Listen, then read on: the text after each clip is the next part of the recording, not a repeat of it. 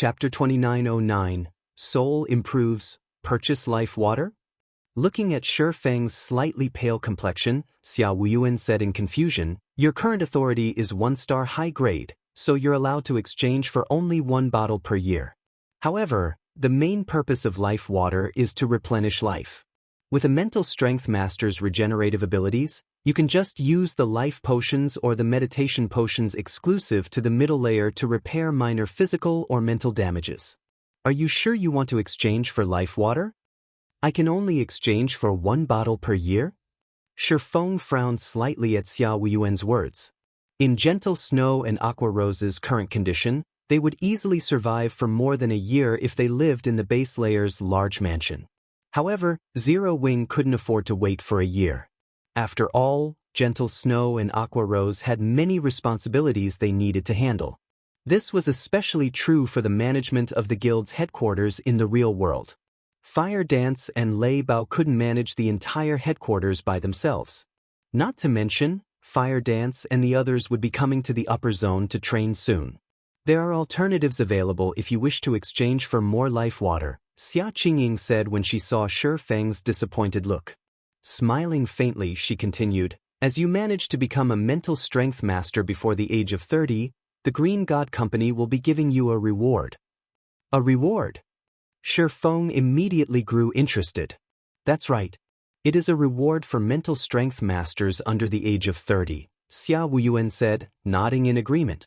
"However, I do not recommend you use this reward to exchange for life water. This reward is something even 3-star masters desire greatly, as it can be used to redeem the privilege to enter and train in the core area, which is the top layer of this mountain. This privilege is for 1 month, and it will greatly help in the development of your mental strength.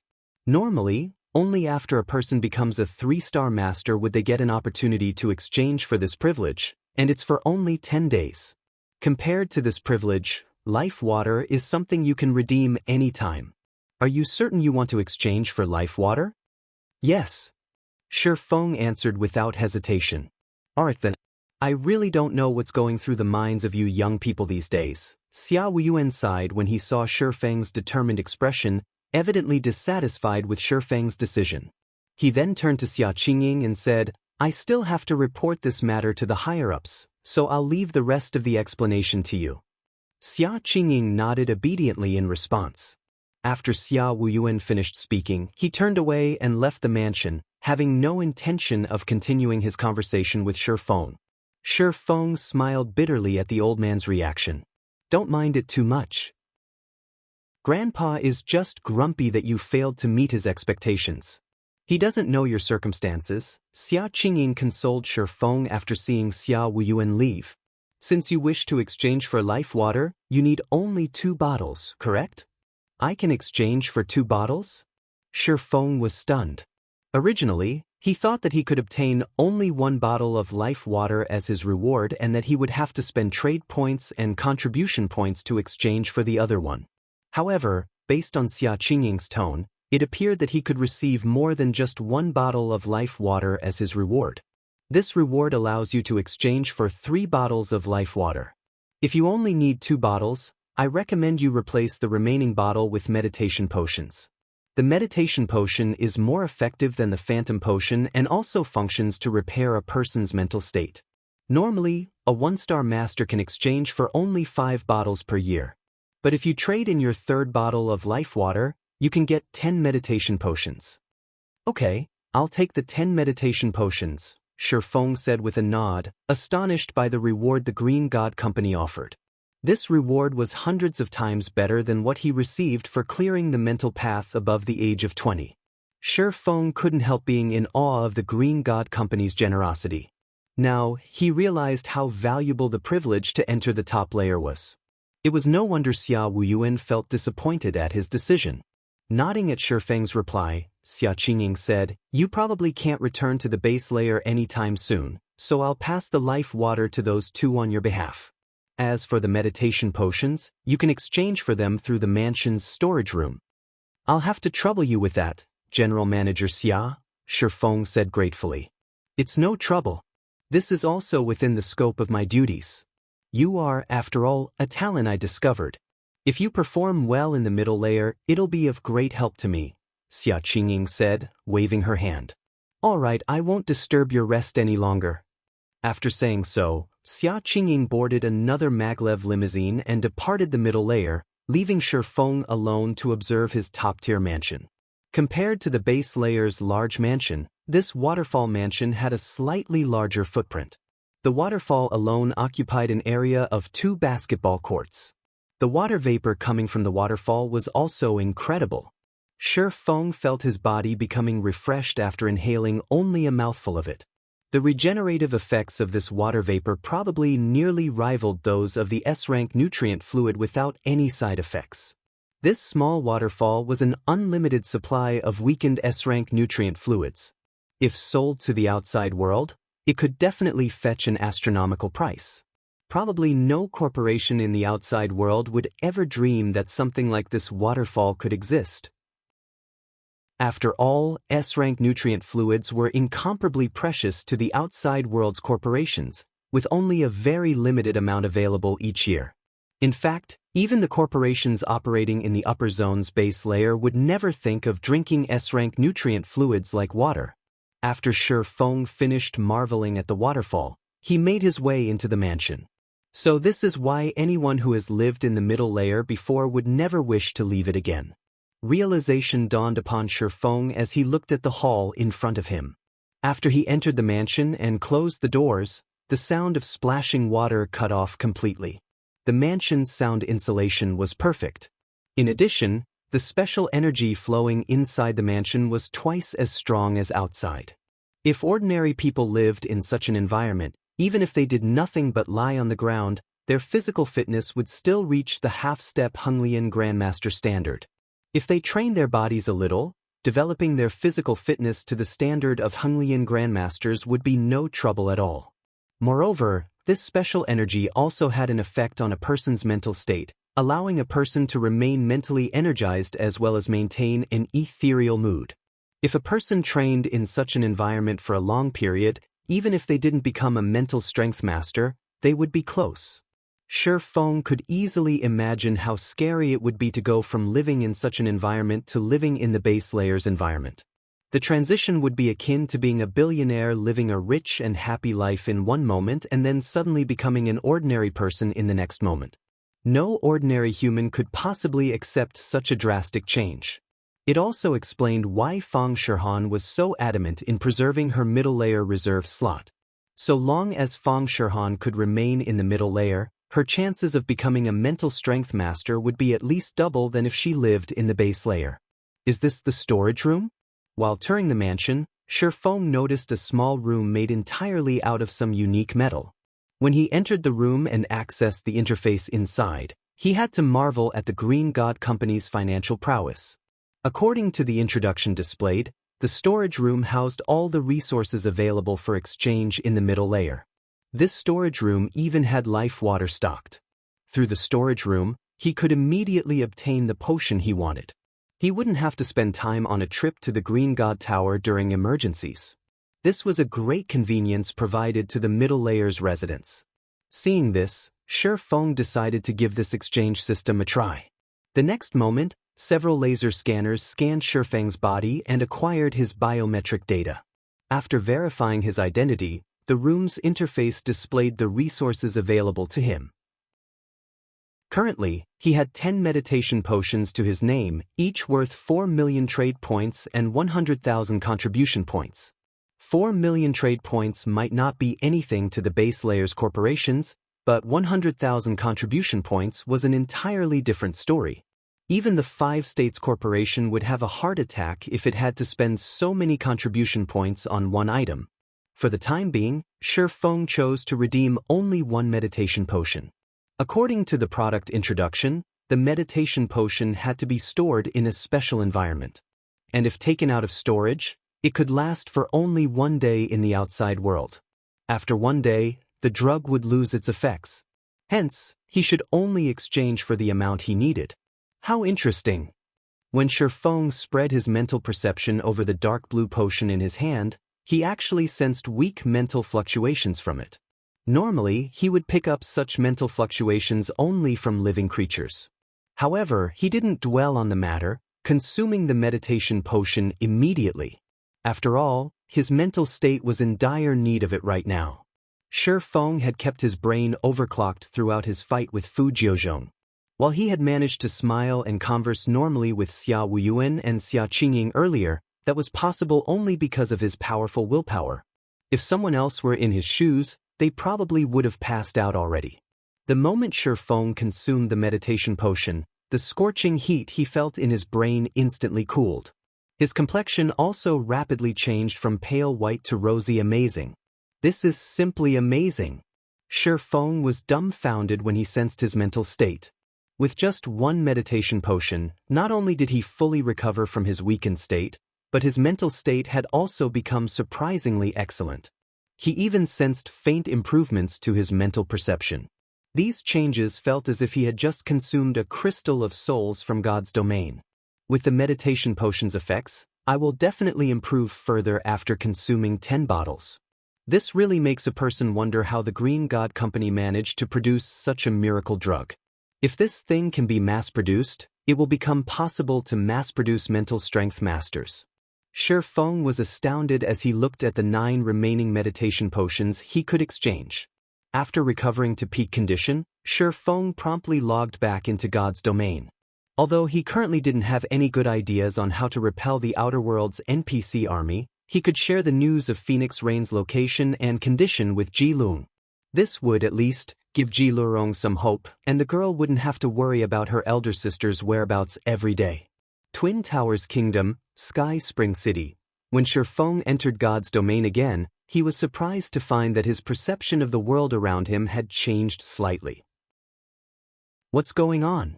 Shi Feng was greatly confused as he perceived the world around him. For some reason, his brain's recognition of God's domain was a bit different, and the world of God's domain now felt even more realistic than before. Is it because I used a combat technique in the real world? Shi Feng could sense that his soul was stronger. This, in turn, directly elevated his concentration, which was previously almost Tier 5 advanced rank, to the Tier 5 peak rank. Now, he was only half a step from Tier 6 concentration. However, before Shi Feng could snap out of his daze, he suddenly received a call from Fang Shihan. Guild leader, are you alright? Fang Shihan asked worriedly as she looked at Shi Feng through the video call. I heard you clashed with Fu Jiuzhong. Fu Jiuzhong is now a 3-star mental strength master in Haitian City's upper zone. Even if you're a mental strength master, your body will still be affected significantly after fighting with him.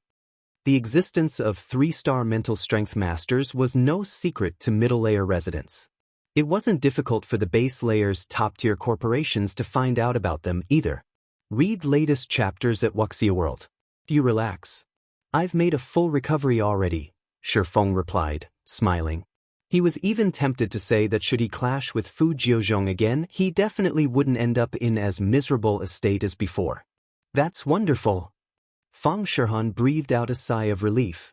She then said, Guild leader, while you were logged off, the Outer World NPCs started their invasion. Several empires have already clashed with the Outer World NPCs and suffered heavy casualties. According to our estimates, the battle at the Twin Towers Kingdom will begin soon. So far, I've already contacted the various powers based in the Twin Towers Kingdom, Star Moon Kingdom, and several neighboring kingdoms that aren't embroiled in the war for a meeting in Sky Spring City.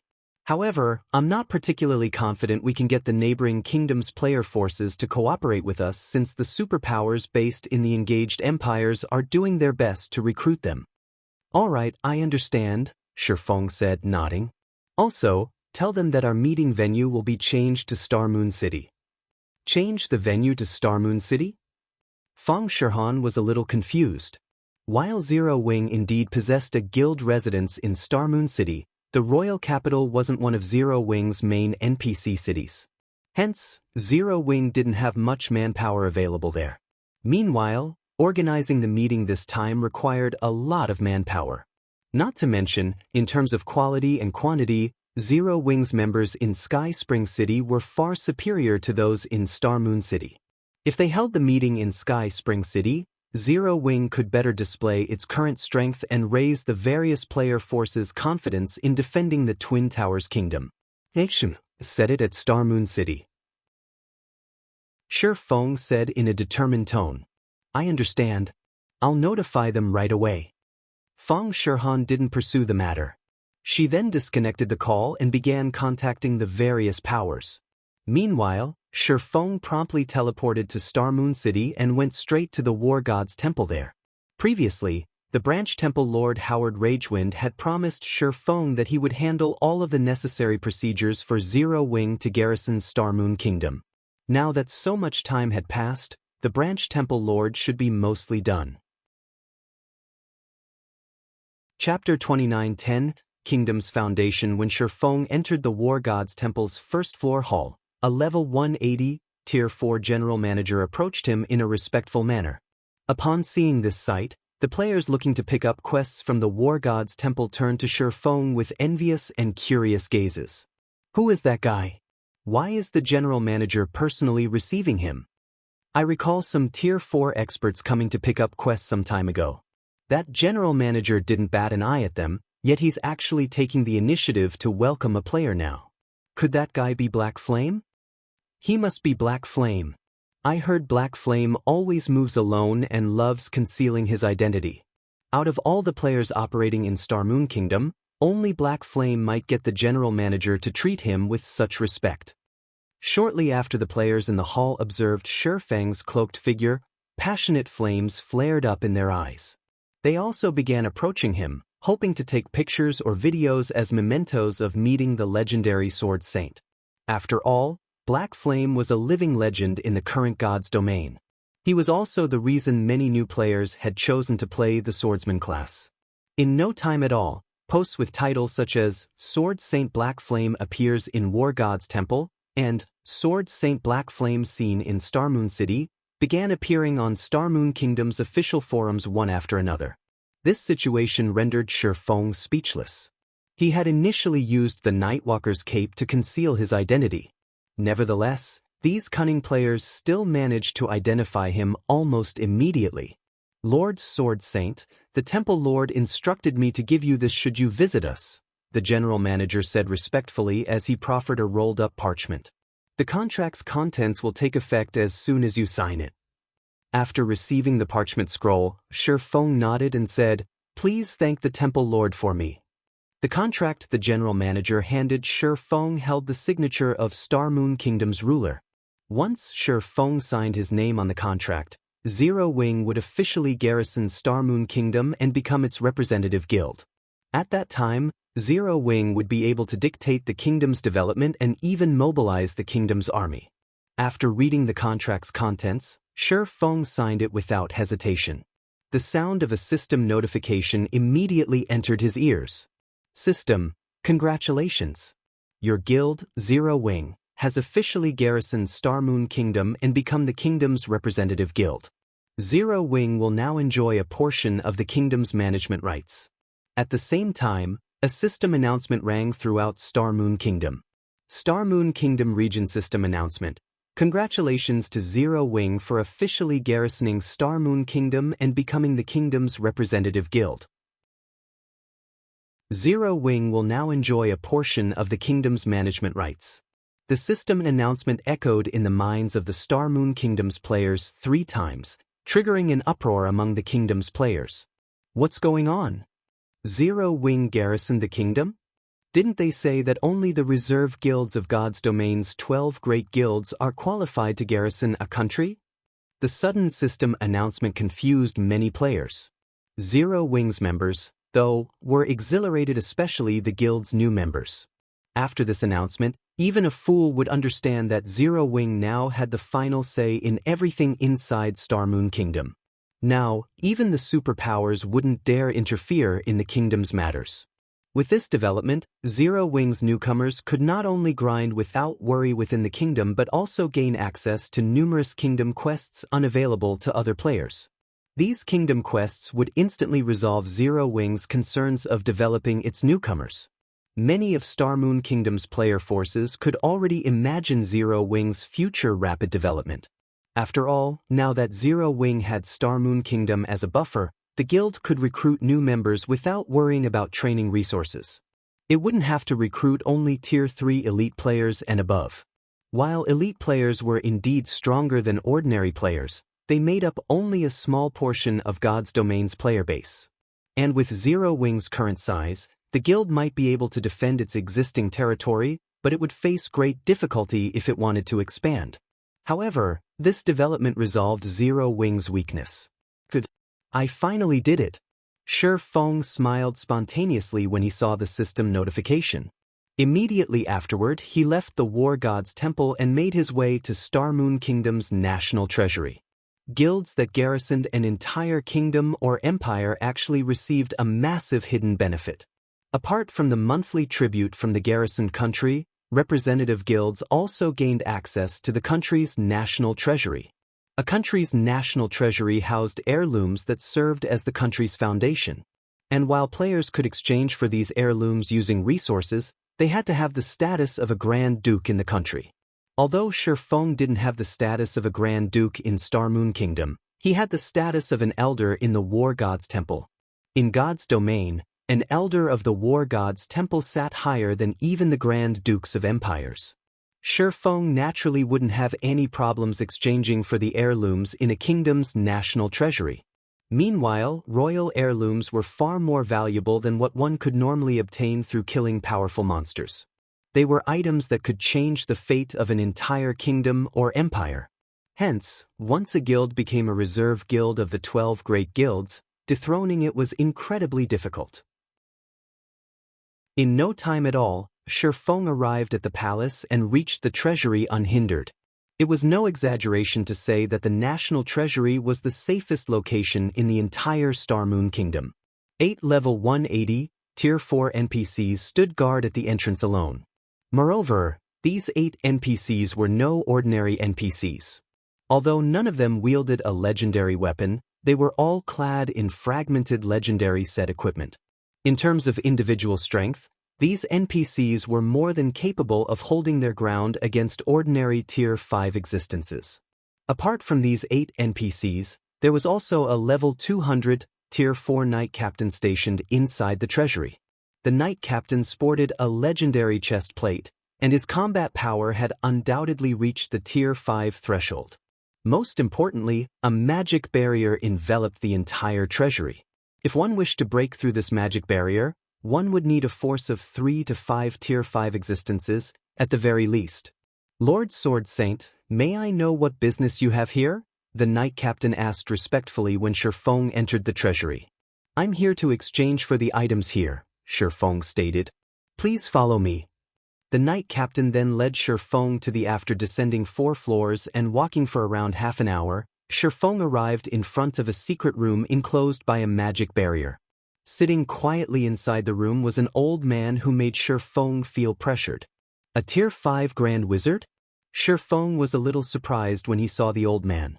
Star Moon Kingdom's foundation was far stronger than he expected. After all, apart from being a Tier 5 existence, the old man in front of him also wore a legendary hat. Ordinary Tier 5 existences who tried to invade the treasury would only get roundly thrashed by this old man. Lord Sword Saint, please enter, the Knight Captain said while respectfully gesturing for Shi Feng to enter the secret room. From the Knight Captain's actions, Shi Feng guessed that the other party could go only as far as the secret room's entrance. After giving the Knight Captain a nod, Shi Feng stepped into the room. Shi Feng immediately noticed the room's uniqueness. The environment here resembled the ancient era's environment, which was already rare in the current God's domain. Lord Sword Saint, since you have already signed a contract with His Majesty, according to the contract, you are qualified to exchange for one of the items here, the old man said as he looked at Shi Feng. He then waved his hand, summoning 3 items in front of Shi Feng. The founding king left behind these 3 items. These items are why our Star Moon Kingdom was able to rise up in the main continent. I hope one of them can be of help to you. When Shi Feng saw the 3 items before him, his eyes bulged immediately. This was because Star Moon Kingdom's foundation far exceeded Shi Feng's expectations, so much so that he wondered how a kingdom could have such a powerful foundation. The 3 items before him were neither inferior divine artifact ranked items or legendary ranked items. Instead, they were 2 designs and 1 recipe, and any of them could influence even an empire's development. The first to enter Shifeng's eyes was the design for a mysterious iron flying ship, which was many times stronger than the Crimson Dragon flying ship, an advanced flying ship. Not only was it capable of going up against Tier 4 superior mythic monsters, but its strongest attack even reached the Tier 5 intermediate standard. It could tear through the defensive magic arrays of cities like paper. Moreover, it had a maximum carrying capacity of 300 people. However, it cost a mind-blowing one. 5 million gold coins and 1 million magic crystals to exchange for the mysterious iron flying ship's design. The second item that drew Shifeng's eyes was the recipe of the Divine Power Potion, a Grandmaster Potion. As the potion's name suggested, players would gain divine power when they consumed the potion. For half an hour, players would have their tier elevated by 1, up to a maximum of Tier 4. Although Shifeng had heard of potions that raised a player's tier by 1, he had never heard of any that could raise a player's tier to Tier 4. Moreover, the potion even had a long duration of 30 minutes. In the current era where Tier 4 players were still as rare as a phoenix's feather, the recipe for the Divine Power Potion was priceless. Even an ordinary first-rate guild would become an existence feared by the 5 great super guilds should it get its hands on this recipe. Read latest chapters at Wuxia World. Meanwhile, this recipe cost 1 million gold coins and 1.5 million magic crystals. The last item to enter Shifeng's eyes was the design for a combat puppet, a secret silver combat puppet. Throughout both his lives, Shifeng had seen a secret silver combat puppet only once. In God's domain, bronze combat puppets possessed power at the Tier 3 peak standard. Even in the current God's domain, a bronze combat puppet was an incredibly powerful existence. Unless a Tier 4 existence appeared, a bronze combat puppet was unlikely to get destroyed. Above bronze combat puppets were mysterious iron combat puppets, which possessed combat power at the Tier 4 peak standard. They could go toe-to-toe against bona fide Tier 4 players. As for secret silver combat puppets, they possessed strength at the Tier 5 basic standard. Tier 4 existences would have a very difficult time destroying a secret silver combat puppet, and normally only Tier 5 existences could damage one.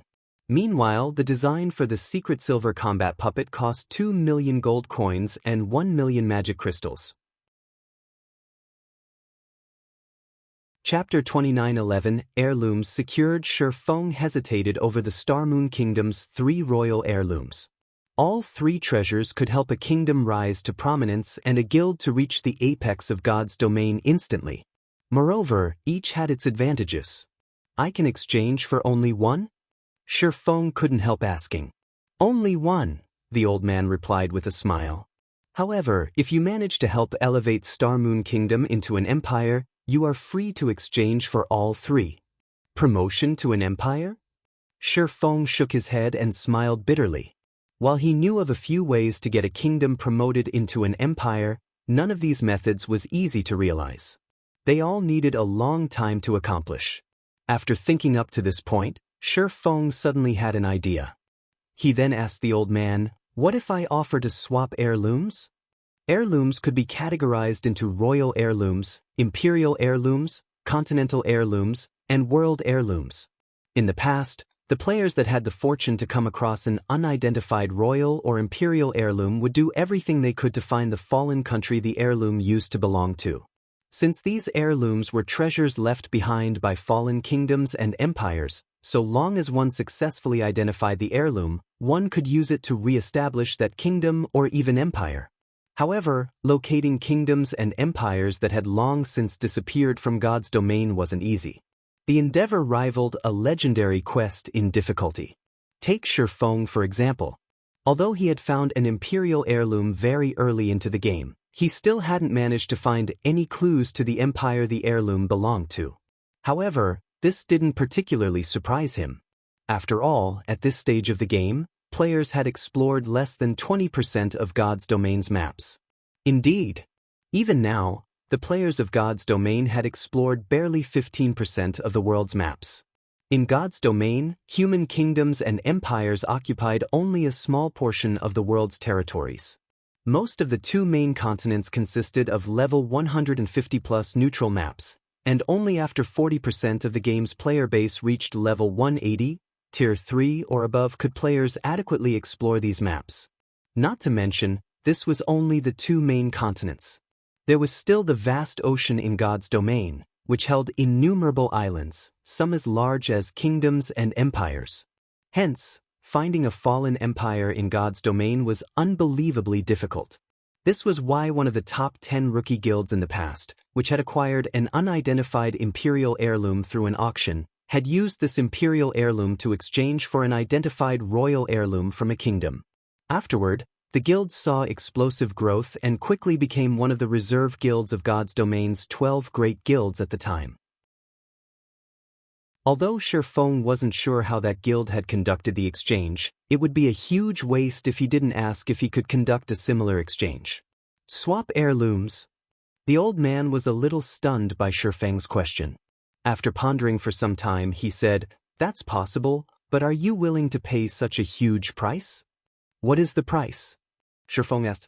"Firstly, you'd need to find an unidentified imperial heirloom. Secondly, you'd need to pay double the price for a royal heirloom," the old man answered. Double?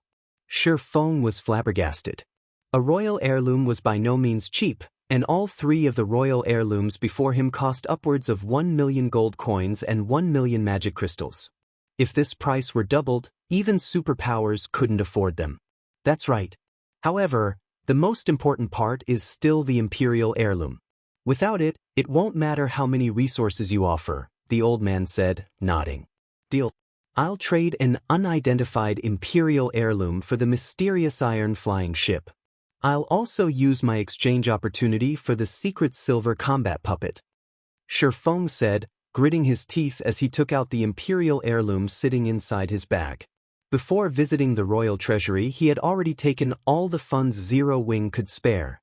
However, he only had a total of 5 million gold coins and 3 million magic crystals on him. After all, the recruitment of NPC soldiers and the construction of defensive structures in Ancient Rock City cost a lot of money and resources. Although Zero Wing City and Ancient Rock City were raking in a significant income now, it still wasn't enough to cover Ancient Rock City's development costs. "You actually have one." The old man was surprised to see the imperial heirloom in Shifeng's hands. "Yes, so hurry up with the exchange." Shifeng nodded with an aching heart.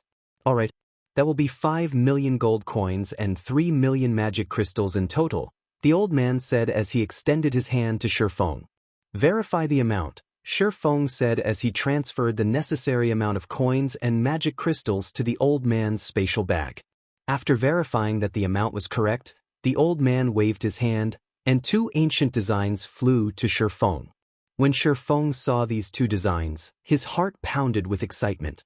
Although purchasing these 2 designs had nearly bankrupted him, their value was immeasurable. Now, all he needed to do was gather the necessary materials and begin mass production. The materials needed are certainly extraordinary. Even the most common of these materials is incredibly rare in the current God's domain. Producing both of these items will also require a ton of Titan gold and magic elven stones. Veins of Titan gold ore were considered grade 2 veins in God's domain and incredibly rare, but they were the only way players could acquire Titan gold ore in large quantities. Other types of grade 2 veins produced Titan gold ore only occasionally. Overall, Titan gold was super rare, and just 1 ingot could sell for over a dozen gold coins. As for the magic elven stone, acquiring it had given Shifeng a headache when he was planning to construct the Crimson Dragon flying ship. However, the Crimson Dragon flying ship's construction cost was nothing compared to the mysterious iron-ranked Blue Thunder flying ship. Even if he excluded the other materials required, just the 5,000 ingots of Titan gold and 600 magic elven stones required would already cost a fortune. As for the secret silver-ranked Flame Beast puppet, its construction required 1,000 ingots of Titan gold and 200 magic elven stones. Both items required magic elven stones in significant quantities to produce. Fortunately, When Yenya and Cleansing Whistle returned from the ancient era, they had brought back plenty of magic elven stones. Currently, Zero Wing had a stockpile of over 4,000 magic elven stones, just barely enough to construct an adequate number of Blue Thunder flying ships and Flame Beast puppets. The only problem now was the Titan Gold. Zero Wing only had around 30,000 ingots. While Shi Feng was studying the two designs, Feng Shihan suddenly called him. Guild Leader. The guild leaders and representatives of the Twin Towers Kingdom and Star Moon Kingdom's various player forces have arrived. However, hardly any guilds from the neighboring kingdoms showed up, Feng Shihan said in frustration. None of the two superpowers came, and only 3 of the 8 first-rate guilds showed up. As for second-rate guilds, they number less than 20. This attendance rate was abysmally low. The guilds that came to help from the several neighboring kingdoms were fewer than the guilds in Star Moon Kingdom. Not to mention, neither of the two superpowers decided to show up. Are they all waiting to jack up the price? Shi Feng chuckled. He could understand the two superpowers' refusal. After all, the various superpowers had a lot of territories to cover, and they focused mainly on defending empires. However, there was no excuse for first- and second-rate guilds that weren't involved in the war to withhold their help. The only reason they decided not to show up at Zero Wing's war meeting had to be that they considered this a good opportunity to make a profit. If Zero Wing wished to get their help, then it would have to pay a price. Revealing a bitter smile, Feng Shihan said, "The first-rate guilds that aren't attending indeed have such an intention. In return for their full support, they are demanding the rights to purchase private houses and guild residences in Zero Wing City or Ancient Rock City. They say that the other superpowers have already promised them such conditions. However, if we agree to their demands, then they will choose to help our side instead." Shi Feng's act of devastating the Outer Worlds player army with a single attack had indeed caused a huge sensation in God's domain. It had also prompted most of the superpowers targeting Zero Wing to abandon their ambitions. Many of the Twin Towers Kingdoms and Star Moon Kingdom's independent experts had even returned to help in the two kingdoms' defense. Most importantly, the number of players seeking to join Zero Wing had also skyrocketed. Unfortunately, all these changes still weren't enough to persuade the unengaged player forces to help Zero Wing. This was because the Outer Worlds NPC army was more formidable than the Outer Worlds player army. There were multiple Tier 5 NPCs in the NPC army, and the upcoming battlefield would span a significant portion of the Twin Towers Kingdom's border. All sorts of siege battles and guerrilla warfare would take place, and there was no way Shi Feng could be present for every one of these fights. Moreover, the NPC army on the Twin Towers Kingdom and Star Moon Kingdom side was significantly weaker than the Outer Worlds NPC army. Because of mythology and Solar Temple's interference, the neighboring kingdoms uninvolved in the war didn't send their armies to reinforce the Twin Towers Kingdom and Star Moon Kingdom but to other kingdoms and empires. Hence, the NPC army defending the Twin Towers Kingdom consisted of the NPCs of only the two kingdoms. Although the Outer Worlds NPC army had split up into several dozen smaller groups and the detachment marching toward the Twin Towers Kingdom didn't have player support, this detachment could still put the two kingdoms' joint army through hell.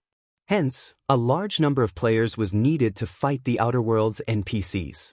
And realizing this fact, the neighboring kingdoms' first-rate guilds naturally wouldn't miss the opportunity to get a cut of Zero Wing's resources. Good.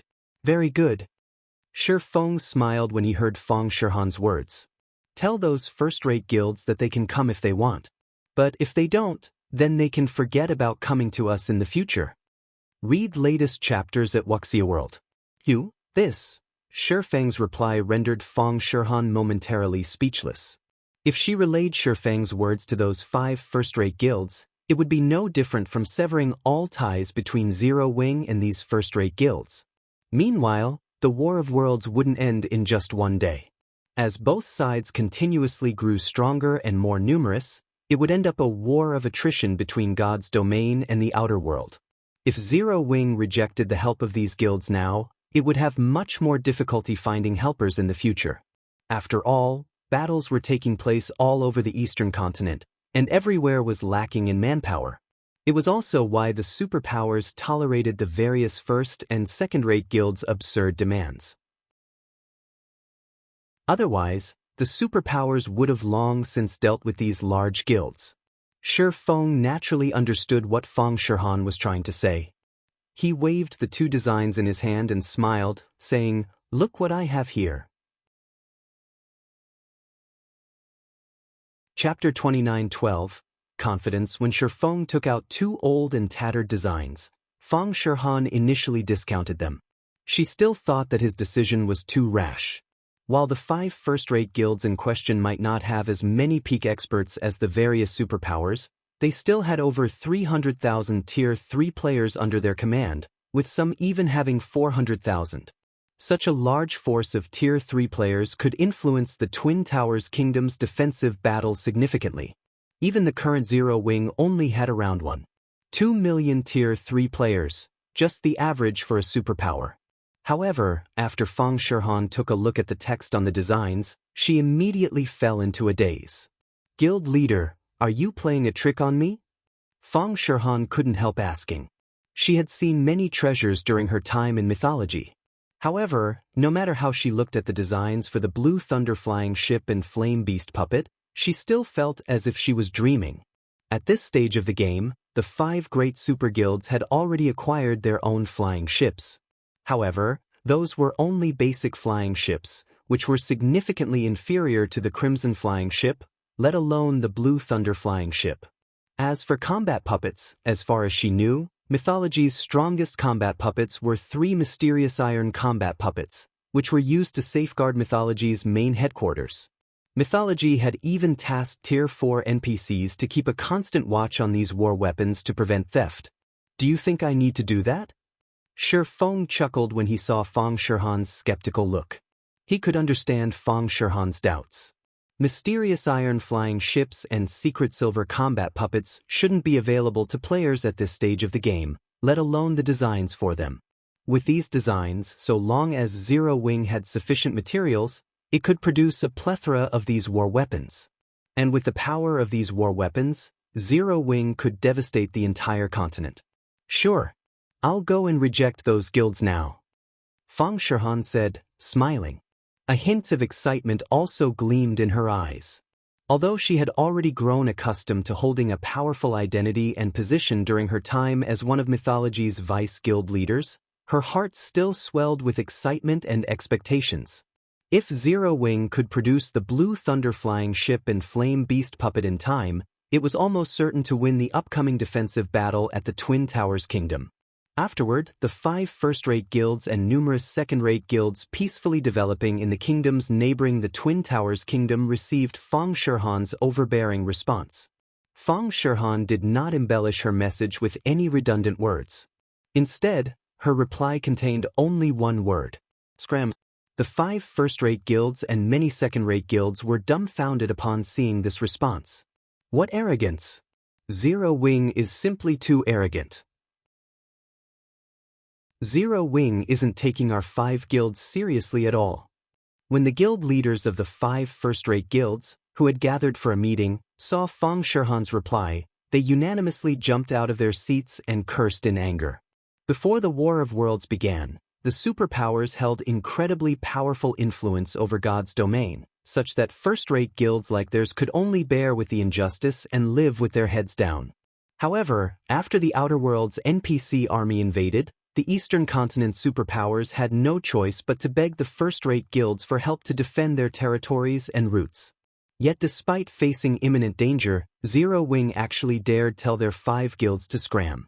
Zero Wing was simply tired of living. If Zero Wing wants to be arrogant, let it.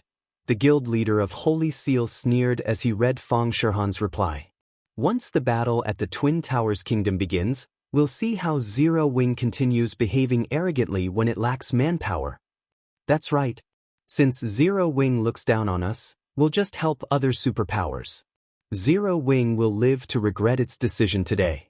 The guild leader of another first-rate guild said, nodding.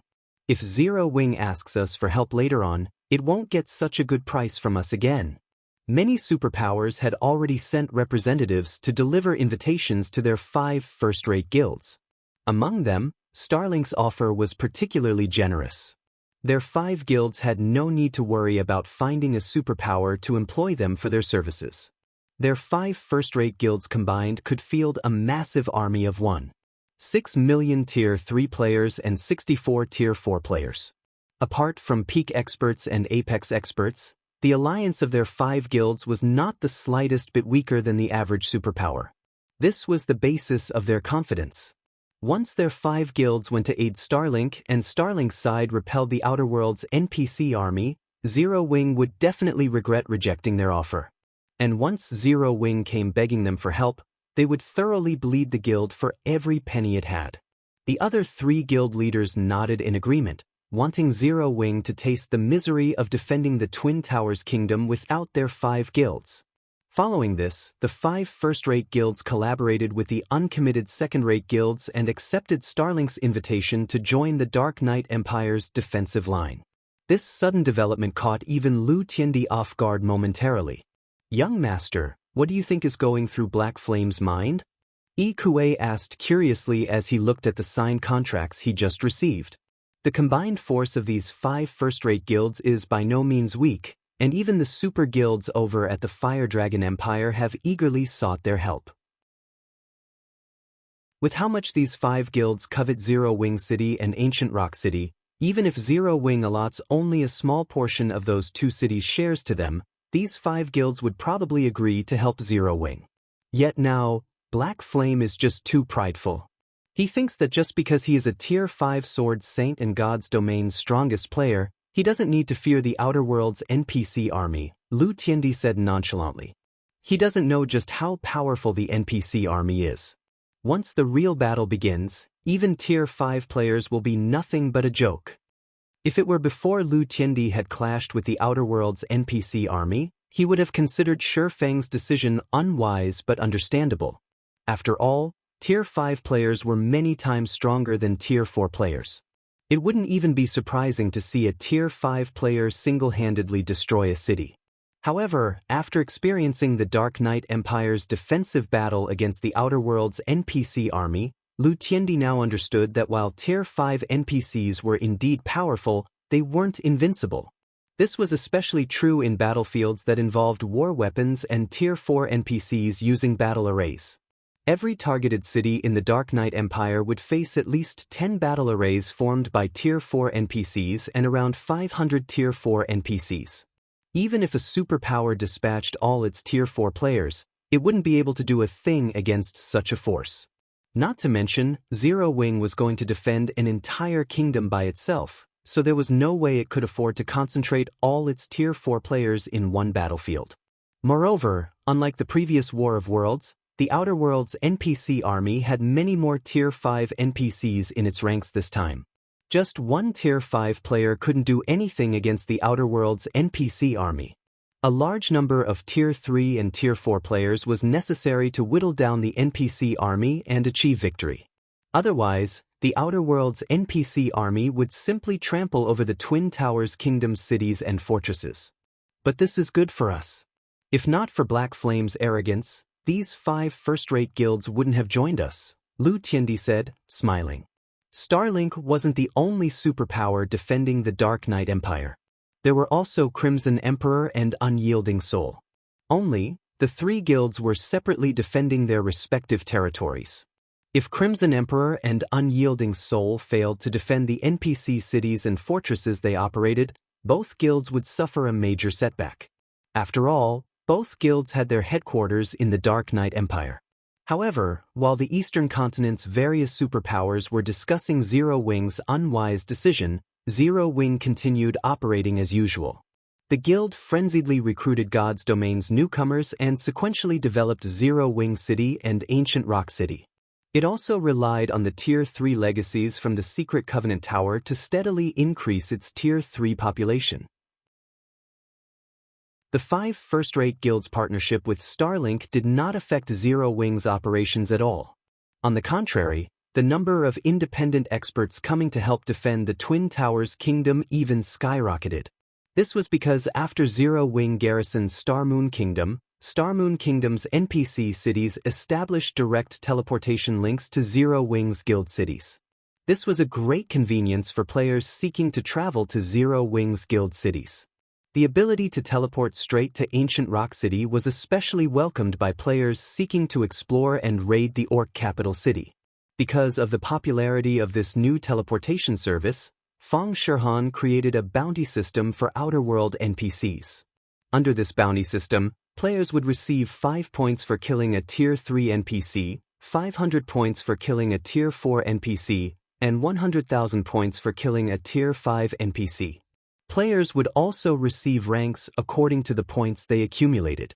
Players that accumulated 100,000 bounty points would receive the bronze rank, which would entitle them to a lifetime discount of 5% on entrance fees and accommodation fees for all of Zero Wings Guild cities.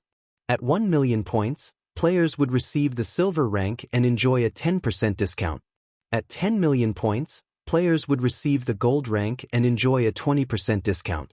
After the announcement of this bounty system, over 1 million Tier 3 independent experts and 200 Tier 4 independent experts flooded into the Twin Towers Kingdom's border cities and fortresses from other kingdoms in just one day. All of them sought to accumulate Zero Wings bounty points to reduce their expenditure in Ancient Rock City and Zero Wing City. The various superpowers grew envious over this situation and promptly adopted Zero Wings ranking system. Only, the results weren't as effective. While independent players were flooding the Twin Towers Kingdom, Shifeng gathered the candlelight trading firm's elites and began frantically researching, then manufacturing the Blue Thunder flying ship and Flame Beast puppet. Manufacturing these two war weapons didn't require just precious materials but also high-level forging techniques, alchemy techniques, enchanting techniques, and knowledge of magic arrays. Grandmaster-level lifestyle players had to take charge of the process. The Blue Thunder flying ship, in particular, required the cooperation of 3 Grandmaster forgers.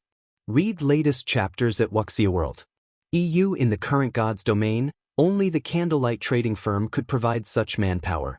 Even after researching for an entire day, Shifeng and the others only managed to scratch the surface of the design. It would take several more days to construct a Blue Thunder flying ship. On the other hand, to Shifeng's joy, both Gentle Snow and Aqua Rose finally made a full recovery. Apart from losing some of their combat memories and having their combat standards weaken slightly, they experienced no other side effects after taking life water. Moreover, the two of them also succeeded in creating their Tier 5 mana bodies and got promoted to Tier 5. This increased Zero Wings' overall combat power by a large margin. On the 5th day, Shifeng and Candlelight's members were working on the Blue Thunder flying ship. Feng Shirhan, who was responsible for the Twin Towers Kingdom's defensive preparations, suddenly contacted Shifeng, guild leader. The Outer World's NPC army has started moving. Chapter 29:13, Blue Thunder flying ship. An army of more than 10 million NPCs? Shifeng was a little shocked when he read the detailed report Feng Shirhan sent him.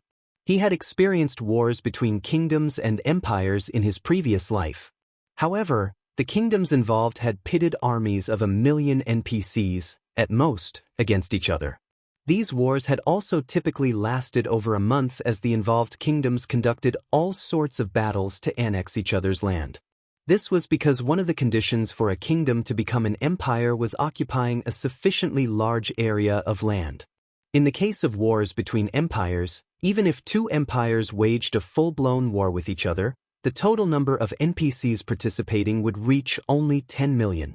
Yet, just one of the Otherworld NPC army's several dozen detachments had a force of 10 million NPCs, equivalent to the combatants of 2 empires combined. At their rate of advance, they will reach the Steel Lion Fortress, which is the closest to the border, in 2 hours. Fire Dance and I are on our way there with 800,000 Tier 3 players and 50 Tier 4 players. We should arrive within an hour. As for the 2 other targeted locations, Aqua Rose has garrisoned Thunder Gorge City with 700,000 Tier 3 players and 70 Tier 4 players, while Gentle Snow has garrisoned the Redthorn Fortress with 1 million Tier 3 players and 100 Tier 4 players. As for the independent players, they will probably make their way to these 3 locations soon. The good news is that, according to our investigations, not many Outer World players are joining the battlefield here, so we shouldn't face as much trouble as the various empires. We only need to focus on the NPC army. Border strongholds generally only had small teleportation arrays, which limited the number of players that could get through. Hence, Fang Shihan could only have everyone hurry over to these strongholds on foot when faced with the Outer World NPC army's sudden invasion. Shi Feng understood their current predicament. Unlike NPCs, players couldn't stay cooped up in a border stronghold forever. They needed to grind for levels and better equipment. Hence, in preparation for the imminent war, most players had chosen to bind their return point to the NPC cities located closest to the border strongholds. Only when the actual war began would they teleport to these NPC cities and travel to the border strongholds on their mounts. "I'll leave command to you all for now, but I'll hurry over to help afterward," Shi Feng said. 1 hour. With his speed, he could definitely make it to the Steel Lion Fortress within an hour.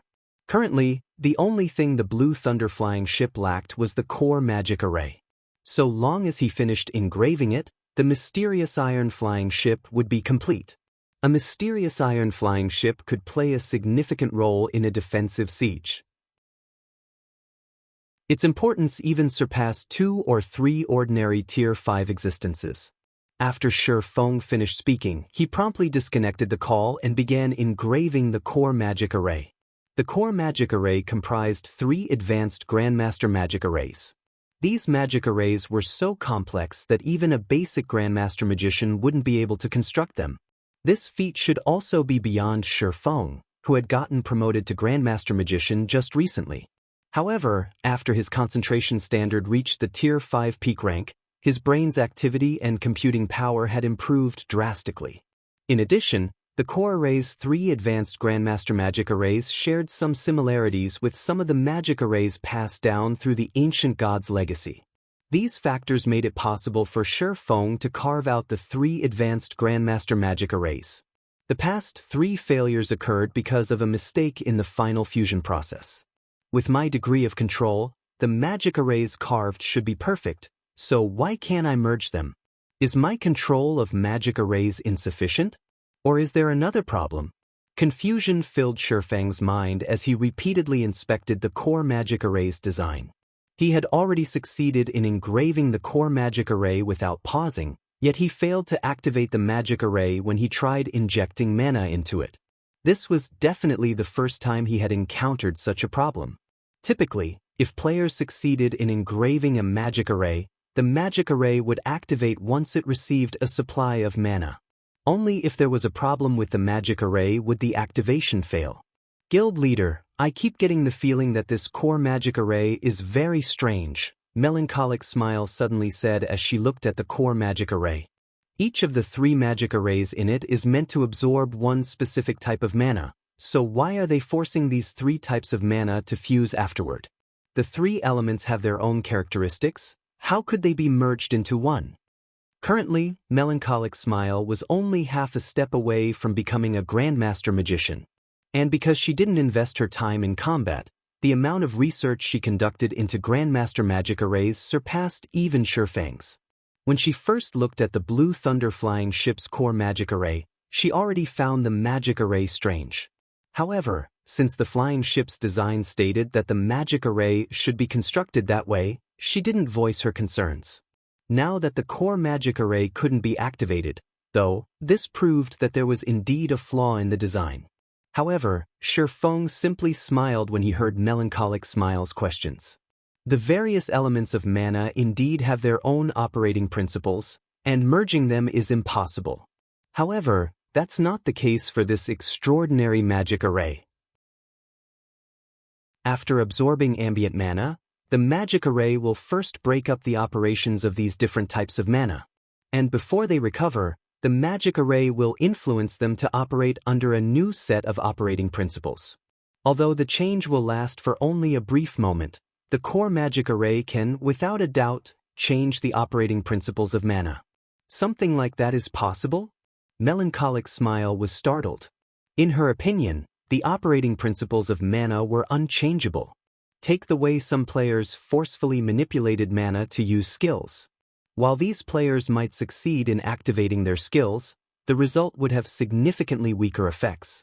After all, the mana they manipulated was actively resisting them.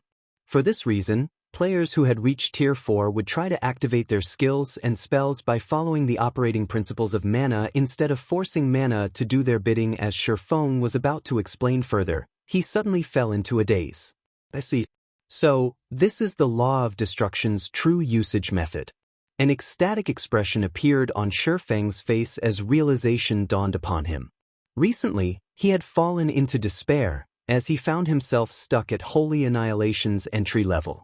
No matter how he tried to convert ambient mana into his own mana, the area he could influence only grew alongside his concentration.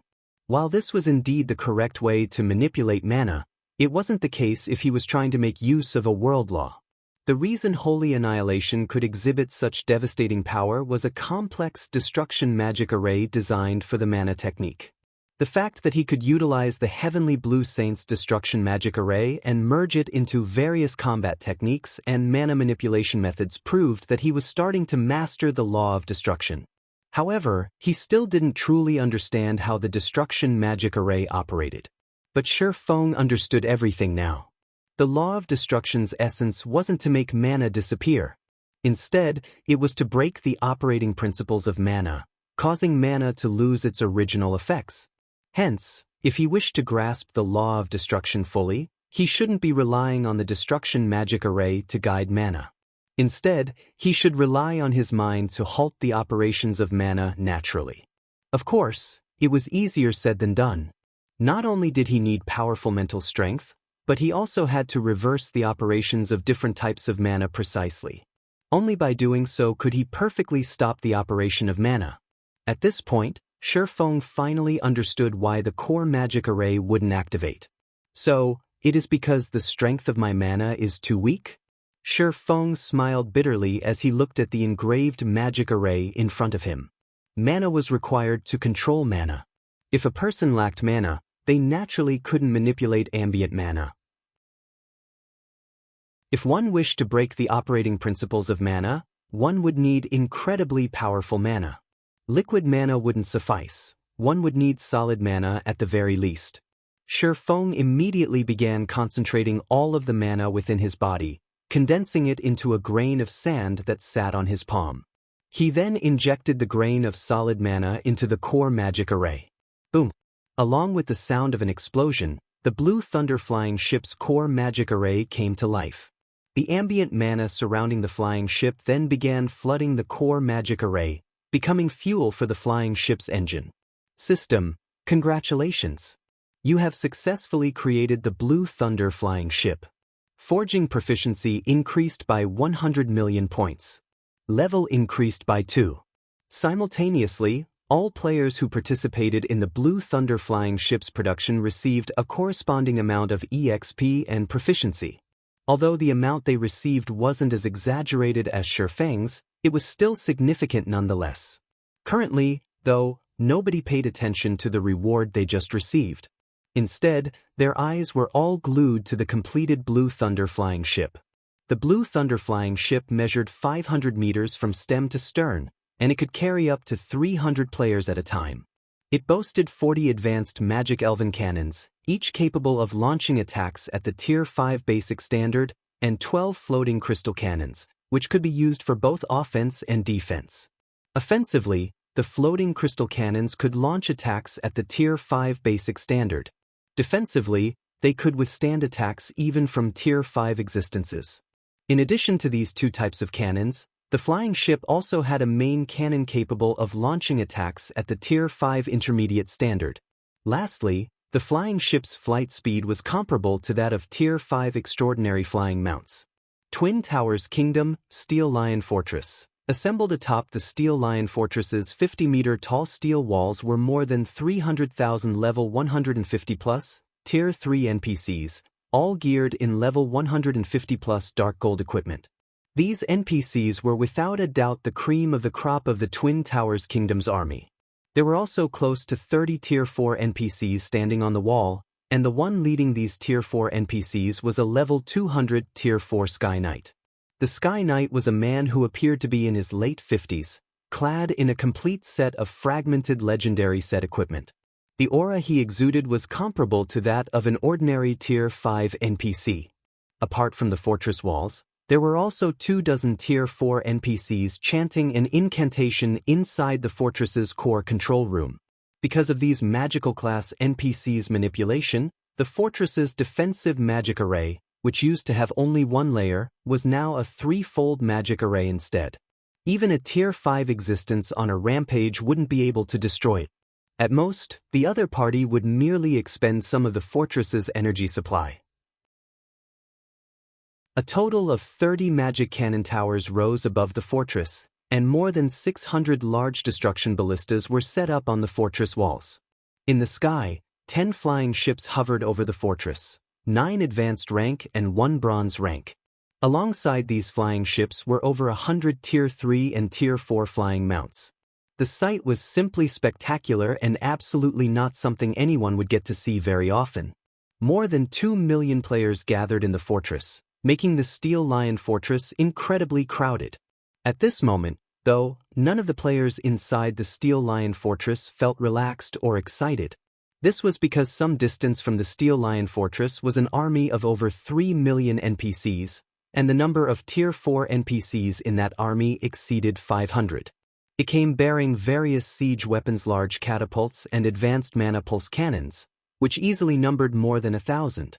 Meanwhile, hovering above this outer world NPC army were more than 50 flying ships. 6 of them were bronze flying ships while the rest were advanced flying ships. In combination with the 500+ Tier 3 and Tier 4 flying mounts, they practically blotted out the entire sky. The disparity in combat power between the two sides was clear for all to see. Even the players who came to spectate and conduct a live broadcast of the battle wore gloomy expressions when they saw the Outer Worlds NPC army. On the Twin Towers Kingdoms forums, the live broadcasts caused an uproar among the Kingdom's players. Is this the Outer Worlds' real strength? Can we really hold the Twin Towers Kingdom? Although many of the Twin Towers Kingdom's players had heard bits of information regarding the battles that had taken place at the various empires, the most they got were rumors and some pictures. They didn't have a clear understanding of the Outer World NPC army's true might. Moreover, as players of another country, they previously considered these battles none of their business. However, after seeing the army outside the Steel Lion Fortress, they felt an indescribable sense of despair. The players standing inside the Steel Lion Fortress especially understood what a war between kingdoms and a war of worlds entailed. Battles between players were nothing compared to a war between worlds. The next moment, amid the anxiety and despair of the Twin Towers Kingdom's players, the commander of the Outer Worlds NPC army raised his right hand and swung it forward. Following his actions, both the war weapons on the ground and the flying ships and flying mounts in the sky began advancing. Activate all defenses. Everyone, prepare for battle. The Steel Lion Fortress's commander, Sky Knight Seppel, shouted as he raised his long sword. In response to Seppel's command, the NPCs within the fortress armed the magic cannon towers and large destruction ballistas, knocked their bows, and chanted incantations. Shortly afterward, the first exchange between the two sides took place. The sky instantly turned into a sea of flames as explosions of varying degrees shook the sky and the ground. The explosions were so deafening that all of the players inside the fortress felt their heads ring. After taking a look at the burning battlefield, Feng Shihan, who stood atop the fortress wall, turned to the players below the wall.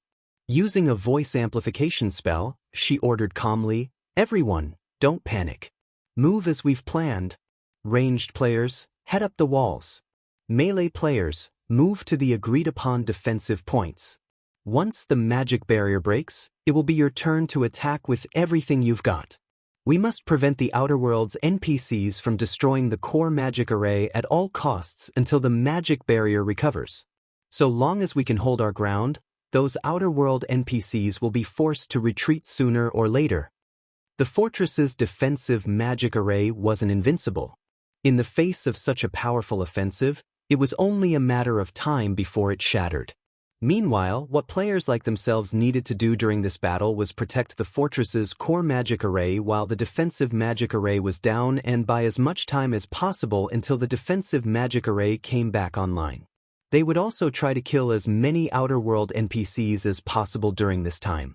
Once they repeated this cycle a few times, the Outer World's NPC army would eventually have to retreat. When Fang Shihan finished speaking, many of the players present calmed down, and confidence rekindled in their hearts. NPCs had a very difficult time getting resurrected, and even more so in an intense battle like this. However, it was a different story for players like themselves. If they died, they could be resurrected quickly and rejoin the battle. If there was a healer nearby, they could even be resurrected on the spot at the cost of some EXP. However, 3 minutes after Fang Shihan finished speaking, the sound of glass shattering entered everyone's ears. This sound originated from none other than the Steel Lion Fortress's defensive magic array. Vanguard, charge! The Outer World Army's commander commanded. Immediately, the Outer World's Tier 3 NPCs began charging toward the Steel Lion Fortress in a frenzy. As for the Outer World's Tier 4 NPCs, they flew straight for the Fortress Lord's mansion, attracting the Steel Lion Fortress's Tier 4 NPCs to intercept them. Trap those Tier 4 NPCs with magic barriers. Fang Shihan hurriedly commanded when she saw the hundreds of Tier 4 NPCs and flying mounts heading into the fortress. All melee players, stop those Tier 3 NPCs from entering the fortress. At Fang Shihan's command, Zero Wings members promptly deployed the master magic barriers they had prepared, trapping more than half of the Outer World NPCs and flying mounts and isolating them into over a dozen different combat zones. Immediately afterward, the Tier 4 players cooperated with the fortress's Tier 4 NPCs to engage the Outer World's Tier 4 NPCs and flying mounts. As for the Tier 3 melee players, they cooperated with the fortress's Tier 3 NPCs to stop the Outer World's Tier 3 NPCs outside the wall. For a time, sounds of battle rang out from all over the Silver Lion Fortress, originating from individual battles, group battles, and one-sided slaughters. On the ground, the fortress's Tier 3 players were holding up pretty well against the Outer World's Tier 3 NPCs. Although there was indeed a difference in levels and equipment between the two sides, the Tier 3 players managed to mitigate this difference by relying on their superior combat standards and coordination with other players. The difference in numbers between the two sides wasn't overwhelming either.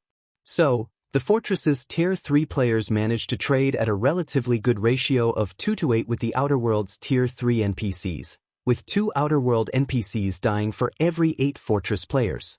This was undoubtedly a beneficial outcome for the players. However, in the aerial battle, the Twin Towers Kingdom's side had fallen into an absolute disadvantage. Setting aside the difference in the number of flying ships and flying mounts the two sides possessed, just the difference in the number of Tier 4 combatants already posed an insurmountable gap. And worse, the fortress's magic cannon towers were hardly of any use against the Outer World's Tier 4 combatants. Moreover, if not for Fire Dance, Violet Cloud, and Yen Tianxing working together to hold off the leader of the Outer World Army's vanguard, a level 180, Tier 5 NPC, the advanced master barriers trapping and suppressing more than half of the Outer World's Tier 4 NPCs would have long since been shattered. As for the other Tier 4 experts, apart from those at the Void Realm standard or above, everyone else couldn't even put up a fight against the Outer World's Tier 4 NPCs. The difference in the number of Tier 4 combatants is too great. No wonder the superpowers in the empires are losing fights one after another. At this rate, it won't take more than 10 minutes before the core magic array is destroyed. After killing a level 180, Tier 4 Great Wizard, Fang Shihan glanced at Kola and Whitefeather, who were doing their best to stop attacks from reaching the Fortress Lord's mansion. When she saw they faced a dozen or so Tier 4 NPCs, she felt powerless.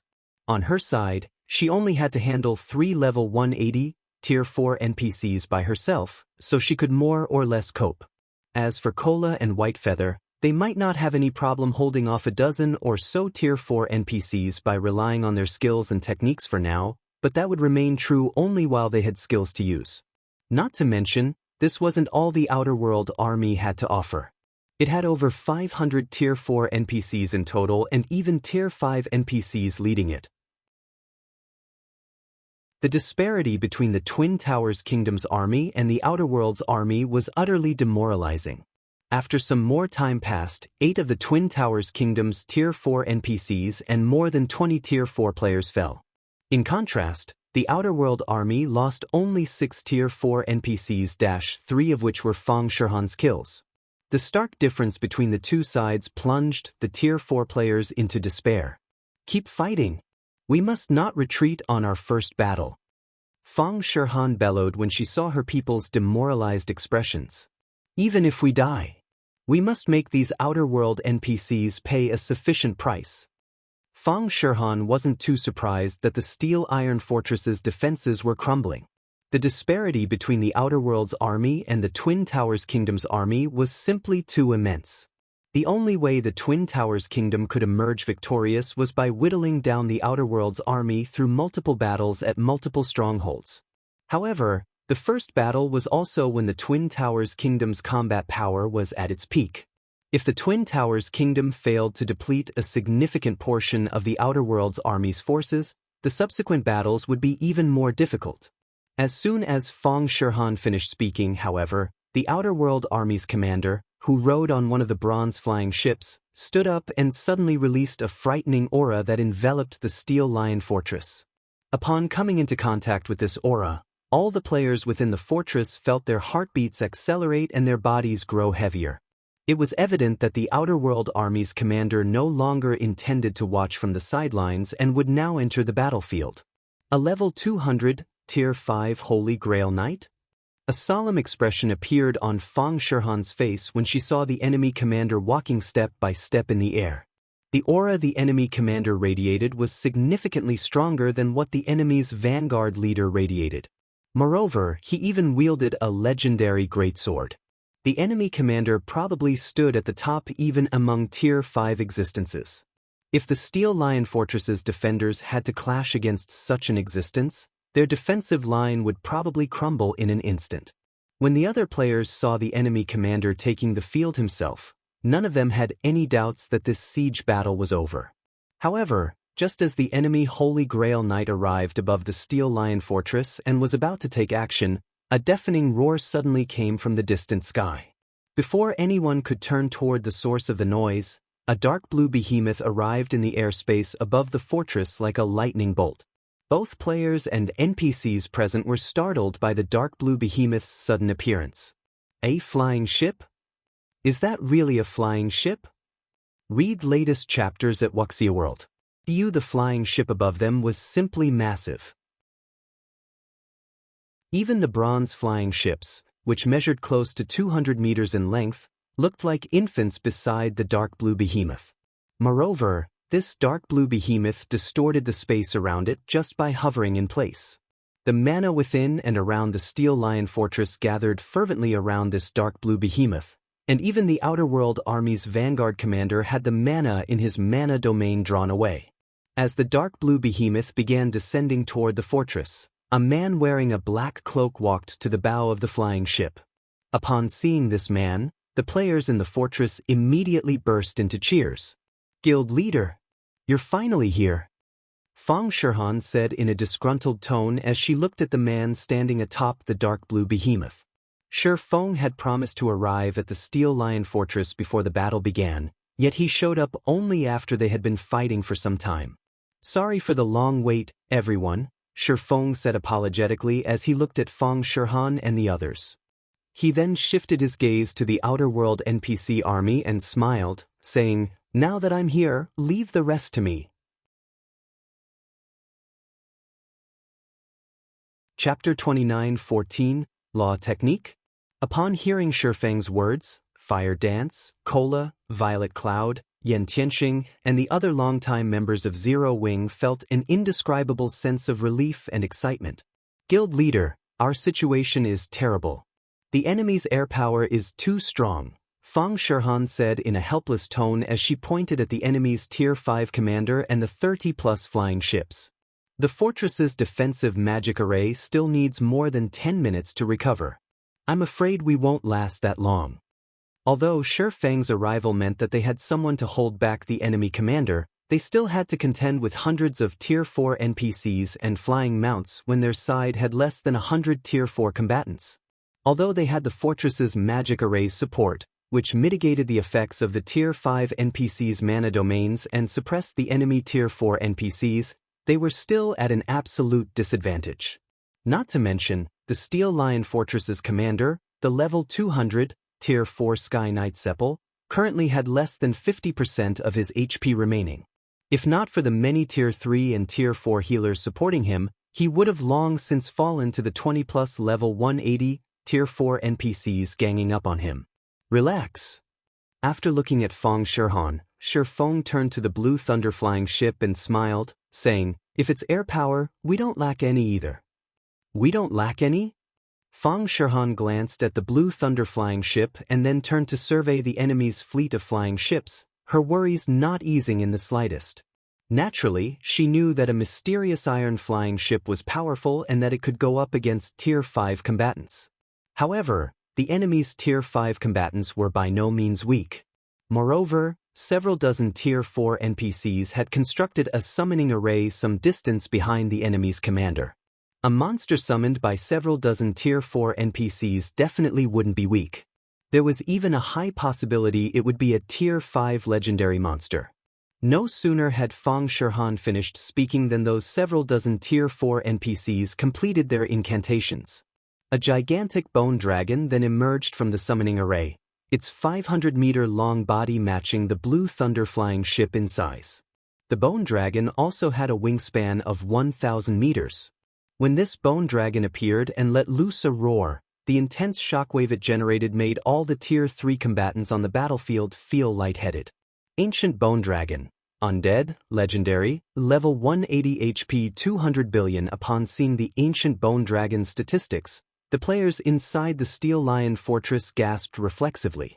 Even the players spectating the battle through the Twin Towers Kingdom's forums were dumbfounded, many people spitting out the drink in their mouth. This was the first time any of the Twin Towers Kingdom's players saw a legendary monster statistics, and they all couldn't help despairing. Even the Tier 4 players in the fortress revealed a bitter smile. Setting aside the wide-range attacks the Bone Dragon could execute with its massive body, just its 200 billion HP was more than enough to make any Tier 4 player lose hope. After all, the Ancient Bone Dragon could recover 2% of its HP every 5 seconds due to its battle recovery. In other words, it could regenerate 4 billion HP every 5 seconds. Combined with its Tier 5 defense, even 100 Tier 4 players attacking with everything they had wouldn't be enough to kill it. "It's over, we're dead for sure this time." Many of the Tier 3 players in the Steel Lion Fortress lost their fighting spirit as they looked at the Ancient Bone Dragon in the sky. Feng's arrival was indeed a huge help to them.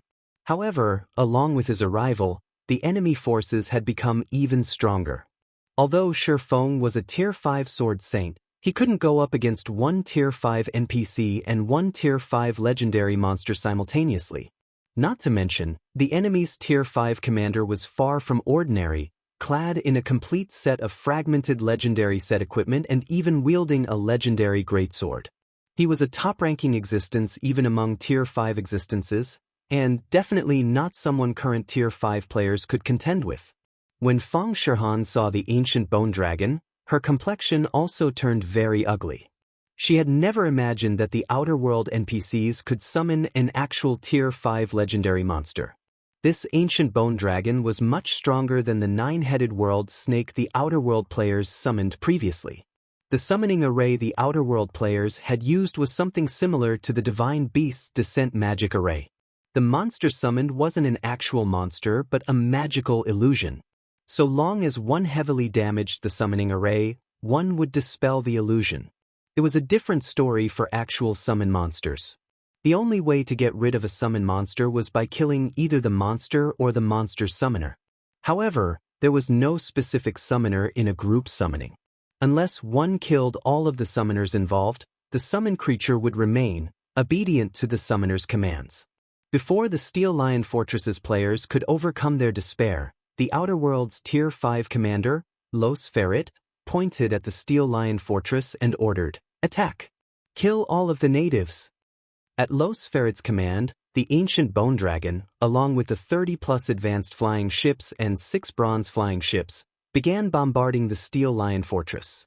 The ancient bone dragon used the Tier 5 spell Hell Lotus and showered the Steel Lion Fortress with crimson flames so hot that they incinerated space itself.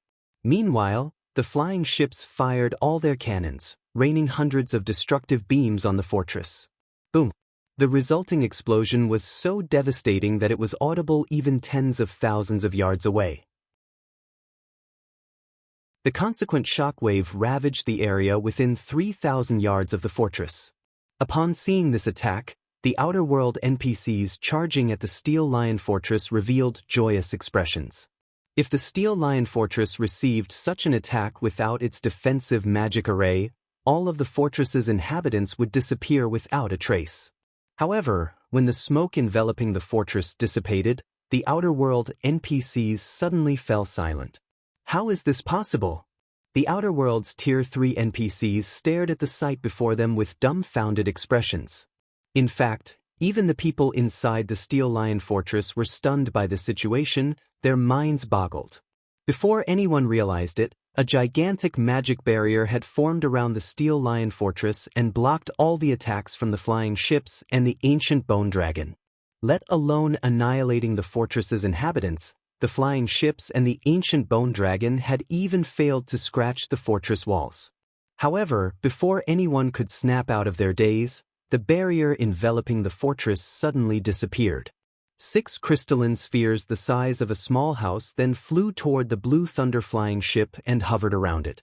That flying ship created that barrier just now? Are you kidding me? Is that really a flying ship? How can it stop a legendary monster's Tier 5 spell? Be it the players or NPCs inside the Steel Lion Fortress, all of them currently had their mouths hanging wide open as they stared at the Blue Thunder flying ship. After all, the flying ship's performance had shattered their notions of flying ships. The Blue Thunder flying ship's defensive capabilities practically rivaled a mobile fortress's. At this time, even Feng Shirhan, who knew the specifics of the situation, was rendered speechless. She had no idea that a mysterious iron flying ship could be that strong. Of those present, only Shi Feng found the situation normal.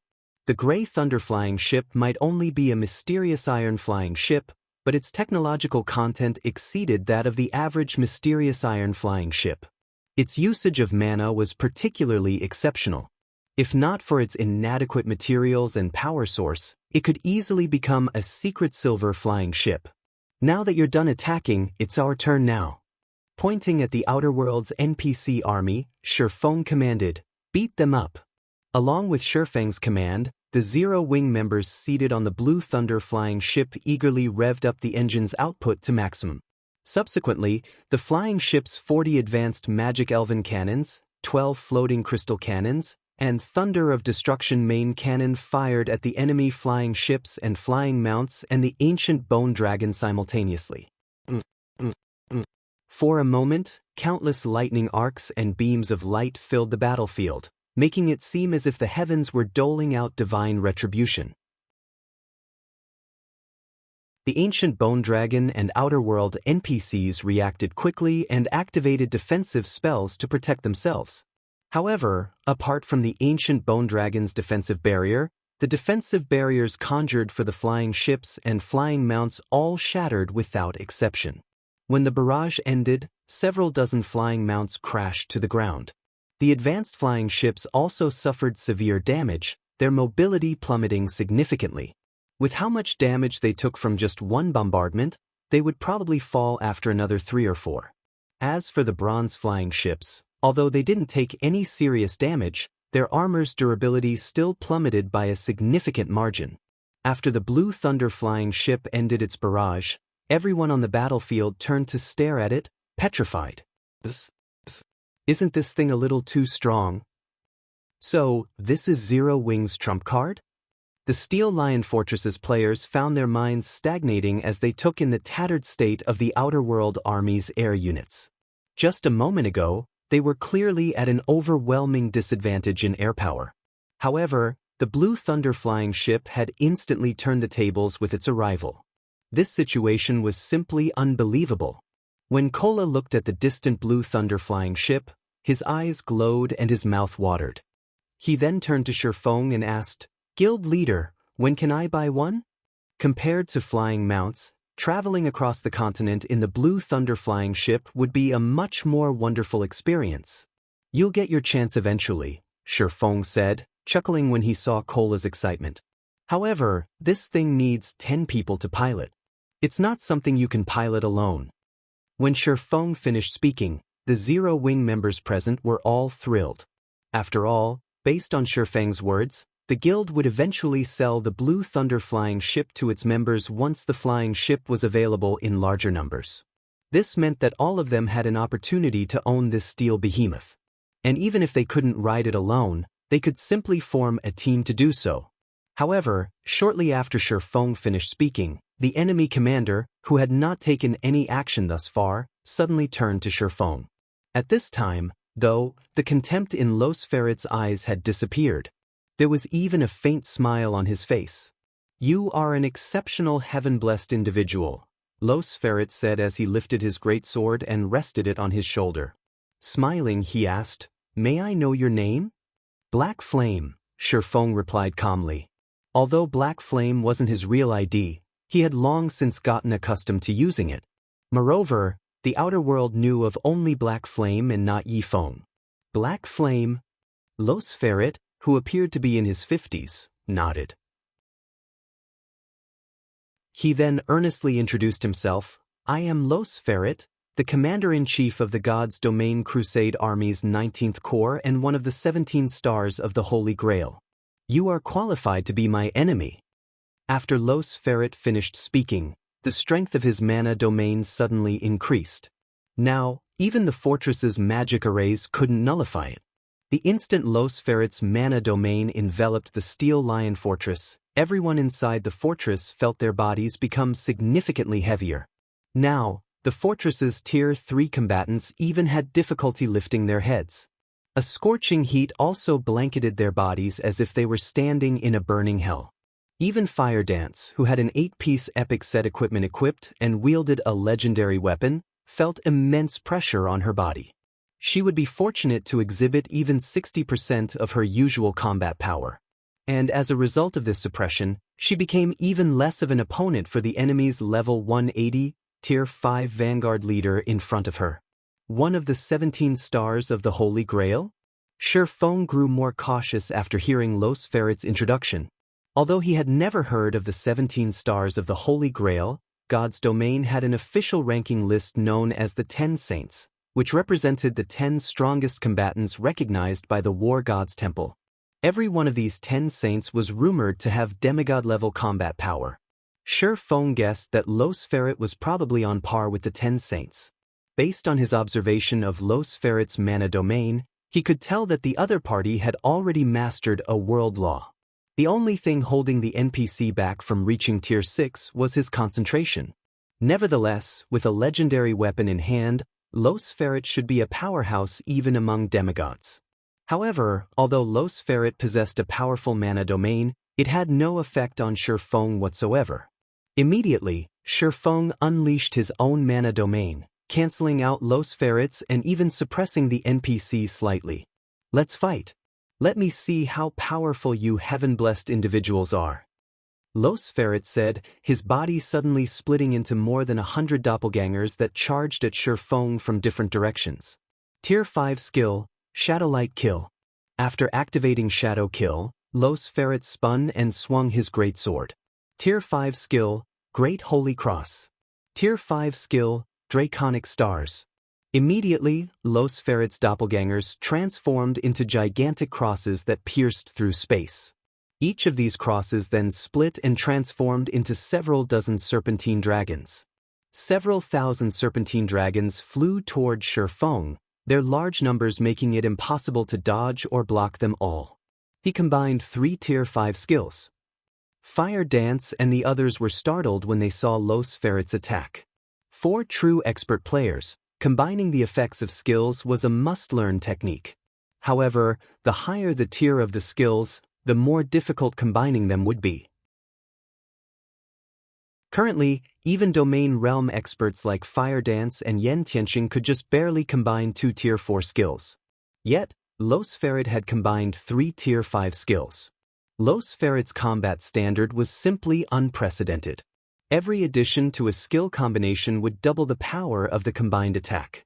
Los Ferret's combined Tier 5 skills could exhibit quadruple the power of a standard Tier 5 skill. Moreover, Los Ferret was also wielding a legendary weapon. These two factors would probably deter even a Tier 5 dragon from receiving Los Ferret's attack. Amazing!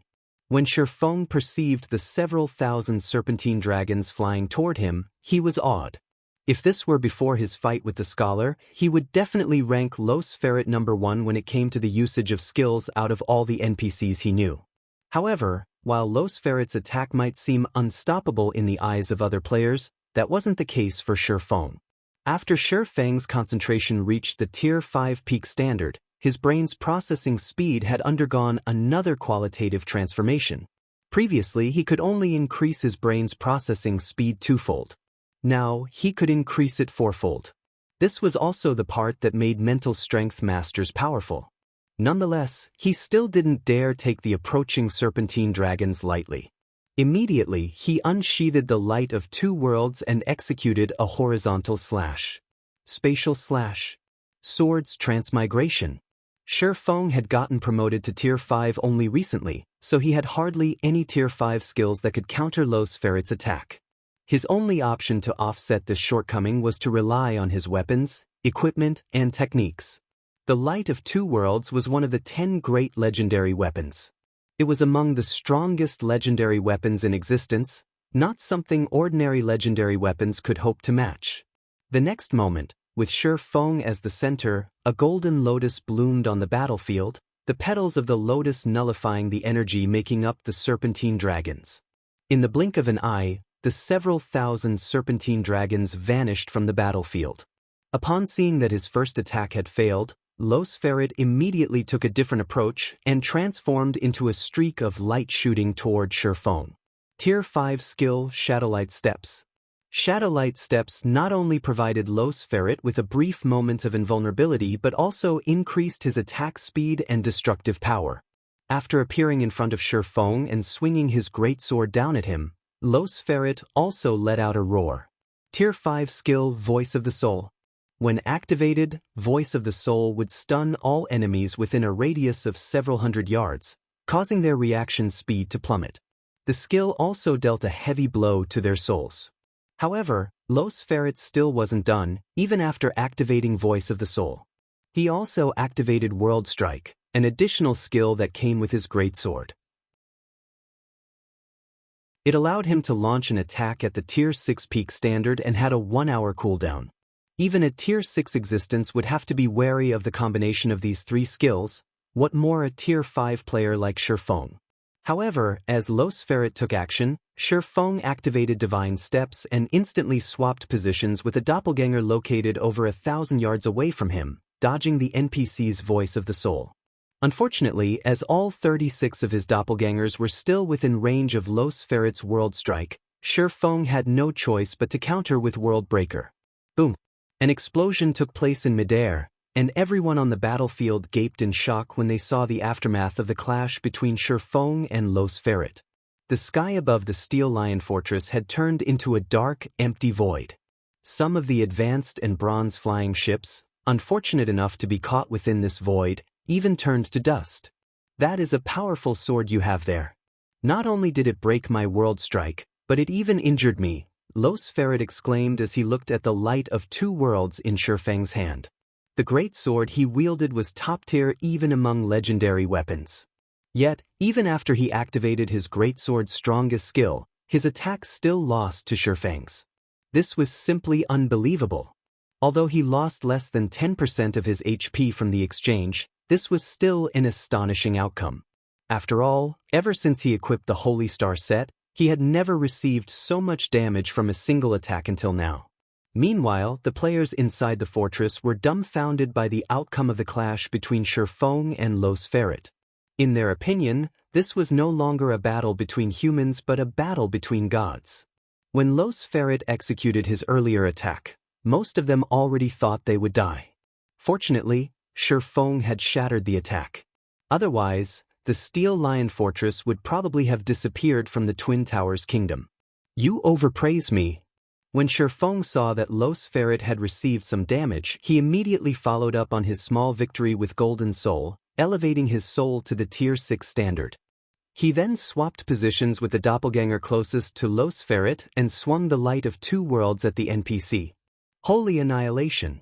Now that Shi Feng's concentration was elevated to Tier 6 and he understood the true way to utilize the Law of Destruction, he executed Holy Annihilation with much greater proficiency than before. However, when executing this attack, Shi Feng didn't use the Heavenly Blue Saint's Destruction Magic Array. Instead, he tried using his own mana to break the operations of the ambient mana. Originally, when Shi Feng's concentration was only at the Tier 5 peak standard, accomplishing this feat would have been incredibly difficult.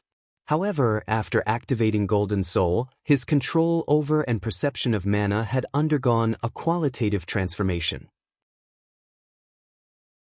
This, in turn, reduced the difficulty of the challenge significantly, turning the impossible possible. The next moment, the space Shi Feng's sword passed through transformed into an empty void, the power of his attack having reached the Tier 6 intermediate standard already. A law technique? Los Ferret was startled when he saw the destroyed space. As someone who had already mastered a world law, integrating the world law into his swordsmanship was something he had always dreamed of. However, accomplishing this feat was simply too difficult, which was why even demigods could normally only rely on mana techniques as a guide to make use of world laws. However, Shi Feng currently wasn't relying on any magic arrays as a guide. He was making use of a world law purely with his own strength. The power one could exhibit this way was much greater than what one could exhibit by relying on a mana technique. This was because a mana technique was a fixed sword technique. If one had to rely on mana techniques to make use of world laws, one could use only these specific mana techniques. However, if one could freely make use of a world law, then regardless of what technique one used, all of one's techniques would carry the power of the world law. The difference in flexibility between the two was like heaven and earth. Of course, the law technique Shi Feng currently displayed was extremely crude, and he could use only a small portion of the Law of Destruction's power. Nonetheless, Los Ferret dared not act recklessly against Shi Feng's attack. He immediately swung his great sword. Mana technique, Burning Sea. Boom. When the two swords collided, a vast void and a sea of flames appeared in the sky once more. The terrifying shockwave the collision generated even obliterated the Tier 3 combatants nearby, while those standing farther away got sent flying. Subsequently, the clangor of swords clashing rang out in the sky time after time. Apart from some Tier 4 individuals with incredibly high basic attributes, everyone else dared not stay anywhere near Shi Feng and Los Ferret's battle. The clash between Shi Feng and Los Ferret continued for more than a minute, the deafening explosions numbing everyone's mind. However, the more Shi Feng fought, the fiercer his attacks became. Despite Los Ferret doing his best to avoid a head-on clash, Shi Feng took the initiative to do the exact opposite. Shi Feng was relying on this intense life-and-death battle to familiarize himself with the process of breaking the operations of mana. As more time passed, Los Ferret gradually fell into a disadvantage, his HP decreasing continuously. Only after 2 minutes had gone by and the effect of Shi Feng's Golden Soul disappeared did Los Ferret regain the upper hand. Nevertheless, Los Ferret still couldn't put an end to the battle. This was because even after losing the ability to use his law technique, Shi Feng could still rely on Holy Annihilation to use the Law of Destruction. Hence, he had no problem clashing with Los Ferret. Moreover, both of them had healers supporting them. Unless one of them made a fatal mistake, neither was unlikely to die. In the meantime, the blue Thunderflying ship was deeply entangled with the ancient bone dragon. However, as the blue Thunderflying ship had a lot of cannons, it managed to pin down the ancient bone dragon while shooting down the enemy's flying ships and flying mounts one after another. When Los Ferret saw another bronze flying ship crash to the ground, his eyes twitched involuntarily. At this point, his army had already lost 4 bronze flying ships and over 20 advanced flying ships. The loss of flying mounts was even worse. These things were practically mobile targets in front of the Blue Thunder flying ship. And worse, the Steel Lion Fortress's defensive barrier was gradually taking shape once more. Evidently, the fortress's defensive magic array had already been fully reactivated. After the Tier 5 Vanguard leader repelled Fire Dance and saw that the fortress's defensive barrier was reforming, he looked toward Los Ferret and said, "Lord Ferret, we cannot continue like this. Once the defensive barrier is up again, we'll be very passive." At the Vanguard leader's words, Los Ferret gritted his teeth and commanded, "Everyone, retreat." Obedient to Los Ferret's command, the Outer World's NPC army, which only had around 2 million NPCs remaining, began an orderly retreat from the Steel Lion Fortress. Los Ferret, the Vanguard leader, and the ancient Bone Dragon served as the rearguard, preventing Shifeng and the Blue Thunder flying ship from giving chase. After the Outer World NPCs opened a teleportation portal and left the battlefield, Los Ferret and the Vanguard leader promptly retreated into the portal as well, leaving the ancient Bone Dragon behind. The summoning array used to summon the ancient Bone Dragon could keep it under control for only a certain period. After this period was over, the ancient Bone Dragon would regain its freedom. Hence, they might as well leave it behind and have it pin down Shifeng and the others. Read latest chapters at Wuxia World. Once the Outer World's NPC army retreated, Shifeng and the others spent around 20 minutes killing the ancient Bone Dragon. When the level 180 legendary monster died, Fire Dance and the others leveled up once. The monster's death also awarded Zero Wing with 1 fragmented legendary weapon, over a dozen level 180 epic weapons and equipment, and several dozen legendary materials. Upon seeing the loot, the Tier 3 and Tier 4 players belonging to other guilds couldn't help growing envious. Afterward, Shifeng immediately rode the Blue Thunder flying ship to the Twin Towers Kingdom's 2 other battlefronts. The Redthorn Fortresses and Thunder Gorge City situations were much better than the Steel Lion Fortresses. This was especially true for Thunder Gorge City. Because Aqua Rose was now a Tier 5 Grand Wizard, the Outer World NPC army that attacked Thunder Gorge City received a resounding defeat, similar to the army that attacked the Steel Lion Fortress. As for the Redthorn Fortress, although the defenders here suffered somewhat terrible losses, they still managed to repulse the enemy. With the successful defense of these 3 strongholds, the Twin Towers Kingdom's players exploded with joy. Meanwhile, news of this astonishing outcome immediately spread across the entire continent, causing a sensation in God's domain.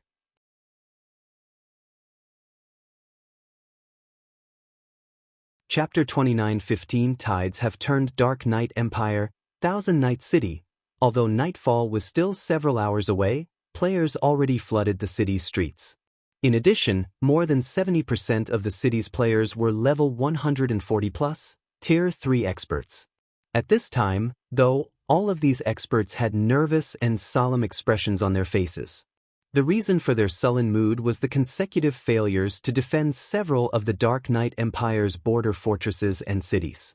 By now, the Empire's players had no choice but to retreat to the largest border city in the south to fight the Outer World's NPCs and players. Currently, over 8 million Tier 3 players and 200 Tier 4 experts had gathered in the city, more than what one would normally see even in Dark Knight City. Starlink's residence, Guild Leader's office. They won. Lu Tiandi was stunned when he read the report regarding the Twin Towers Kingdom his subordinates sent him. The Outer World's NPC army's abrupt decision to begin its invasion of the Twin Towers Kingdom had been Lu Tiandi's dearest wish. With just the NPC forces available in the Twin Towers Kingdom and Star Moon Kingdom, there was no way the Twin Towers Kingdom could repel the Outer World's NPC army. After all, there were almost no Tier 5 NPCs in these 2 kingdoms. In contrast, the Outer World's NPC army had multiple Tier 5 NPCs leading it. In Lu Tiandi's opinion, even with Shifeng's presence, the Twin Towers Kingdom would be fortunate to defend even one fortress, and the kingdom's fall was inevitable.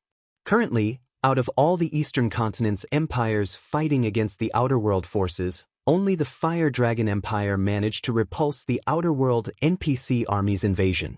Nonetheless, it had still lost 2 fortresses and had to resort to guerrilla warfare to stop the NPC army's advance completely. Yet, he was now told that Zero Wing had successfully defended not only the Steel Lion Fortress but also the Redthorn Fortress and Thundergorge City. Zero Wing had stopped the Outer World NPC army in its tracks at the Twin Towers Kingdom's borders. 5 first-rate guild leaders standing nearby similarly looked dumbfounded, having never thought that Zero Wing would succeed in repelling the Outer World's NPC army even without the support of their 5 guilds. Moreover, Zero Wing had even dealt significant damage to the Outer World's NPC army. This victory also meant that the guild and independent players who had participated in the defense would earn a fortune. After all, without the interference of enemy air units, they would have a much easier time killing the enemy's Tier 3 NPCs. Guild leader, according to our investigations, Zero Wing's Gentle Snow and Aqua Rose have both gotten promoted to Tier 5. Moreover, the main reason behind Zero Wing's successful defense is its Blue Thunder flying ship. That single flying ship has the power to suppress the Outer World army's air power, Ikue said, a hint of envy appearing on his face when he mentioned the Blue Thunder flying ship. If not for that flying ship, Zero Wing wouldn't have been able to retain those 3 strongholds even with 3 Tier 5s. The Blue Thunder flying ship? After watching a battle video showing the Blue Thunder flying ship's performance, Lu Tiandi turned to Ikue and ordered in a determined tone, "Do everything you can to find out how Zero Wing acquired this flying ship. So long as we can get one ourselves, resisting the Outer World's NPC army will no longer be a problem." The main reason why the Dark Knight Empire failed to defend its border fortresses and cities was its inadequate air power. As soon as the fortresses and cities' defensive magic arrays fell, the Outer World NPC army's air units had destroyed the core magic arrays very quickly, depriving the defenders of their advantages. However, the Blue Thunder flying ship had easily solved this problem. Not only did the flying ship have the power to pin down a legendary monster, but it even pummeled the Outer World's air fleet to the ground while doing so. It was basically a tyrant of the skies. Lu Tiandi wasn't the only one with designs on the Blue Thunder flying ship. After seeing its performance, the various superpowers and even the Outer World's player forces began looking into how Zero Wing acquired this flying behemoth. Countless spies began sneaking into Starmoon Kingdom and Zero Wing. Lu Tiandi had gone the extra mile, offering 100 million credits to anyone who could provide detailed information and the source of the flying ship. He had even offered 100 billion credits to anyone who could get a complete Blue Thunder flying ship for Starlink. The bounty Lu Tiandi offered instantly caused an uproar among God's Domain's players. After all, the average person wouldn't even see 10 million credits in their lifetime. Starmoon Kingdom, Starmoon City. Guild leader, many of our trading firm's core members fell for Starlink's temptations and sold all information regarding the Blue Thunder flying ship to Starlink, Melancholic Smile said in an embarrassed tone as she handed a list of names to Shifeng. Many of these people are even old members, who have been with Candlelight since its establishment. Yet, this time, the Blue Thunder flying ship's construction required a lot of manpower. Although all the participants had been required to sign a confidentiality agreement and given a significant amount of remuneration for silence, some people still fell for Starlink's inducement. Now, everyone knew of the Blue Thunder flying ship's specifications and that the flying ship's design originated from Shifeng. At Melancholic Smile's words, Fire Dance, who stood beside Shifeng, chuckled and said, "That's nothing." Quite a few of Zero Wing's members even tried to steal the flying ship itself when it was getting repaired in the Sky Spring City residence. If not for Blackie and the others taking turns guarding it, these people might have even succeeded. The Blue Thunder flying ship wasn't bound to any specific player. Although its activation required a key, storing it into an epic spatial bag didn't. It's 100 billion credits, after all. Even I'm tempted to sell the flying ship, let alone them, Shifeng said, chuckling. It's impossible to stop others from targeting the flying ship. Letting someone carry it isn't an option either. The only thing we can do is strengthen the security around it. Piloting the Blue Thunder flying ship required a minimum of 10 people. While having someone carry it in their bag might prevent theft to a certain degree, nobody knew when the Outer Worlds NPC army would strike again. Should the Outer Worlds NPC army return and the person holding the flying ship just so happen to be preoccupied with something, Zero Wing would be put into a very awkward situation. I've already stationed 4 Tier 4 Feingold guards inside the flying ship's control room. Without orders from you or one of the Vice Guild leaders, they will not allow anyone to pilot it, Fang Shihan said, nodding in agreement with Shifeng's words. Even if someone inside the guild plans to steal the flying ship, they will need to deal with those 4 guards first. The Tier 4 Feingold guards possessed combat power at the Tier 4 peak standard. Each of them could take on 2 or 3 ordinary Tier 4 players easily. Only Tier 4 players at the Void Realm standard and fully geared in epic equipment could fight one-on-one with these guards. Tier 3 players stood no chance whatsoever. By the way, how's the production of the Blue Thunder flying ships and Flame Beast puppets coming along? Shifeng asked, melancholic smile. Even Tier 5 combatants could do very little to affect the state of the current War of Worlds. To defend against the Outer Worlds NPC army adequately, Zero Wing would need a large number of Blue Thunder flying ships and Flame Beast puppets. The Flame Beast puppets' production difficulty and manpower requirement are lower, so we've already manufactured 3 of them thus far. We just need to engrave the core runes and magic arrays to complete them, melancholic smile reported. As for the Blue Thunder flying ship, we have encountered some difficulties. With the materials we have on hand, we can produce 3 more flying ships. However, because of the information leak, the various powers have started purchasing the production materials as well, so subsequent manufacturing will be a problem. In that case, build those 3 flying ships first and then focus on producing the Flame Beast puppets, Shifeng said after giving the matter some thought. The Outer Worlds 19th Army Corps had attacked only 3 locations in the Twin Towers Kingdom. With the 19th Army Corps' strength, it could attack 5 or 6 locations simultaneously if it wanted to. If that happened, Zero Wing wouldn't be able to defend all of the targeted locations in time. At least 3 Blue Thunder flying ships were needed to defend the Twin Towers Kingdom's borders adequately. Guild leader, the Secret Pavilion contacted us earlier, asking us to help them using the Blue Thunder flying ship.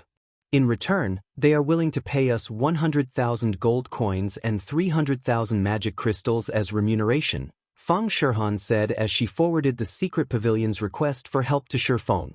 She then added, because of the rewards we gave out to players who managed to kill the Outer World NPCs, Zero Wing Cities and Ancient Rock Cities' incomes have been greatly reduced.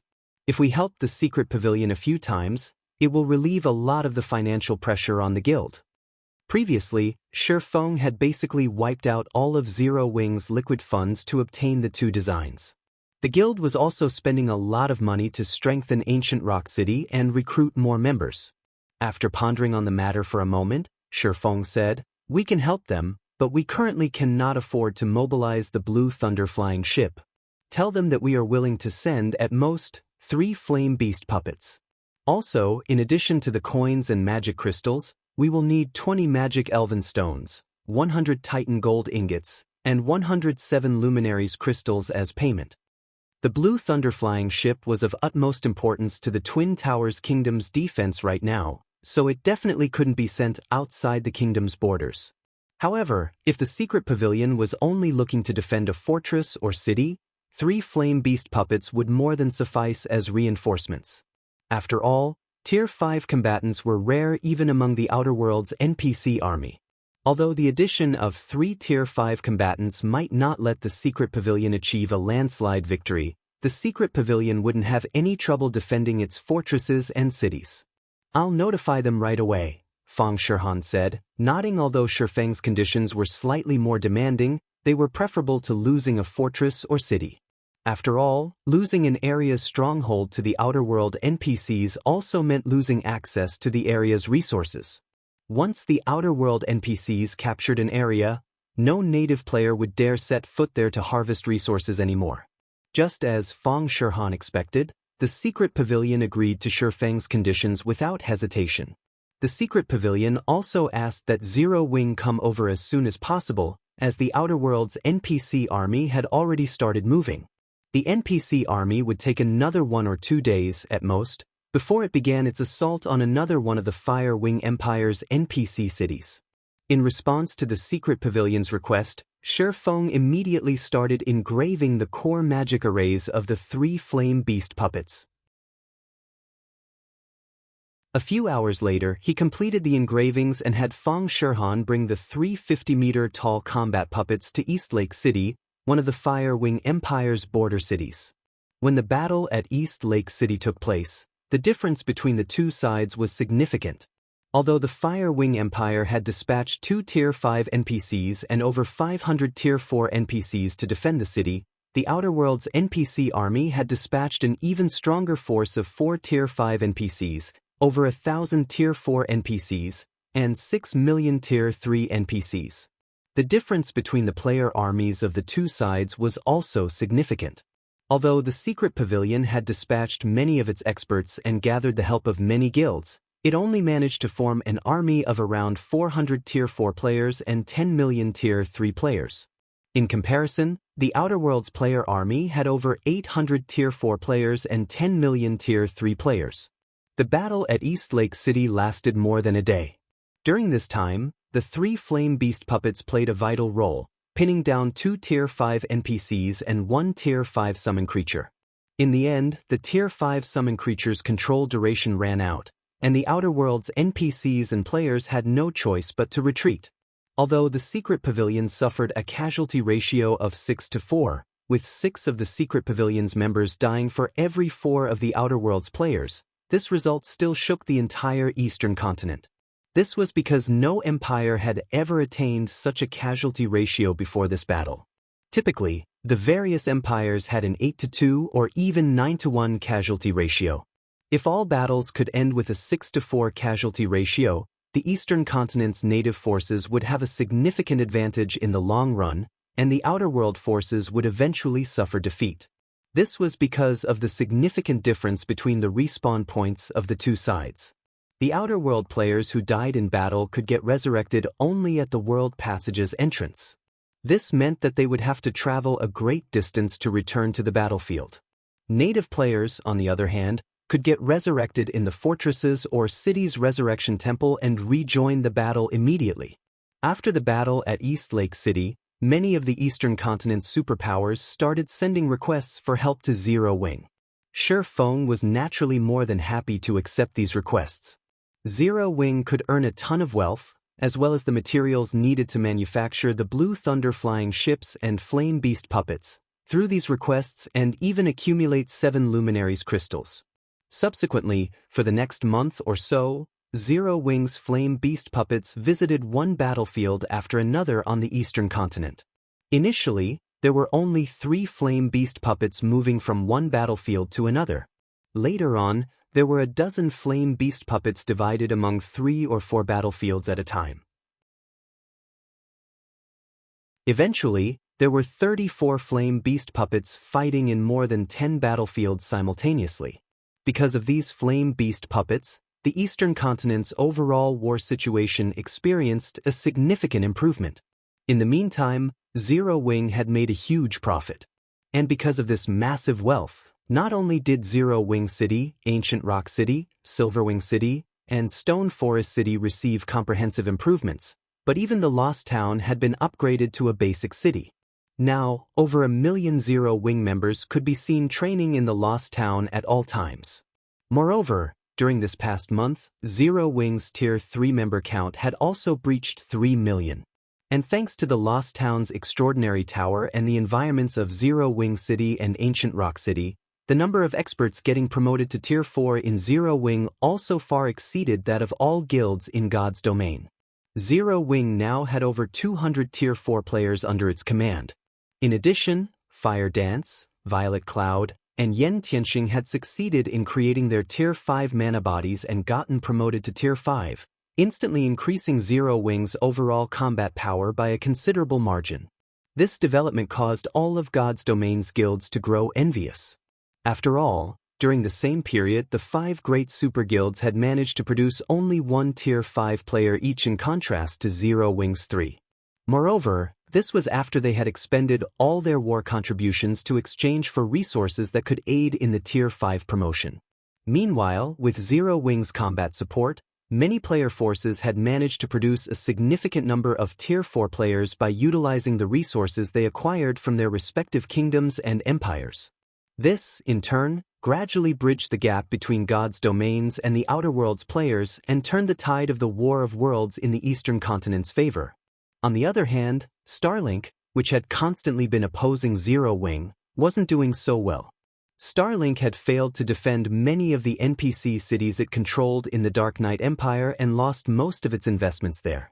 The situation in the other empires and kingdoms Starlink operated was similar, and Starlink fell to the bottom of the various superpowers.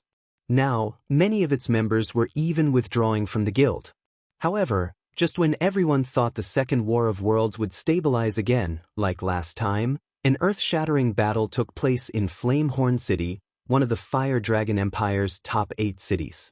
Working together, Flamehorn City's magistrate Krobidi, who was the Fire Dragon Empire's former deputy knight commander and a level 200, Tier 5 Dragon Knight, and the War God's Temple's elder Lovefrid, who was a demigod-level existence and one of the 10 saints, fought a mysterious youth in Flamehorn City.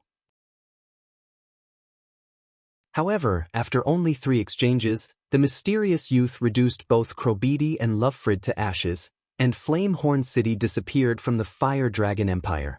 5 days later, the mysterious youth appeared in the Glory Empire's Light City, along with several of the Outer Worlds Tier 5 NPCs. Together, they stormed the palace in Light City and killed the Glory Empire's emperor and over a dozen other Tier 5 existences. Afterward, Light City also disappeared from the map of God's domain. The Glory Empire fell in the blink of an eye, which plunged the Eastern Continent into unprecedented fear. During the First War of Worlds, only kingdoms had fallen to the outer world. In the eyes of players, empires were unshakable existences. This was because an empire's foundation wasn't something that Tier 5 existences could threaten. Even the appearance of multiple Tier 5 dragons would, at most, cause an empire severe losses. Not to mention, the attacked city was the Glory Empire's capital.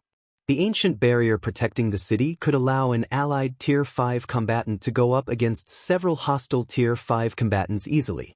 Light City itself had also had over a dozen Tier 5 NPCs garrisoning it, with some of them even equipped with legendary weapons and equipment. It was no exaggeration to say that Light City could put up a fight against even Tier 6 gods. Yet, the invincible Glory Empire had still fallen. Moreover, the souls of a considerable portion of the players killed in Light City had sustained heavy damage, which prohibited those players from logging into the game for 1 whole month.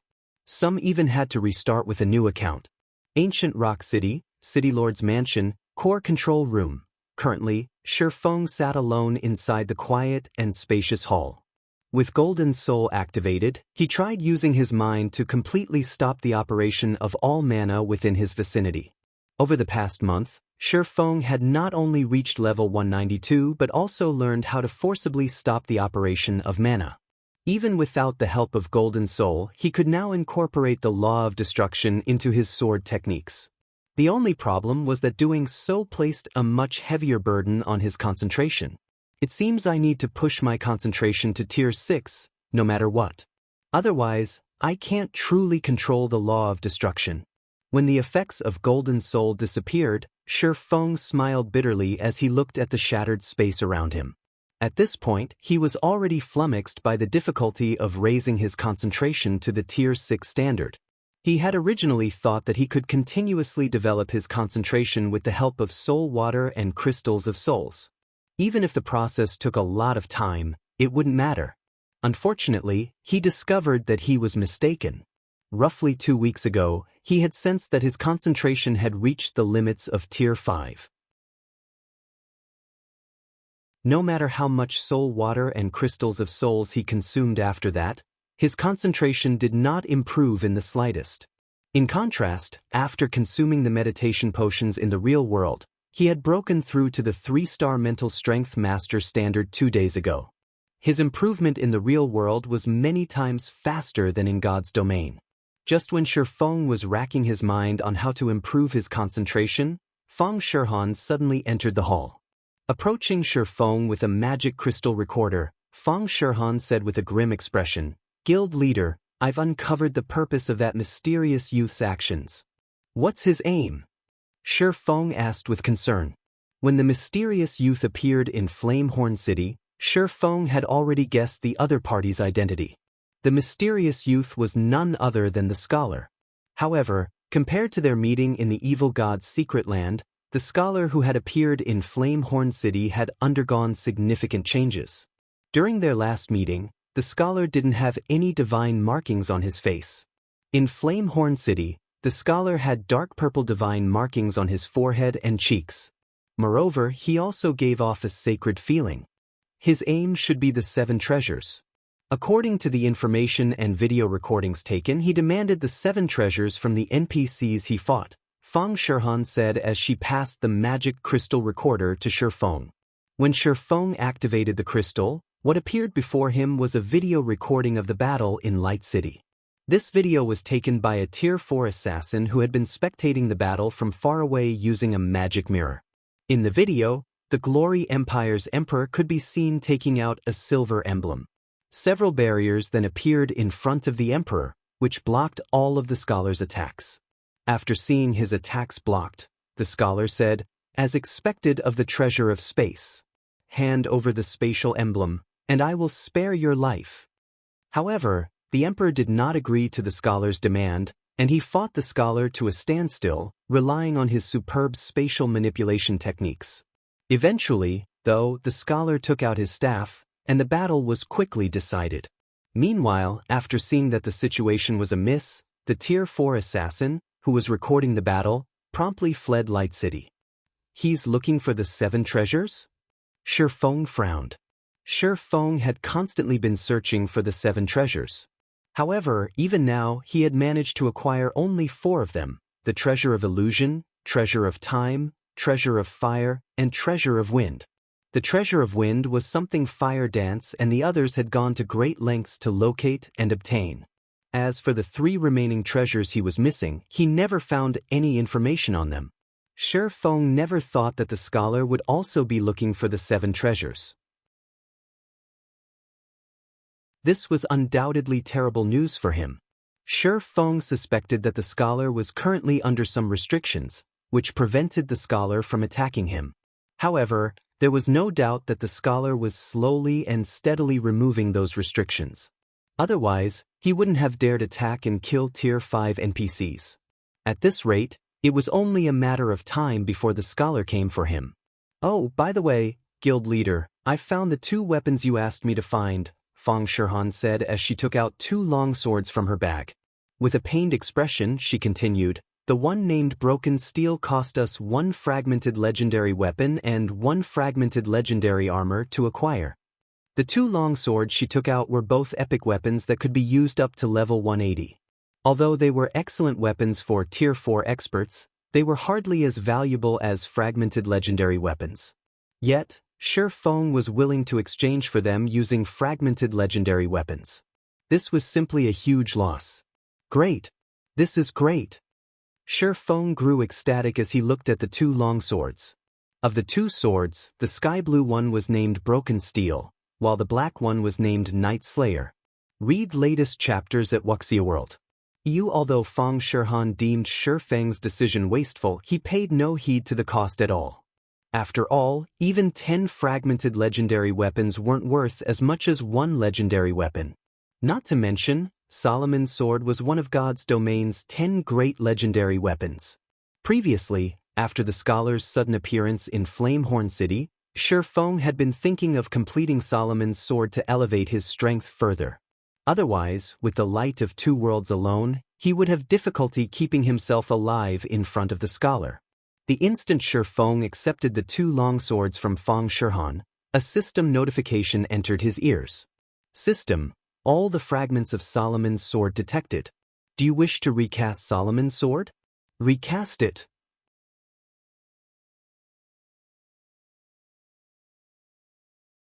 Chapter 29:16 Solomon's Sword. When Shi Feng chose to recast Solomon's sword, the 5 fragments of Solomon's sword appeared in front of him one after another. Killing Ray, Disaster Blade, Netherworld Brilliance, Night Slayer, and Broken Steel.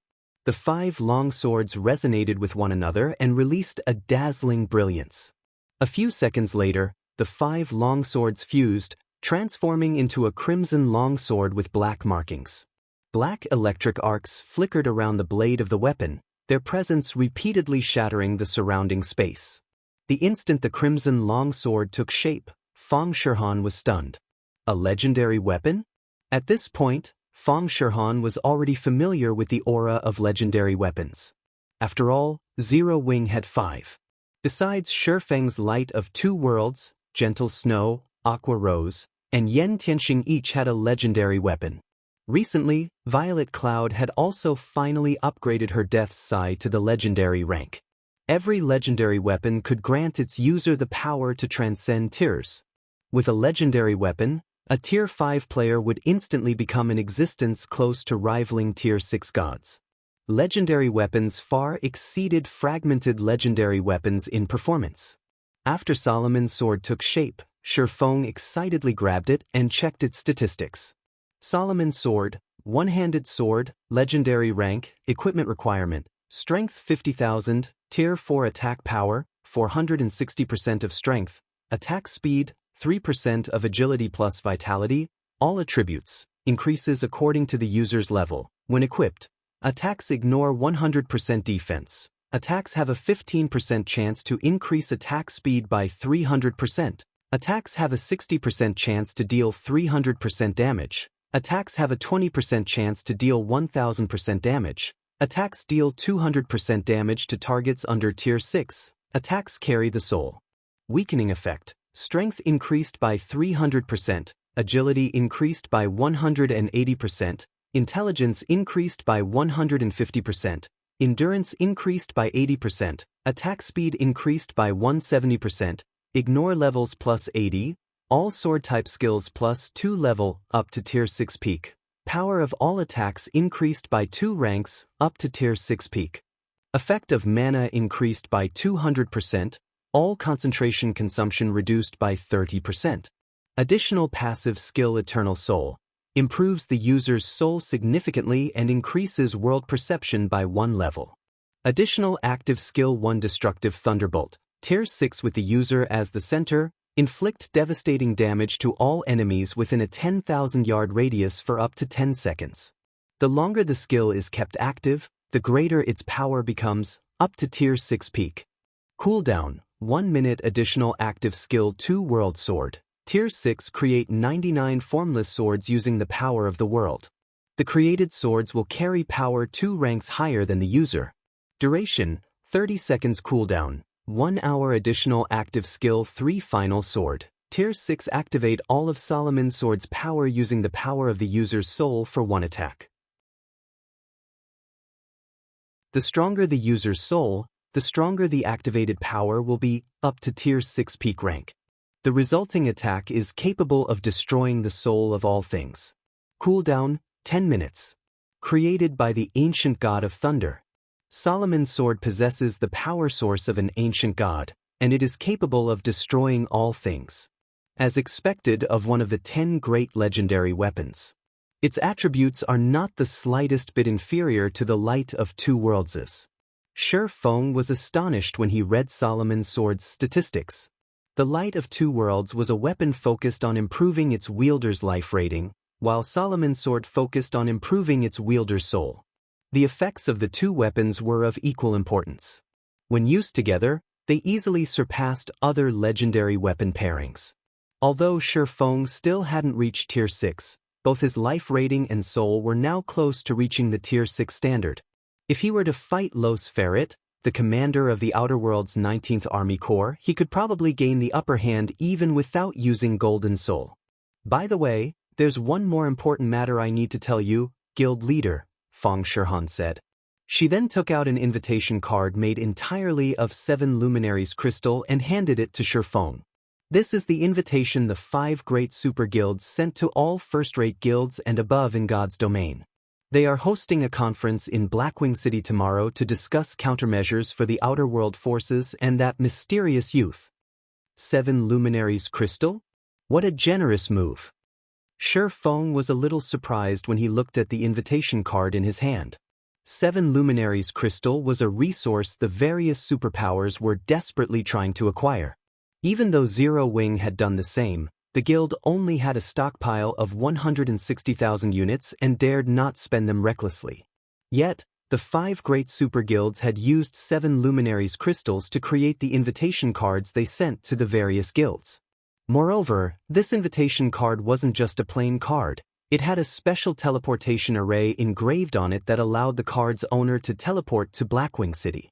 Shi Feng estimated that one invitation card would cost at least 5 7 Luminaries crystals to make. Meanwhile, there were easily over 1,000 first-rate guilds, super first-rate guilds, and super guilds in God's domain. In other words, the 5 great super guilds would have had to spend at least 5,007 Luminaries crystals. The 7 Luminaries crystal invitation card is the highest-ranking invitation. Below it are Mana Stone and Magic Crystal invitation cards, Feng Shihan explained. According to the different invitation cards, the number of companions one can bring along will differ as well.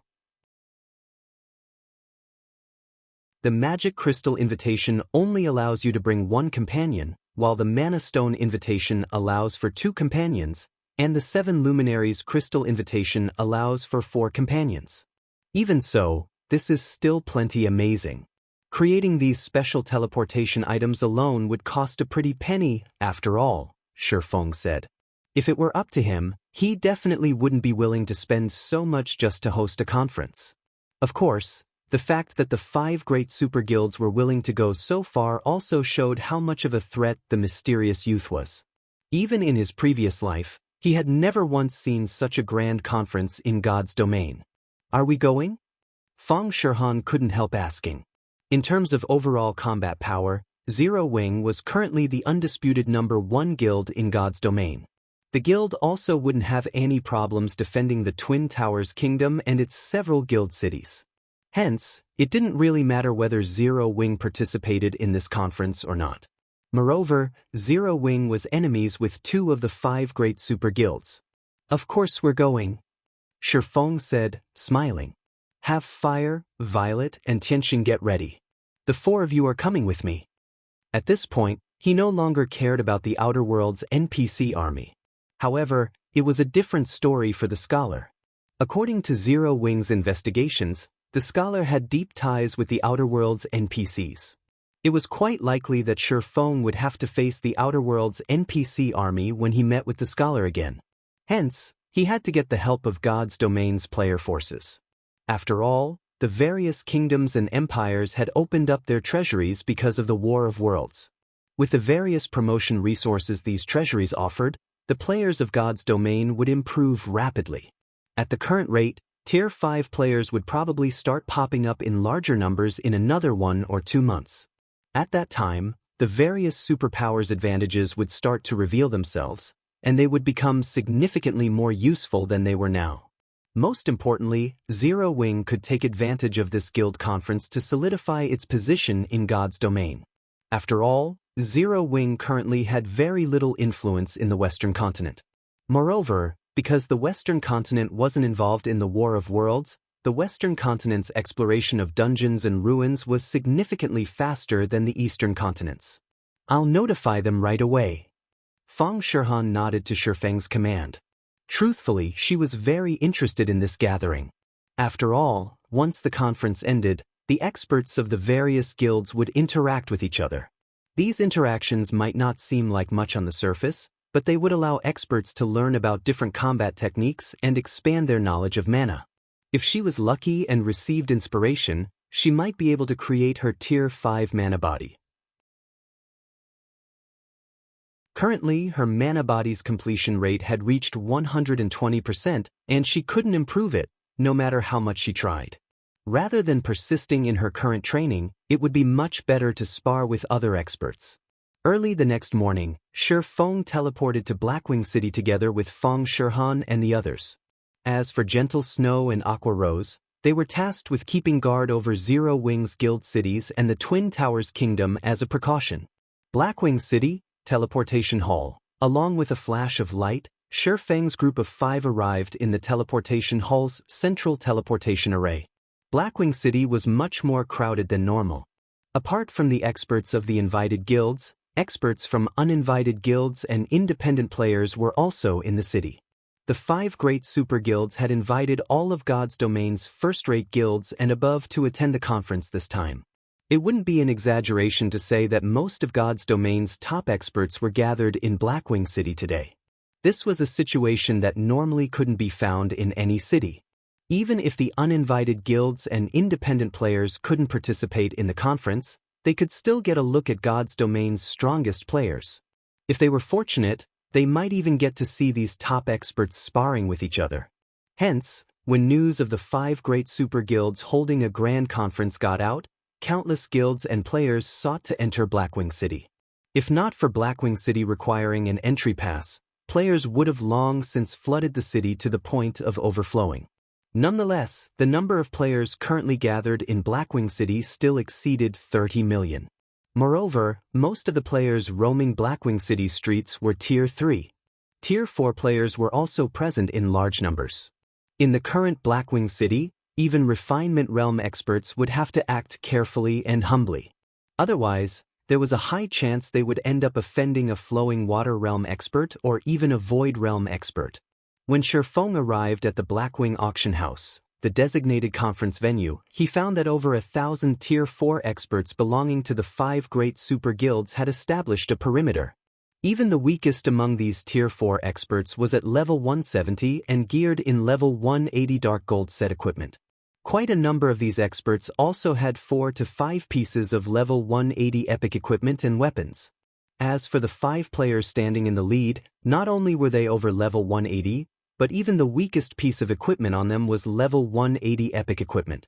All 5 of these players also boasted a fragmented legendary weapon paired with 2 or 3 pieces of fragmented legendary equipment. These players thoroughly displayed the 5 great super guilds' might. With all these Tier 4 players gathered in front of the Blackwing Auction House, the terrifying aura they exuded deterred even ordinary Tier 4 players from approaching the building. This is crazy. So, this is the 5 great super guild strength? Crap. Our guild barely has any level 180 epic equipment, yet every one of the 5 great super guilds Tier 4 experts has at least one. I think that any one of those 5 people standing in the lead can easily beat up our entire guild. Who do you think you are? Your guild is only a third-rate guild.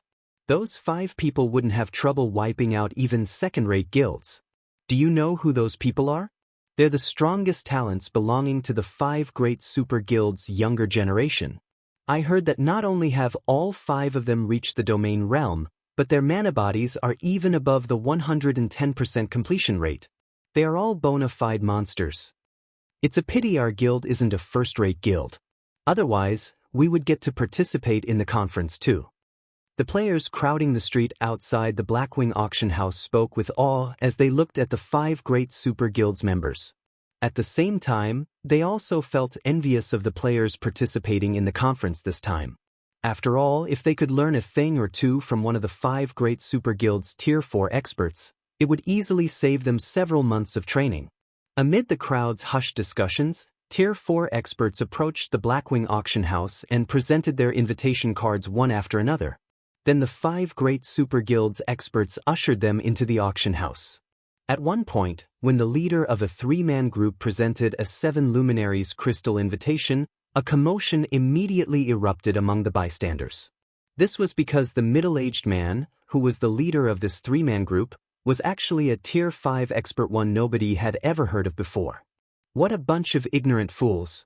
Do they think only superpowers can produce Tier 5 experts?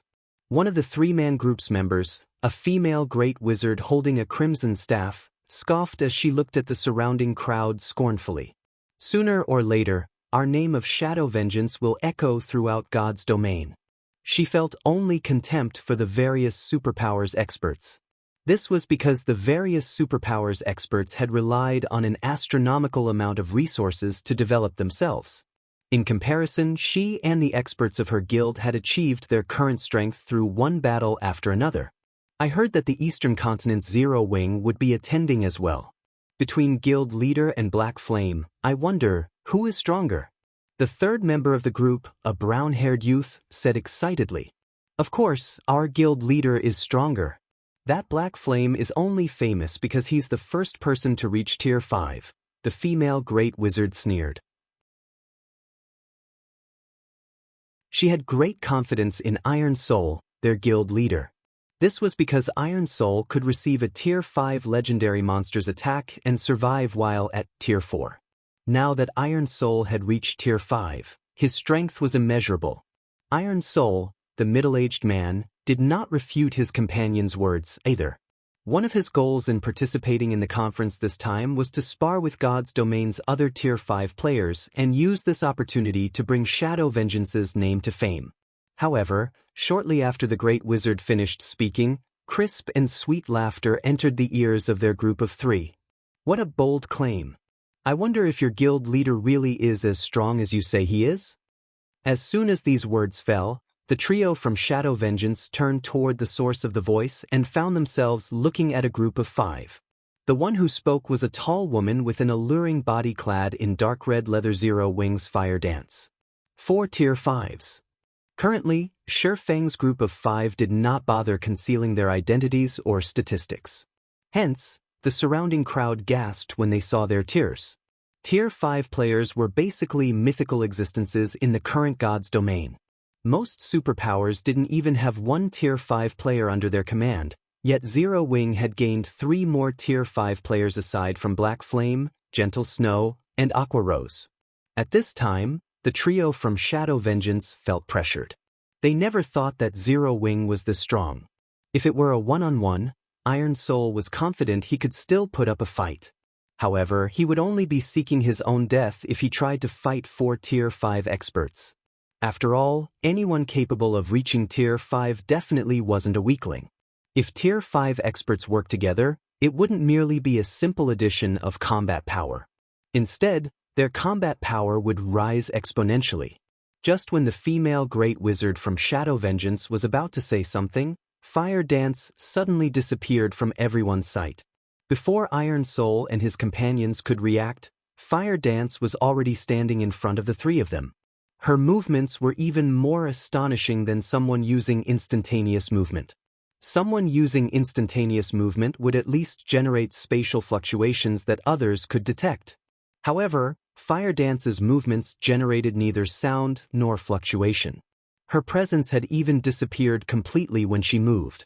By the time Iron Soul's group detected her presence again, she had already crossed the 100-yard distance between them, as if she had been standing in front of them all along. If you want to fight our Guild Leader, you'll have to go through me first, Fire Dance said, smiling as she looked at Iron Soul's group.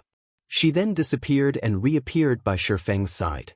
Only after Shifeng's group of 5 had entered the Blackwing auction house did the Tier 4 players outside the auction house snap out of their daze. What amazing footwork! Iron Soul had a grim expression as he looked at Fire Dance's departing figure. Guild Leader, did you manage to see what she did? The female Great Wizard couldn't help asking. Tier 5 players possessed far superior life ratings than Tier 4 players. There was even a massive gap in basic attributes. Hence, it was incredibly difficult for a Tier 4 player like herself to perceive the movements of a Tier 5 player. However, it should be a different story for Iron Soul. He could speed up his thoughts twofold with his Tier 5 concentration, so he should be able to perceive Fire Dance's movements. I didn't, Iron Soul said, shaking his head. In a quiet tone, he added, rather than saying that she's fast, it'd be more appropriate to say that she exists everywhere within her mana domain. The mastery she has over her mana domain far exceeds mine. Is she that strong? The female Great Wizard was astonished. Since someone as strong as Iron Soul had said so, even if she didn't want to, she had no choice but to acknowledge that Fire Dance was probably stronger than Iron Soul. After recollecting himself, Iron Soul looked at his 2 companions and said, there are countless experts in God's domain, and anyone capable of reaching Tier 5 is extraordinary. You should be more careful with your words. The fact that Black Flame has garnered such a reputation for himself proves that he isn't weak. At this point, Iron Soul no longer had any plans to ask Shi Feng for a spar. After all, his chances of defeating even Fire Dance were slim already. What qualifications did he have to challenge God's domain's strongest player? Besides Shadow Vengeance, the other player forces originating from the Western continent promptly stopped underestimating Zero Wing. This was especially true for the superpowers that had managed to produce Tier 5 players. Time passed quickly, the number of guilds gathered in the Blackwing auction house continuously increasing. Several hours later, all of the invited guilds had finally arrived. Over 1,000 guilds were attending the conference, bringing more than 2,000 Tier 4 players and 23 Tier 5 players in all. The number of Tier 5 players attending the conference far exceeded everyone's expectations. Of the 23 Tier 5 players in attendance, 10 belonged to the 5 great super guilds. Apart from the original 5 Tier 5 players, the 5 great super guilds had each produced one more Tier 5 player during this period. The Secret Pavilion, Battle Wolves, Flower of Seven Sins, Violet Sword, Sacred Temple, and Divine Tribe had each produced one Tier 5 player as well. And in addition to Shadow Vengeance, 2 other first-rate guilds had also produced one Tier 5 player each. Even Shi Feng did not expect such a development. With this revelation, the hierarchy of God's domain's player forces was bound to change drastically. However, compared to the change in God's domain's power hierarchy, the information the 5 great super guilds and Secret Pavilion shared was even more astonishing. According to their investigations, the mysterious youth had actually unified the Outer World's NPC army. Currently, all of the Outer World's NPCs scattered across the eastern continent were quietly making their way to the Fire Dragon Empire. This revelation put a grim expression on everyone's face. Needless to say, the mysterious youth intended to strike at the Fire Dragon Empire, one of God's domain's 4 great empires, by gathering such a large force. Although they didn't know the mysterious youth's aim, if the Fire Dragon Empire disappeared, the eastern continent would probably be doomed as well. That basically sums up the situation. After the Secret Pavilion's Yuan Tiexin shared all of the investigation results with everyone in the hall, he said, "Currently, the eastern continent's various kingdoms and empires have started sending troops to the Fire Dragon Empire already. They are also doing their best to hinder the Outer World NPC army's movements. However, we estimate that the Outer World NPC army will finish gathering in, at most, another month. Once the Outer World NPCs have gathered, they will launch an all-out attack on the Fire Dragon Empire. To weaken the Outer World NPCs, we need to conduct guerrilla warfare together with the various kingdoms and empires and try to reduce the Outer World NPC army's strength as much as possible." However, just as Yuan Tiexin was about to go into detail about the Secret Pavilion and the 5 great super guilds' plan to weaken the Outer World's NPC army, a commotion suddenly erupted outside the Blackwing auction house. The next moment, the space within the stadium-sized conference venue shattered, and 2 8-winged women walked out of the shattered space. The aura that the 2 alluring women radiated immobilized all of the Tier 4 players present. Only the Tier 5 players could barely move. Fallen archangels? Why would they appear here? Everyone doubted their eyes when they saw the 2 alluring women. Fallen angels were existences close to rivaling dragons, while fallen archangels rivaled divine dragons. Meanwhile, the 2 women before them were both bona fide level 200, Tier 5 fallen archangels. In an era where Tier 6 gods had disappeared from the mortal world, Tier 5 fallen archangels were no different from gods. Heaven-blessed individuals, hand over the 7 treasures. After declaring the reason for their presence, one of the fallen archangels turned to Shi Feng, while the other faced a Tier 5 middle-aged man, Iron Soul. They're going straight for the 7 treasures? Shi Feng's expression turned solemn as he looked at the 2 fallen archangels. Read latest chapters at Wuxia World. Shi Feng already had a huge headache dealing with the scholar. However, he never thought that the scholar could get 2 fallen archangels to do his bidding. This situation was simply inconceivable. Others might not know the true extent of a Tier 5 fallen archangel's strength, but he did. In the past, he had watched a Tier 6 god-ranked expert clash with a Tier 5 fallen archangel. That person was none other than Endless Scars, the #1 expert on God's Domain's experts list at the time. Back then, despite wielding a legendary weapon, Endless Scars had struggled to kill a level 220, Tier 5 Fallen Archangel. If an ordinary Tier 6 God-ranked expert encountered a Tier 5 Fallen Archangel, their only option was to run away. After all, a Tier 5 Fallen Archangel could slay a Tier 6 God-ranked expert by relying on their immensely high HP. Now, 2 Fallen Archangels had appeared in the Blackwing auction house.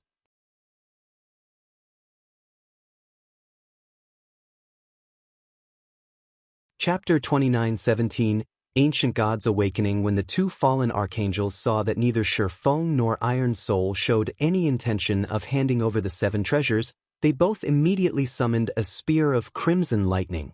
Die! The 2 fallen archangels threw their spears at Shifeng and Iron Soul simultaneously. Tier 5 Taboo Skill, Thundering Devastator. The lightning spears were incredibly fast, leaving red trails as they shot toward their respective targets. The Tier 4 players in the spears' paths died instantly, their bodies evaporating without a trace. The Tier 4 players killed didn't even realize that they had died.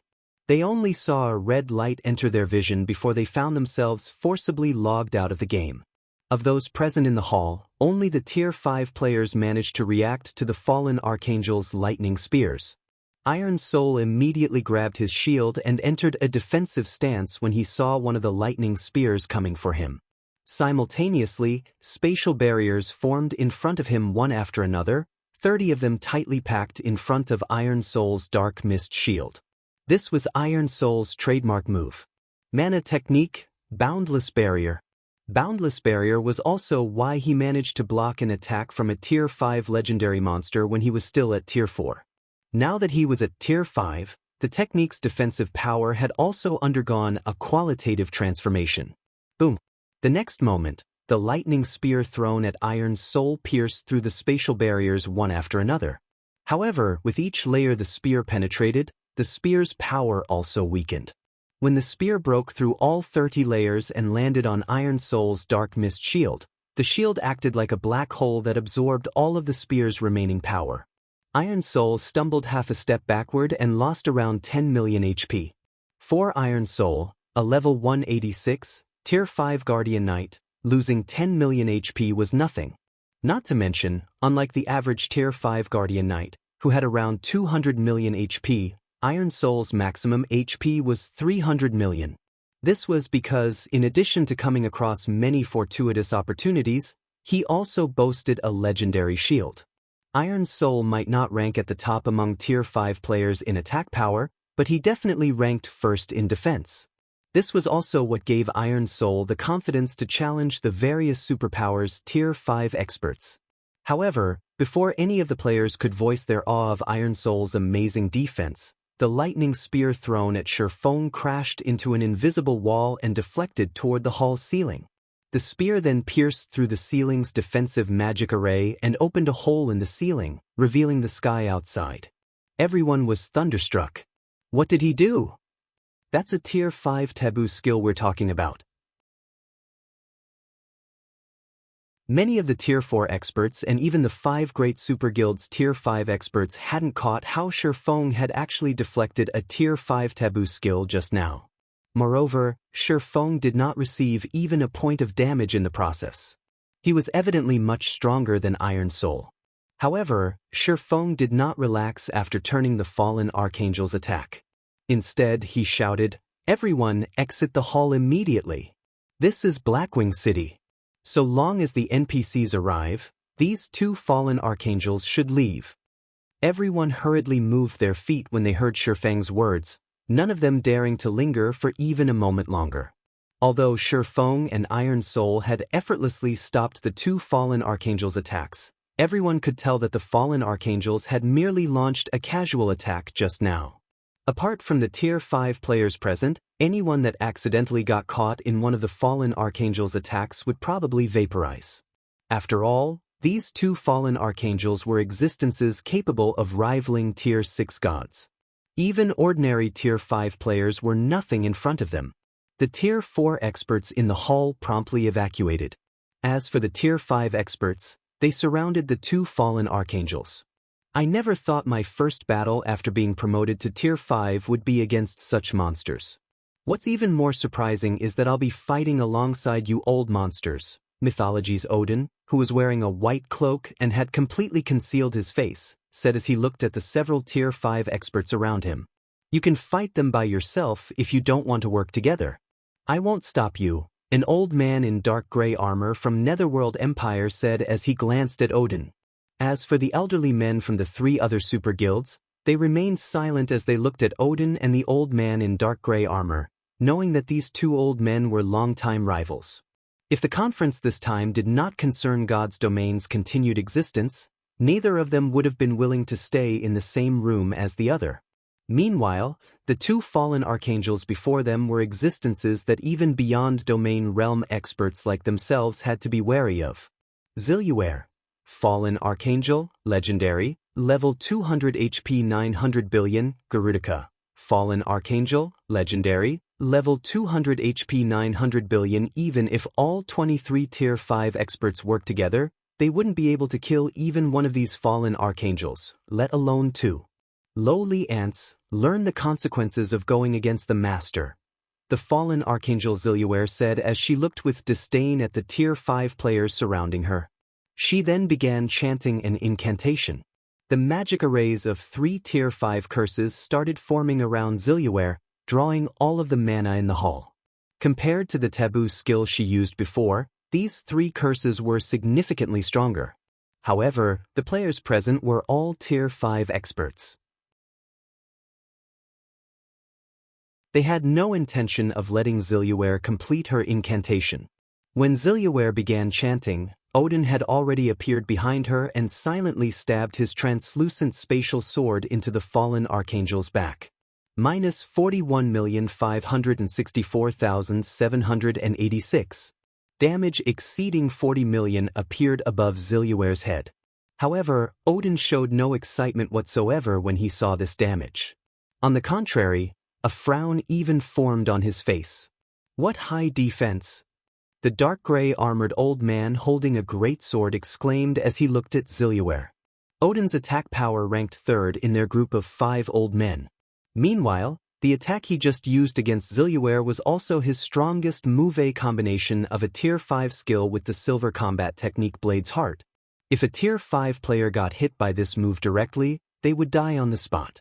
Yet, Odin's attack only cost the fallen archangel 40 million HP. It didn't even affect Zilluware's chanting in the slightest. After nonchalantly completing the incantations for her curses, Zilluware said, "Ants, your struggles are futile." The 3 Tier 5 curses magic arrays fully took form, and thousands of pitch-black feathers manifested inside the hall. These feathers then transformed into crows made of crimson lightning that flew toward Odin and the others. A triple spell combination? The 5 great super guilds' old monsters were momentarily stunned by this situation. In God's domain, merging spells was much more difficult than merging skills. However, so long as one succeeded, the result would be much stronger than the fusion of 2 skills. Since Zilluware had merged 3 spells into 1, the power of the resulting attack would definitely be unprecedented in God's domain. Immediately, the 5 old monsters used their respective life-saving skills while doing their best to evade the lightning crows. They were no match for the fallen angel Zilluware at all. Upon seeing this, Iron Soul, who was going up against the fallen angel Garudica, wore a grim expression on his face. He could sense that every one of these lightning crows carried power at the Tier 6 basic standard. Although they weren't as powerful as the earlier lightning spear, their large numbers made it impossible to completely block and dodge them all. Of the players present, only Feng did not find this situation surprising. A level 200, Tier 5 fallen archangel was basically a Tier 6 god. Meanwhile, killing a group of Tier 5 players was practically child's play for a Tier 6 god. Normally, players needed to reach Tier 6 to stand a chance against a Tier 5 fallen archangel.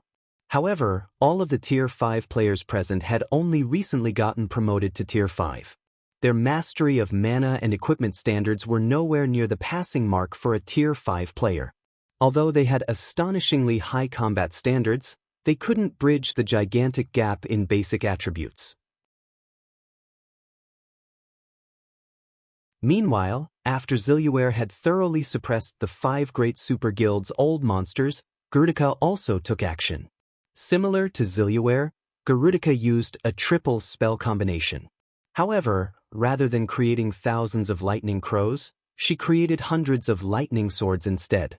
Although these lightning swords weren't as flexible as the lightning crows, they were much faster than the lightning crows. Every lightning sword also carried power at the Tier 6 intermediate standard, and any Tier 5 player that got struck by them would die without question. For a time, more than 500 lightning swords rampantly attacked Shifeng, Fire Dance, Violet Cloud, and Xianxia. There were also over 100 lightning swords attacking Iron Soul. This situation forced Shifeng's group and Iron Soul to defend themselves frantically. Shifeng fared relatively well against the lightning swords. Solomon's sword had improved both his soul and world perception, which allowed him to perceive the lightning sword's movements with excellent clarity. In addition, as the power of these swords was only at the Tier 6 intermediate standard, he was more than capable of blocking them with his swords. As for Fire Dance, Violet Cloud, and Xianxia, the three worked together to make up for their respective shortcomings.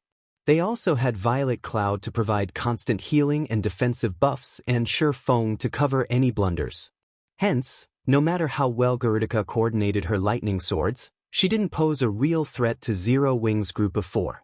Iron Soul, on the other hand, continuously lost HP throughout the battle. Even with Violet Cloud healing him occasionally, his HP still fell steadily. "Guild leader, we can't continue like this," Violet Cloud said as she started having difficulty keeping up with the healing. "These lightning swords are weakening the effects of my healing spells. At this rate, he'll get killed in another 10 seconds. Garudica's rampant attacks prevented Iron Soul from approaching their group and vice versa.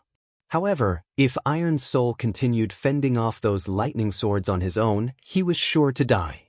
"I'll pin her down, so find an opportunity to group up."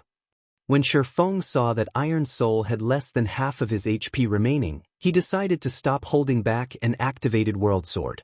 Immediately, 99 formless swords appeared around Shifeng, each one carrying power at the Tier 6 peak standard. Shifeng then sent these formless swords at Garudica. Swords orbit. When Garudica sensed the formless swords approaching her, she promptly recalled all her lightning swords to defend herself. How is he so strong? Iron Soul was stunned when he saw Garudica actively defending herself and at a disadvantage. From what Iron Soul could see, Shifeng was no match for the fallen archangel when it came to manipulating a large number of swords. With his 99 formless swords, Shifeng exhibited combat standards at only the refinement realm. In comparison, the fallen angel Garudica exhibited combat standards at the flowing water realm with her several hundred lightning swords. However, because Shifeng's formless swords carried much greater power, they could overcome the hundreds of lightning swords. While such a victory might seem crude, it was still incredibly astonishing. After all, the other Tier 5 players in the room were basically running for their lives when faced with the two fallen archangels' attacks. Yet, Shifeng was fighting toe-to-toe with a fallen archangel. With Shifeng holding off Garudica, Iron Soul was finally able to join Violet Cloud's group of 3. The 4 of them then supported Shifeng from the side, and Garudica's HP bar actually decreased slightly. Although Garudica's battle recovery could easily restore all of the HP she lost, this situation still astonished the 5 great super guild's old monsters. After the battle continued for another 10 seconds, the first casualties finally appeared as Zilluware killed 2 Tier 5 experts. This situation infuriated the other Tier 5 experts present, but there was nothing they could do about it. After 26 seconds had passed since Shifeng activated World Sword, the space within the hall suddenly shattered once more. A woman wielding a 7-colored staff and wearing a sacred white robe and a golden crown then walked out of this shattered space. The Tier 5 players present froze for a second as an indescribably holy aura enveloped the room upon this woman's appearance, the aura instilling a sense of fear in their hearts. As for the 2 fallen archangels, They similarly stopped their attacks and stared at the approaching woman with eyes brimming with fear. This holy woman was none other than Charlene, who had been resting in Blackwing City. However, compared to the last time Shifeng had met with Charlene, this woman felt like a completely different person. Currently, Charlene looked and felt no different from a god, and every one of her actions was intertwined with the world itself. Her mere presence inspired feelings of reverence toward her. Damn it! Those good-for-nothings actually let this goddess escape. Zilliaware cursed out loud when she saw the 24 or so dead or heavily injured Tier 5 Outer World NPCs in the shattered space behind Charlene. The scholar must have lost his mind, seeing as he summoned you creatures, Charlene said as she looked at Zilliaware and Garudica. After glancing at Shifeng's group, she continued, but since you've come here already, stay here forever. You think you can keep us here? After observing Charlene in greater detail, Zilliaware laughed and said, You've just awakened. Do you think we're no match for you? However, as soon as Zilliaware finished speaking, Charlene waved her 7-colored staff. Suddenly, all of the Tier 5 players present, including Shifeng, felt time slowing down. Even though their brains were still capable of thought, they couldn't move their bodies at all. She stopped time? Shifeng was astonished when he saw the gray world around him. Charlene's magic was simply heaven-defying. However, no more than 1 second after Charlene stopped time, the 2 fallen archangels actually broke free from the restraints of time, regaining their movement. They then charged at Charlene with spears of lightning in their hands. However, their movements now were much slower than before, so slow that even Tier 1 players could keep up with their movements. Meanwhile, Charlene simply raised a hand and shattered the surrounding space into countless fragments. She then turned these spatial fragments into blades and launched them at the 2 fallen archangels. The 2 fallen archangels brandished their spears to defend themselves, but they couldn't stop all of the spatial blades. The next moment, damage values exceeding 200 million appeared above the 2 fallen archangels' heads one after another. After 1 round of attacks, the 2 fallen archangels had lost over 5 billion HP each. However, compared to their maximum HP of 900 billion, a loss of 5 billion was nothing but a scratch. After the battle continued for another 20 seconds, the 2 fallen archangels' HP had fallen to the 80% threshold, proving that Charlene had the ability to kill them. Damn it! She has actually awakened to such an extent already. Zilliaware glared at Charlene in vexation. We'll die here if we keep fighting, Garudica said with a grim expression. We need to retreat. If we wait until Blackwing City's ruler returns, we won't even have a chance to flee. We have no other choice but to use that move, Zilliaware said, gritting her teeth as she took out a black rock. The moment Zilliaware took out this black rock, a hint of wariness appeared on Charlene's face. When the Tier 5 players present saw Charlene's reaction, they were puzzled, as they couldn't sense any aura or power from the black rock. In their eyes, the black rock was just an ordinary rock. However, before anyone could react, the black rock in Zilliaware's hand disintegrated into dust. A strand of incomprehensibly strong power then formed on her palm and shattered the restraints of time on her, allowing her to recover her full mobility. World Blade. After regaining her mobility, Zilliaware gripped the strand of power in her hand and swung it at Shifeng, Iron Soul, and Charlene.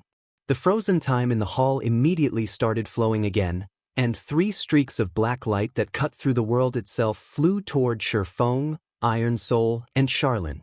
Shifeng and Iron Soul were surprised by this development. They never thought that Zilliaware would persist in attacking them, even in this situation. When Shifeng saw the approaching black light, he felt his soul shuddering like never before. He promptly activated Void Shield, World Breaker, and Final Sword simultaneously, then executed Sword's transmigration without hesitation. As for Iron Soul, he similarly activated his strongest trump card, his legendary shield transforming into a dark mist that enveloped him. Boom! Along with a powerful explosion, the figure of a person shot out of the dust cloud like a cannonball and struck one of the conference hall's iron walls, shattering the magic arrays strengthening the wall. Guild Leader! Fire Dance was startled when she recognized the person planted in the wall. Shi Feng could cut apart even the world itself when using World Breaker. Yet, even after he had combined World Breaker with Final Sword and Sword's Transmigration, he still suffered a severe blow, losing over 2/3 of his HP. This outcome was simply unbelievable. Meanwhile, when the dust settled, Iron Soul appeared standing in his original position. However, his body had been cleanly bisected, and nothing remained of his HP bar. Along with Iron Soul's death, a bronze ring had also appeared by his corpse. Upon seeing this bronze ring, Zilliware promptly grabbed it. In the meantime, Garudica took advantage of the opportunity and thrust her spear at Shi Feng. Facing Garudica's thrust, Shi Feng felt powerless. After defending himself against Zilliware's World Blade, not only did he enter a heavily injured state, but both his arms had also gone numb. He wouldn't be able to move them anytime soon. However, just when Garudica was about to hit Shi Feng, Charlene suddenly appeared in front of him and stopped Garudica's lightning spear with the tip of her finger. Boom! The next moment, the lightning spear suddenly dissipated harmlessly. An invisible force then sent Garudica flying backward and smashing into the wall on the other side of the room, her HP falling by over 100 million. Not good. Zilliware shouted. She then tore space and disappeared into the opening together with the bronze ring she snagged. Garudica also tried to flee when she saw Zilliware retreating. However, before Garudica could even turn, Charlene was already in front of the fallen archangel, tapping her staff on the other party's forehead. Garudica found herself immobilized, her HP plummeting. After this situation continued for 30 seconds, Garudica's body transformed into a muddy crystal the size of a fist. Simultaneously, the intensity of Charlene's aura dropped off. After storing the muddy crystal, Charlene turned to Shi Feng, who had just gotten back on his feet after much difficulty, and said, "You come with me. Everyone else, hurry back and get ready. You don't have much time left." After Charlene finished speaking, she waved her staff and summoned a teleportation gate. She then entered the gate, leaving behind Shi Feng and the other Tier 5 players, who were still in a daze. After scanning the surviving players, Shi Feng had Fire Dance and the others returned to Zero Wing first. He then contacted Melancholic Smile and had her use all the available manpower to produce the Blue Thunder flying ship and the mobile fortress. These mobile weapons of mass destruction would play a crucial role in hindering the Outer World NPC army's advance. Afterward, Shi Feng stepped into the teleportation gate Charlene summoned. The remaining players in the conference hall also understood what Charlene's words meant. Now that the mysterious youth had acquired another of the 7 treasures, his strength would most likely soar. If that happened, they would definitely have a much more difficult time fighting the Outer World's NPC army. Hence, they needed to return and immediately initiate countermeasures. They would also need to accelerate their plan to hinder the Outer World NPC army's advance. For a time, all of the Eastern Continent's player forces seethed with activity. Even the Western Continent's player forces began sending reinforcements en masse to the Eastern Continent. This was because everyone understood that the Fire Dragon Empire's fall basically meant game over for the entire God's domain. Hence, they needed to defend the Empire at all costs. On the other side, after Shi Feng took the teleportation gate, he found himself in the top-floor hall of the Stargazing Tower. Charlene was sitting on the throne at the end of the hall, her complexion a little pale. She looked much weaker than when she killed the fallen Archangel Garudica. The scholar has lost his mind. Now that he has obtained another of the 7 treasures, he will eventually recover a significant portion of his power, Charlene said, getting straight to the point when she saw Shi Feng. You currently have 4 of the 7 treasures on you. He will definitely target you next. If he acquires all of the 7 treasures, he will be able to recover fully and regain control over the entire God's domain. At that time, none of you heaven-blessed individuals will escape his wrath. You'll even be banished from this world of God's domain. Regain control over God's domain? Shi Feng was confused by Charlene's words. The ancient gods used to rule over God's domain but ultimately lost control over it in the final struggle. The scholar is one of those ancient gods, Charlene said, nodding. Currently, most of his power is sealed in the 7 treasures. Or to be precise, the 7 treasures were created using his power. Right now, only a Tier 6 heaven-blessed individual can prevent him from making a full recovery. And as you are only one step away from getting promoted to Tier 6, I hope you can accomplish this quest. As soon as Charlene finished speaking, the sound of a system notification entered Shifeng's ears. System, congratulations. You have triggered the mythical quest, Ancient God's Awakening. Quest content, prevent the awakening of the ancient god. Quest reward unknown. There will be no penalty for failing the quest. Do you wish to accept this quest? Shifeng was nonplussed when he read the quest content. Did he even have a choice? Charlene had already stated very clearly that all players would be finished if he failed the quest. In that case, there naturally wouldn't be a need to impose any penalties.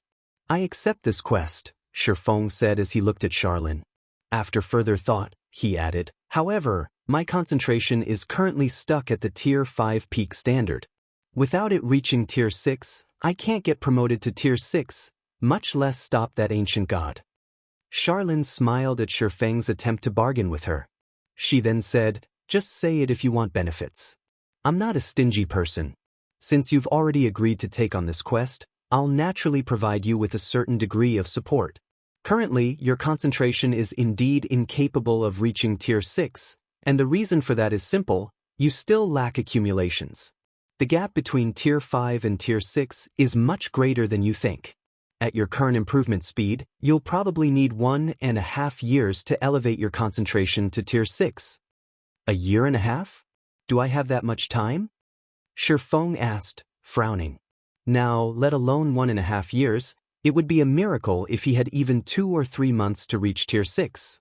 After all, the person targeting him was an ancient god. Of course not. However, the scholar has acquired the 3 treasures only recently.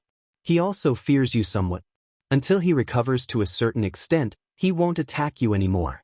If you're afraid for your safety, you can remain in Blackwing City. He won't dare barge into this place in his current state. However, the Fire Dragon Empire will probably be in trouble. There's a person sealed in the Fire Dragon Empire, and if this person is released, all of you will similarly be doomed, Charlene said, chuckling. As to how you can improve your concentration quickly, don't you have the Treasure of Illusion? You can use it to forcefully raise your concentration. After saying so, Charlene took out a muddy crystal, which was the crystallized form of the fallen Archangel Gertica. This is that fallen Archangel's soul. You should be able to produce a crystal of souls of incredible purity with it and break through to Tier 6 with her accumulations, Charlene said as she tossed the muddy crystal to Shifeng. Start your attempt now. You don't have much time left. When Shifeng accepted the muddy crystal, he could sense incredible soul power in it. Only, this soul power was too chaotic. Even a small portion of it could cause a Tier 5 player to lose their mind. Afterward, Charlene disappeared, leaving Shifeng alone in the hall. Shifeng did not hesitate for long. He took out the soul orb and began refining the fallen Archangel Gertica's soul. The outcome turned out as Charlene said. When the soul orb finished refining Gertica's soul, it produced a 7-colored crystal of souls containing soul power of incredible purity. Everything is up to you now. After Shifeng took a long look at the 7-colored crystal of souls, he swallowed it without hesitation. Suddenly, an indescribable comfort enveloped his body as boundless energy flooded his mind, continuously expanding his sea of consciousness. 1 hour. 3 hours. 1 day. After 2 whole days, Shifeng opened his eyes and found that the world around him had changed. Compared to before, the various elements of mana in the natural environment looked much more orderly. Before, he had felt as if he were looking at a pile of rubbish when he tried perceiving the mana around him. Everything was a mess, and sorting through them required a lot of effort. Now, the various elements of mana were like items neatly displayed on a shelf.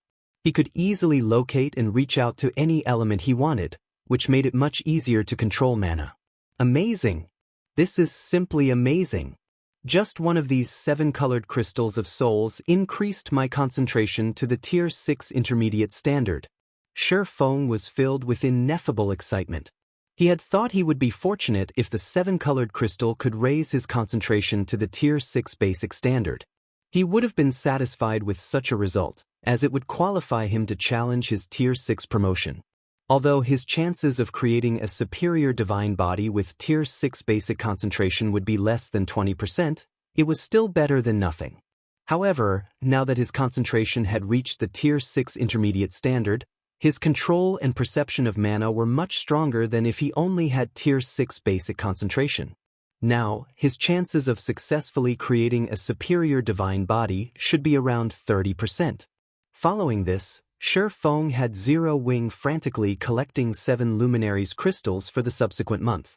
He even traded some of the Flame Beast puppets for 7 luminaries crystals, with one Flame Beast puppet going for 4,007 luminaries crystals, 200 magic elven cores, and all the materials needed to manufacture one Flame Beast puppet.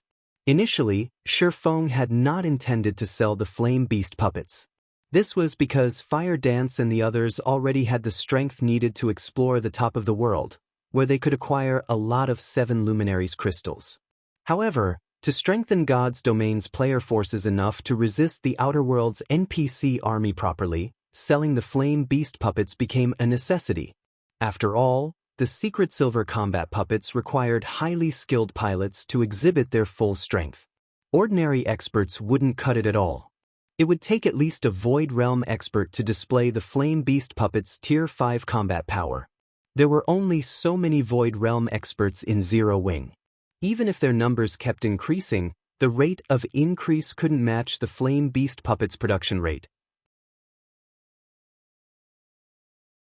Zero Wing's sales of Flame Beast puppets immediately boosted the overall combat power of the player forces, hindering the Outer World forces' advance. The guild even earned over 200,000 7 luminaries crystals from the exchanges, increasing Shi Feng's stockpile to 400,000. Apart from the player's side, the number of NPC armies gathered at the Fire Dragon Empire's borders increased a lot during this past month. On the Outer World NPC's side, close to half of the NPC army had already assembled outside the Fire Dragon Empire, preparing to launch an all-out assault on the Empire. Blackwing City, Stargazing Tower. Looking at the pile of 7 luminaries crystals in front of him, Shi Feng took a deep breath and mentally prepared himself. During this past month, he had already fully mastered the law of destruction. He had also mentally simulated the creation process for his superior divine body hundreds of times to improve his chances of success. Without further elevating his concentration standard, he couldn't increase his success rate any further. However, raising his concentration standard was impossible within a short period. I have 4 chances. This should be enough with a 30% success rate. After saying so, Shi Feng followed the records of the ancient god's legacy and began constructing his superior divine body using the law of destruction. Constructing a divine body was much more complicated than constructing a mana body. This was because a divine body was akin to a miniature world, not something that could be completed with just a few magic arrays. It required more than 300 Grandmaster magic arrays as its core. These Grandmaster magic arrays would then absorb the power within the supplied 7 luminaries crystals through the designated world law and create a complete miniature world. Simultaneously manipulating so many Grandmaster magic arrays was unfeasible without Tier 6 concentration. Meanwhile, the process of constructing a superior divine body was even more rigorous. A superior divine body needed over 1,000 Grandmaster magic arrays as its core. Unless one's control of mana reached a certain level, manipulating such a complex core magic array was out of the question. Moreover, the mana within 7 luminaries crystals was of incomparable purity, more than 10 times heavier than even ordinary solid mana, and thus incredibly difficult to manipulate. The next moment, Shi Feng stimulated 100,000 7 luminaries crystals with his mana and guided the mana that burst out from them into the 1,000+ Grandmaster magic arrays he had pre-constructed. Boom! However, partway through activating the magic arrays, half of them suddenly stopped working, and the entire core magic array crumbled. Failure. Manipulating the 7 luminaries' crystals' mana indeed isn't easy. Shi Feng wasn't too surprised by his failure. After all, this was his first time manipulating mana from 7 luminaries' crystals. Following this, he rested for 3 hours. After his mental state had fully recovered, he promptly began his second attempt. Boom! Another failure. Third attempt. This time, Shi Feng had a crazy idea utilizing the light of 2 worlds' golden soul to elevate his soul's standard. Although golden soul had a short duration, he could use this buff to get through the instability caused by the initial burst of mana. The only problem with this plan was that his concentration standard would plummet once golden soul's duration ended, which would increase the difficulty of manipulating the core magic array afterward. Golden soul activate. Shi Feng tightened his grip on the light of 2 worlds as he decided to take the risk. As expected, he got through the initial burst of mana much more easily with his elevated concentration standard, and he activated all of the Grandmaster magic arrays right away. He also guided the 7 luminaries' crystals' mana into these magic arrays with relative ease. However, when he had guided half of the mana into the magic arrays, golden soul lapsed. The buff's disappearance nearly caused him to lose control of the mana. 5 minutes. So long as I can last 5 more minutes, I'll be able to finish transferring all of the 7 luminaries' crystals' mana. Shi Feng gritted his teeth and struggled desperately to keep the Grandmaster magic arrays in operation. He also overburdened his mind, not daring to make even the slightest mistake. 10 seconds. 30 seconds. Shi Feng's complexion turned paler and paler as the seconds ticked by. Sweat continuously formed on his forehead. Nevertheless, he persisted. After the 3rd minute elapsed, Shi Feng's vision became blurry and his mind cloudy. His body also began shivering slightly. 1 last minute. Last minute. Shi Feng started feeling very sleepy, and even the system had begun warning him to log out and rest. However, he forced himself to remain conscious, going as far as biting his tongue and using the pain to stay awake. Read latest chapters at Wuxia World. Do 10 seconds, 20 seconds, 30 seconds. At this point, the world around Shi Feng had become one big blur, and his mind was basically shutting down already. However, relying on instinct and his familiarity with manipulating magic arrays, he was barely able to continue guiding the 7 luminaries' crystals' mana into the Grandmaster magic arrays and keep them operating normally. Shortly afterward, though, Shi Feng's consciousness lapsed briefly, and he lost control of the core magic array. Did I fail? After Shi Feng recovered from his brief lapse, his heart sank. At this time, though, the sound of a system notification entered his ears. System, congratulations. You have successfully constructed a superior divine body. The constructed superior divine body's completion rate is at 92% and has reached the Tier 6 standard. The constructed superior body is evaluated to be at the epic rank. Do you wish to get promoted to Tier 6?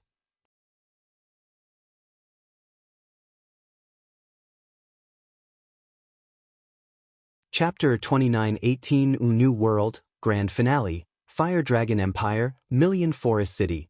Currently, over 50 million expert players had gathered in Million Forest City, the largest city in the south of the Fire Dragon Empire. Even the weakest among these players was a level 100+, Tier 3 player. The number of Tier 4 players gathered even exceeded 10,000. However, an indescribably solemn atmosphere shrouded Million Forest City, and everyone looked tense. This was because Million Forest City was the biggest barrier in the south. If the Outer World NPC army broke through here, it could march straight for Flame Dragon City. The executives of the various player forces had gathered on top of Million Forest City's front wall. Their faces were pallid as they quietly observed the Outer World NPC army hidden in the distant forest. These Outer World NPCs are simply insane. They actually gathered 1/3 of their total forces just to attack Million Forest City. Are they planning to fight to the death? 16th Cloud, the second vice guild leader of Shining Tiger and an expert who had reached Tier 5, said, frowning as she observed the Outer World's NPC army through a magic mirror. The Outer World NPCs and players had a numerical advantage over God's Domain's NPCs and players in terms of Tier 4 combatants. Logically, they should have split up and attacked multiple locations, as this would bring them the most benefits. The biggest advantage God's Domain's players had was their ability to get resurrected and rejoin the battle quickly. If the Outer World forces split up and attacked numerous locations simultaneously, God's Domain's players would likewise have to split up and guard multiple locations. Moreover, God's Domain's players would have to guard more locations than what was necessary to prevent ambushes.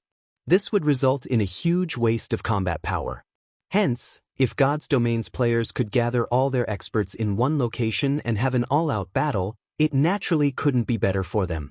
Maybe they think their chances of victory are slim, so they plan to concentrate their forces to secure a decisive victory.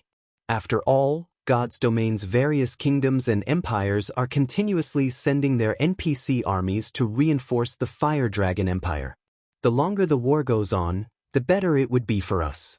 Perhaps they don't wish to drag things out any longer, Unyielding Soul's Unyielding Heart, who had similarly reached Tier 5, said, smiling.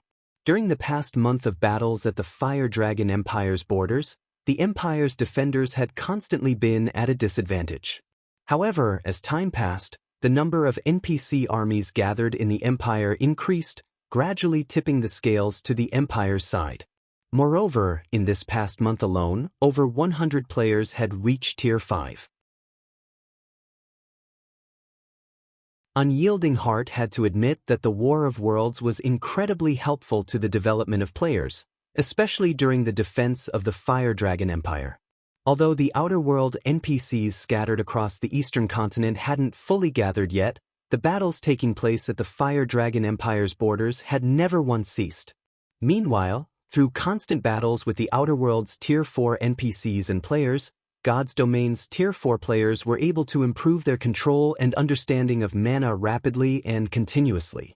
In comparison, before the War of Worlds, Tier 4 players would have difficulty finding another Tier 4 player to fight, let alone Tier 4 players who were at the Void Realm standard or above. At one point, Unyielding Heart even wished that the War of Worlds would last a little longer. Let's hope I'm just overthinking things, 16th Cloud said, nodding. Truthfully, an all-out fight was something she hoped to see the most. This was because there were currently more than 80 Tier 5 players gathered in Million City Forest, not to mention over 100 Flame Beast puppets and 8 Blue Thunder flying ships. Every one of these war weapons created by Zero Wing possessed combat power at the Tier 5 standard. Including the Tier 5 NPCs, there were close to 300 Tier 5 combatants stationed in Million Forest City. Meanwhile, according to their investigations, the Outer World army stationed outside Million Forest City only had around 400 Tier 5 combatants in total. The difference wasn't particularly significant. Even if they traded 2-for-1 with the Outer World army, they would still end up winning the war since they could be resurrected and rejoin the battle almost immediately. In reality, 16th Cloud and Unyielding Heart weren't the only Tier 5 experts entertaining such thoughts. The Tier 5 experts of the other player forces present were also confident of victory in the upcoming battle. And so long as they won this battle, the Outer World's NPC army would have difficulty causing problems in the future. Sometime later, when the number of players gathered in Million Forest City reached 70 million, a gigantic island suddenly appeared above the city, instantly triggering an uproar among the city's players and NPCs. Crap. Zero Wing. That is Zero Wing's mobile fortress. Isn't Zero Wing's mobile fortress stationed beside the secret Covenant Tower? Wait, this isn't the same one. I've seen the one stationed at the secret Covenant Tower, and that one only has 2 barriers protecting it. This one has 3. Zero Wing must have constructed a new mobile fortress. Amazing! Zero Wing truly is God's Domain's #1 guild. With this, those Outer World NPCs and players are finished. The mobile fortress that just appeared above Million Forest City was something basically everyone in God's Domain knew about. This was because the mobile fortress had allowed Zero Wing to establish its position in God's Domain. Now that there was also a mobile fortress protecting Million Forest City, how could everyone not get excited? Amid the excited cheers of Million Forest Cities players, 16 players flew out of the mobile fortress. Upon seeing these 16 players, the players in the city grew even more excited. Even the city's Tier 5 commander and Tier 5 NPCs took the initiative to receive these 16 players. These 16 people were none other than Gentle Snow, Aqua Rose, Fire Dance, Violet Cloud, Yantianxing, Silent Blade, Alluring Summer, Cold Shadow, Crimson Mask, Jilong, Lifeless Thorn, Blue Frost, Zhao Yueru, White Feather, and Invincible Swallow. Crap. All of Zero Wing's top experts are here. Even a demigod NPC has gone to welcome them. What's going on here? I heard that the War God's Temple recently added Zero Wing's Vice Guild leaders Gentle Snow and Aqua Rose to the 10 Saints. The two of them are even stronger than the NPC ranked 5th in the 10 Saints. Those ranked within the top 5 of the 10 Saints are supposedly close to rivaling Tier 6 existences, while those in the top 3 are basically Tier 6 gods in disguise. Zero Wing is truly a den of monsters. I heard that 3 of the 5 great super guilds' old monsters joined the 10 Saints only recently. Yet, Zero Wing actually has 2 people in the 10 Saints now. Moreover, both are ranked within the top 5. I wonder when I'll be able to join the 10 Saints? If I can get into the 10 Saints, I can die with no regrets. For a time, Zero Wing's members became the focal point of the entire Fire Dragon Empire. This was especially true for the players who had recently started playing God's Domain and were watching the live broadcast of Million Forest City's situation. When they looked at Gentle Snow and Aqua Rose, their eyes shone with ambition. They all wished they could become as strong and famous as these 2 women. Currently, Tier 5 NPCs were still existences to be feared for the various player forces, and even the king of a kingdom had a difficult time meeting a Tier 5 NPC. Yet, these powerful Tier 5 NPCs were behaving respectfully toward Gentle Snow and Aqua Rose. This situation was simply unbelievable. However, of the players in the Fire Dragon Empire, only the superpowers experts truly understood what it meant to be a member of the 10 Saints. The 10 Saints were existences standing at the very apex of God's domain. Although Gentle Snow and Aqua Rose were Tier 5 players, just like the superpowers Tier 5 experts, the difference between the two sides was like heaven and earth. Killing ordinary Tier 5 players was child's play for these 2 women. Meanwhile, when the Star Alliance's Galaxy Past and Purple Eye, who stood among the many players in Million Forest City, saw Gentle Snow and Aqua Rose, complex emotions appeared on their faces. Back when Zero Wing's operations were still confined to Star Moon Kingdom, the 2 of them had treated Gentle Snow and Aqua Rose as their rivals. Now, although Galaxy Past and Purple Eye had gotten promoted to Tier 4 and were even top tier among Tier 4 experts, they were merely a part of the crowd gathered in Million Forest City. In contrast, Gentle Snow and Aqua Rose already stood at the apex of God's domain. They were now existences that countless players looked up to, and even Tier 5 NPCs and the 5 great super guilds' old monsters had to be wary of them. Galaxy Past and Purple Eye weren't alone in their feelings. Matt and Prosciutto from Mythology shared their complicated mood. When Feng Shihan had decided to betray Mythology and join Zero Wing, she had invited Matt to join her. However, Matt had refused her offer, believing he could develop much more rapidly in Mythology. Yet, reality turned out to be completely different. Matt was still stuck at Tier 4. In comparison, White Feather, who had joined Feng Shihan, had already reached Tier 5 and become an existence he had to look up to. As for Prosciutto, he was confused by Feng Shihan's rapid improvement. In terms of talent, he was much superior to Feng Shihan. Although he had also gotten promoted to Tier 5, there had been a huge difference between them when they were both still at Tier 4. However, his Tier 4 mana body's completion rate had only been at 118% when he had gotten promoted to Tier 5. Meanwhile, according to Mythology's investigation, Feng Shihan had gotten promoted to Tier 5 with her Tier 4 mana body's completion rate at 120%. Moreover, Odin had said that Feng Shihan was even under consideration as a reserve member for the 10 Saints and that it wouldn't be strange if she managed to defeat one of the 10 Saints in the near future. Her strength already approached that of demigod NPCs. In comparison, Prosciutto's combat power was only at the Tier 5 peak standard, still nowhere near the demigod standard. While Prosciutto was in a daze, Zero Wings members had arrived above Million Forest City's gate. "You guys are finally here," Unyielding Heart said, smiling at Zero Wings members. "With you here, it's even less likely for the Outer World forces to take down Million Forest City." Even the weakest of Zero Wings' 16 Tier 5 experts present had combat power at the Tier 5 peak standard. Meanwhile, Gentle Snow and Aqua Rose could take on 10 to 15 ordinary Tier 5 combatants by themselves. Their participation in Million Forest City's defense had narrowed the gap in Tier 5 combatants between the two sides significantly. "What's our current situation?" Gentle Snow asked. At Gentle Snow's question, Aqua Rose and the others turned to look at Unyielding Heart. During these past few days, they had been fully focused on raiding a primordial ruin in the top of the world, so they weren't up to date on the Fire Dragon Empire's situation. Only after receiving the Secret Pavilion's notification did they rush over with the newly constructed mobile fortress. "While I can't say it's good, we definitely have a fighting chance," Unyielding Heart said. He then took out a memory crystal and displayed the information recorded in it. "According to our latest investigations, the Outer World's NPC army has over 130 million Tier 3 NPCs, around 150,000 Tier 4 NPCs, and over 200 Tier 4 NPCs. As for the player army, there are close to 200 million Tier 3 players, over 50,000 Tier 4 players, and over 100 Tier 5 players."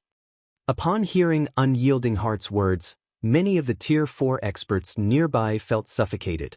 Setting aside the Tier 3 players, the difference in Tier 4 players between the two sides was simply massive. Even now, Million Forest City only had around 15,000 Tier 4 players gathered. In comparison, the other side had over 50,000. If Million Forest City's defensive magic array shattered, there was a high chance that some of these Outer World Tier 4 players would sneak past the city's defenders and reach the City Lord's mansion. That would spell the end for the city. After all, the City Lord's mansion's defensive magic array wasn't as strong as the city's. The only fortunate matter was that there wasn't a significant difference in Tier 5 combatants between the two sides.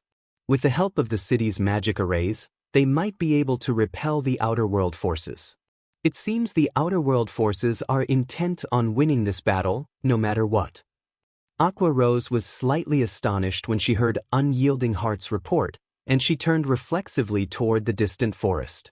An army of such size and power was more than capable of destroying an empire. Isn't that just perfect?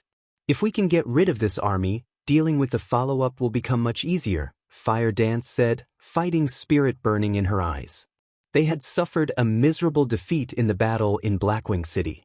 However, her strength had undergone an earth-shattering transformation during the past month.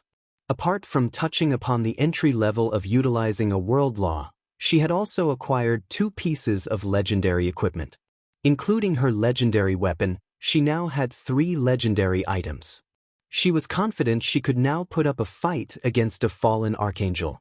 None of Zero Wings members refuted Fire Dance's words, either. With Shurfeng's guidance, they had improved their equipment standards significantly during this past month. Although they didn't gain any additional legendary weapons, they did acquire quite a few pieces of legendary equipment. Moreover, even the weakest piece of equipment on them now was fragmented legendary equipment. In equipment standards, they were in no way inferior to Tier 5 NPCs. Among their group of 16, Gentle Snow, Aqua Rose, and Violet Cloud were the luckiest, having each acquired a complete set of fragmented legendary set equipment. In terms of basic attributes, it wouldn't be an exaggeration to say that they rivaled Tier 6 players. However, just when everyone was thinking about how to cope with the Outer World Army's offensive, the Outer World Army hidden within the distant forest suddenly moved. Boom! Accompanied by a thundering noise, heavy clouds suddenly appeared over the forest, bringing darkness to the area. The sky then split apart, and 2 giant claws several hundred meters long descended from the massive tear in space. A short moment later, a monster several dozen kilometers tall emerged from the dark void. It had a gigantic mouth and hundreds of eyes and claws. The monster also exuded a turbid mist that corroded the surrounding space, causing it to disintegrate. The sight of this monster shocked the people in Million Forest City and the Outer World Army. So, this is the World Eater of Legends? 100 Ghosts' elder Windshadow, who stood in the forest outside Million Forest City, couldn't help doubting his eyes as he looked at the big-mouthed monster before him. The World Eater was a monster recorded in legends, and he had only found out about its existence after stumbling across a record of it. The World Eater was born in the endless void, and its sole purpose in life was to devour worlds. In front of a World Eater, even the dragon race, God's domain's strongest race, was nothing. Even a Tier 4 infant World Eater could devour a Tier 5 dragon. Meanwhile, the World Eater in front of him was an adult. At its current strength, even Tier 6 gods would have to avoid confronting it. When Awakened Abyss, who had already reached Tier 5, saw the behemoth in the sky, excitement filled his eyes as he exclaimed, "Amazing! We're sure to win now." World Eater, Chaos Beast, Legendary, Level 210 3 trillion. Similar to Awakened Abyss, the other Outer World players present also grew excited when they saw the World Eater. However, when Fire Dance and the others in Million Forest City saw the World Eater, a grim expression appeared on their faces. Although they didn't know what a World Eater was, they could still tell what a terrifying existence it was just by looking at its 3 trillion HP. After all, the average level 200 legendary monster only had around 300 billion HP, and even a Tier 5 Fallen Archangel only had 900 billion HP. Yet, the World Eater had more than 3 times that amount. Activate the defensive magic array. All magic cannon towers prepare to fire. Victory for the Fire Dragon Empire. Mechabod, a level 200 demigod NPC and the commander of Million Forest City's army, ordered when he saw the World Eater starting to make its way toward the city. A total of 4 magic barriers promptly appeared over Million Forest City, the barriers stabilizing the space within a 10,000-yard radius of the city. The barriers also created a separate world within them, isolating Million Forest City from the outside world and preventing the World Eater's powerful mental oppression from spreading into the city. Miniature World. After seeing the city's defensive magic array activating, Aqua Rose used the Ring of Gospel that Shifeng had passed to her. During their exploration of the primordial ruin in the top of the world, they had managed to upgrade the Ring of Gospel to the legendary rank. Now, the ring could call down a complete miniature world, and its suppression effect was only slightly inferior to the world mirrors. Although each activation of miniature world now cost 5,000 mana stones, instead of just 5,000 magic crystals, the skill's duration had increased from 10 minutes to 30 minutes. The skill's AoE had also expanded to 50,000 yards, and even Tier 5 players wouldn't be able to make use of the ambient mana within the affected area. Moreover, all hostile units below Tier 6 would be subjected to a 30% reduction in basic attributes and physique, while Tier 6 enemies would be subjected to a 15% reduction. After Miniature World's activation, the Outer World's Tier 3 combatants charging toward Million Forest City stumbled and fell to the ground like dominoes. Their movements also became as slow as a turtle, making combat practically impossible for them.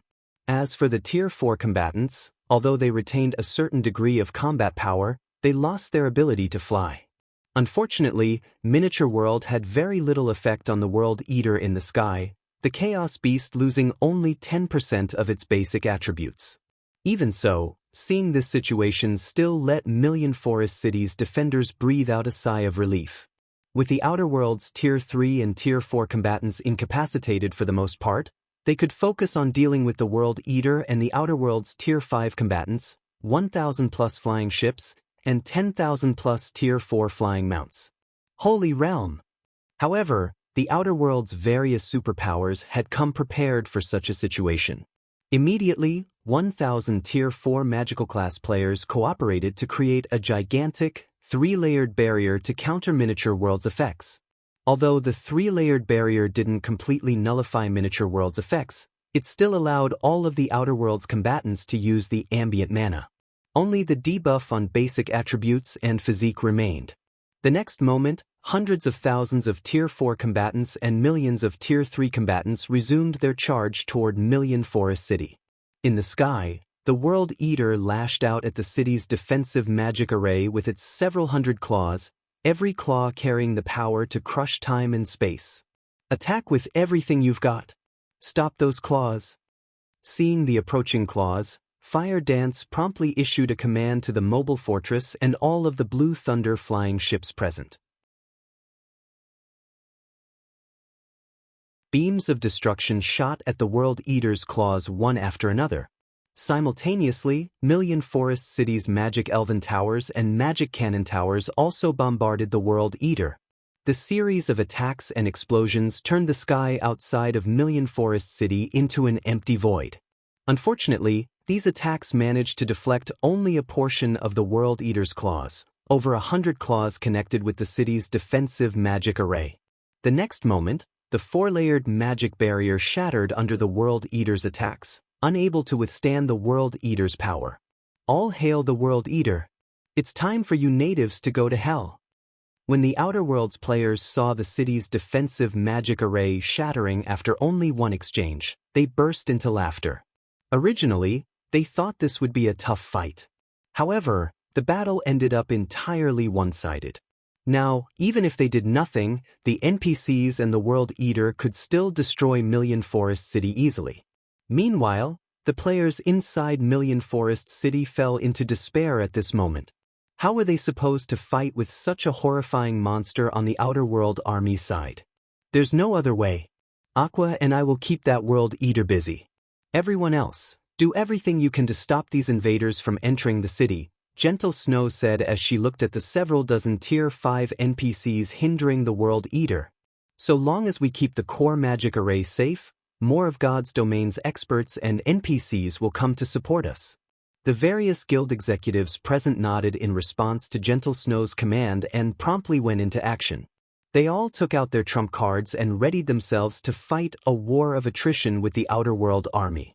Although the World Eater was powerful, victory still wasn't out of reach.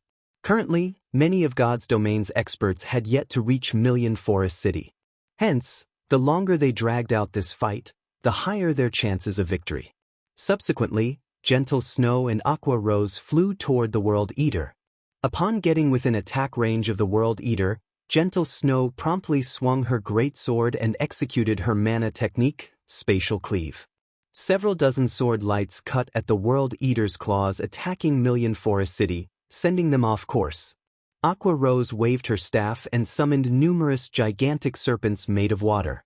She then had the water serpents bite the World Eater's claws, preventing them from getting close to Million Forest City. Are they monsters?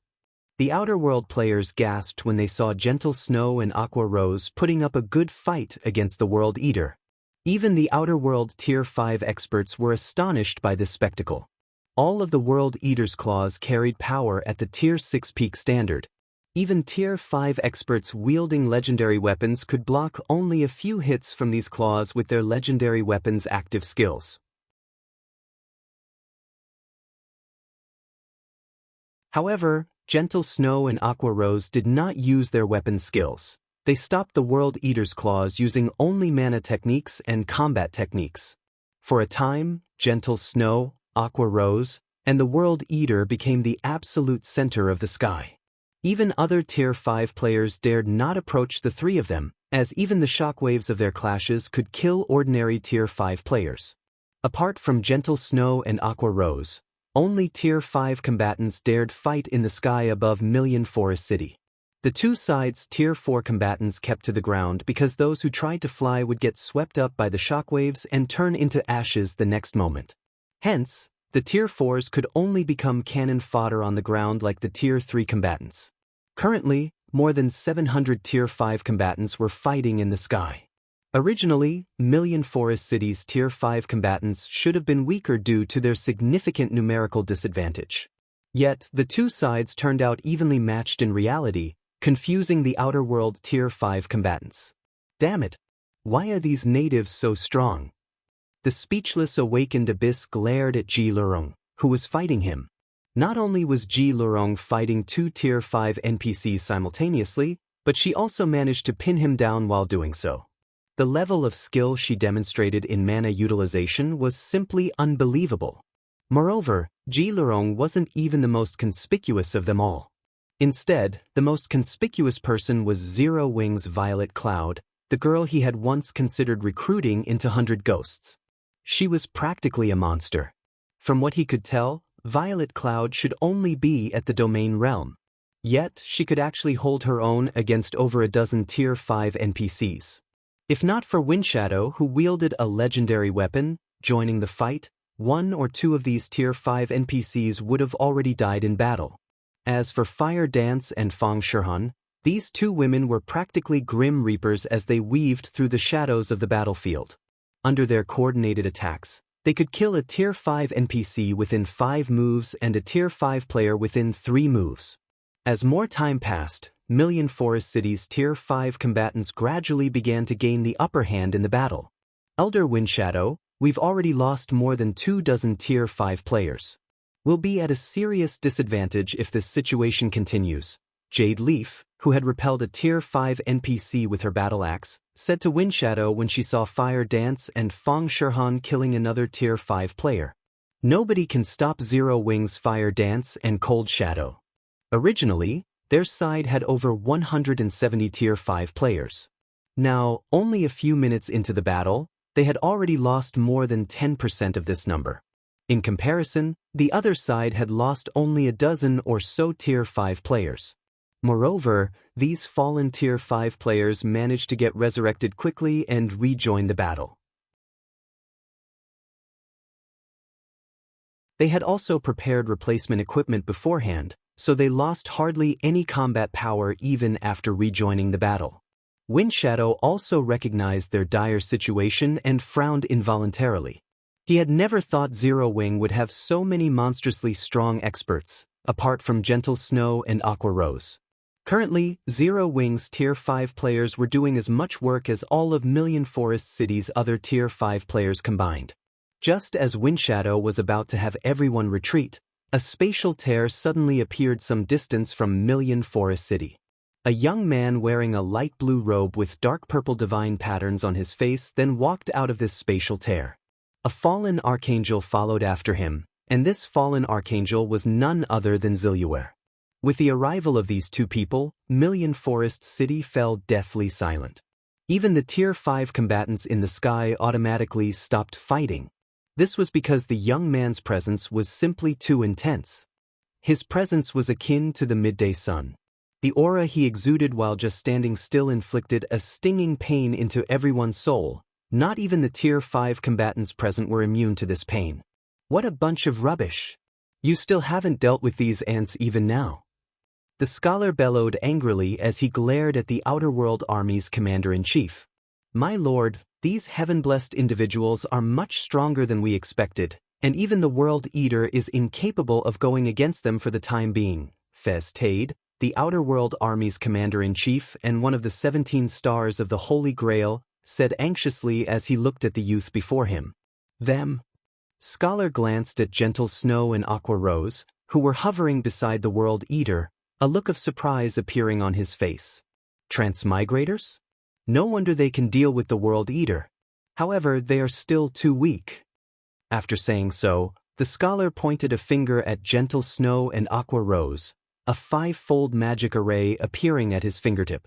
Immediately, everyone on the battlefield felt time stagnate. The Tier 3 combatants present even found their thoughts freezing. Tier 6 Curse, Hand of Death. The next moment, a titanic claw appeared above Gentle Snow and Aqua Rose. This claw was as large as the World Eater, and it swiped at the two immobilized women as soon as it took shape. It's over. How can there be such a monstrous existence? When 16th Cloud, Unyielding Heart, and the other Tier 5 players saw the gigantic claw from a distance, despair overwhelmed them. Not only did the scholar slow down time for the entire battlefield, but he had even used a Tier 6 curse. This single attack could probably wipe out the entire Million Forest City, not just Gentle Snow and Aqua Rose. However, when the monstrous claw was only several yards away from Gentle Snow and Aqua Rose, a sword light suddenly shot out from Million Forest City and struck the claw. Boom! Accompanied by a loud explosion, the restraints on the battlefield's time shattered. Simultaneously, the space above gentle snow and aqua rose transformed into an empty void. The attack was blocked? Something like that can be blocked? Who did it? Everyone gaped in shock at the empty void in the sky, then automatically turned to look at the sword light's origin. The next moment, what entered everyone's eyes was a cloaked man wielding a golden longsword flying out of Million Forest City's teleportation hall. Everyone present gasped involuntarily. Tier 6. He actually got promoted to Tier 6? Everyone present was very familiar with the cloaked man. This was because he was none other than Shi Feng. However, the aura Shi Feng exuded was simply unbelievable, especially for players who had visited ruins left behind by gods. The power they sensed from Shi Feng was one that they had only ever felt in those ruins. Only, Shi Feng's aura was several hundred times more powerful. Indeed, that was divine might. Guild leader, you succeeded? Feng Shihan asked as she looked at Shi Feng, who had arrived before her. Although the divine might Shi Feng radiated proved that he had reached Tier 6, Feng Shihan couldn't help asking for confirmation. Tier 6? This was the true pinnacle of God's domain. I succeeded. Shi Feng nodded with a smile. Actually, he also wanted to say that he didn't just get promoted to Tier 6 with an ordinary divine body, but with a superior divine body instead. The difference between the two was akin to that between mythic and superior mythic monsters. The two were on entirely different levels. Upon hearing Shi Feng's acknowledgement, Zero Wing's members grew ecstatic. Now that Shi Feng had reached Tier 6, the Outer World's NPCs and players would no longer be a problem. Moreover, Zero Wing would become God's domain's bona fide #1 guild from now on. The Outer World players were dumbfounded by this development. After all, the Outer World's various superpowers were practically going crazy just trying to get their respective guilds' best talents promoted to Tier 5. Getting one of their members to Tier 6 was something none of them had ever dreamed of doing at this stage of the game.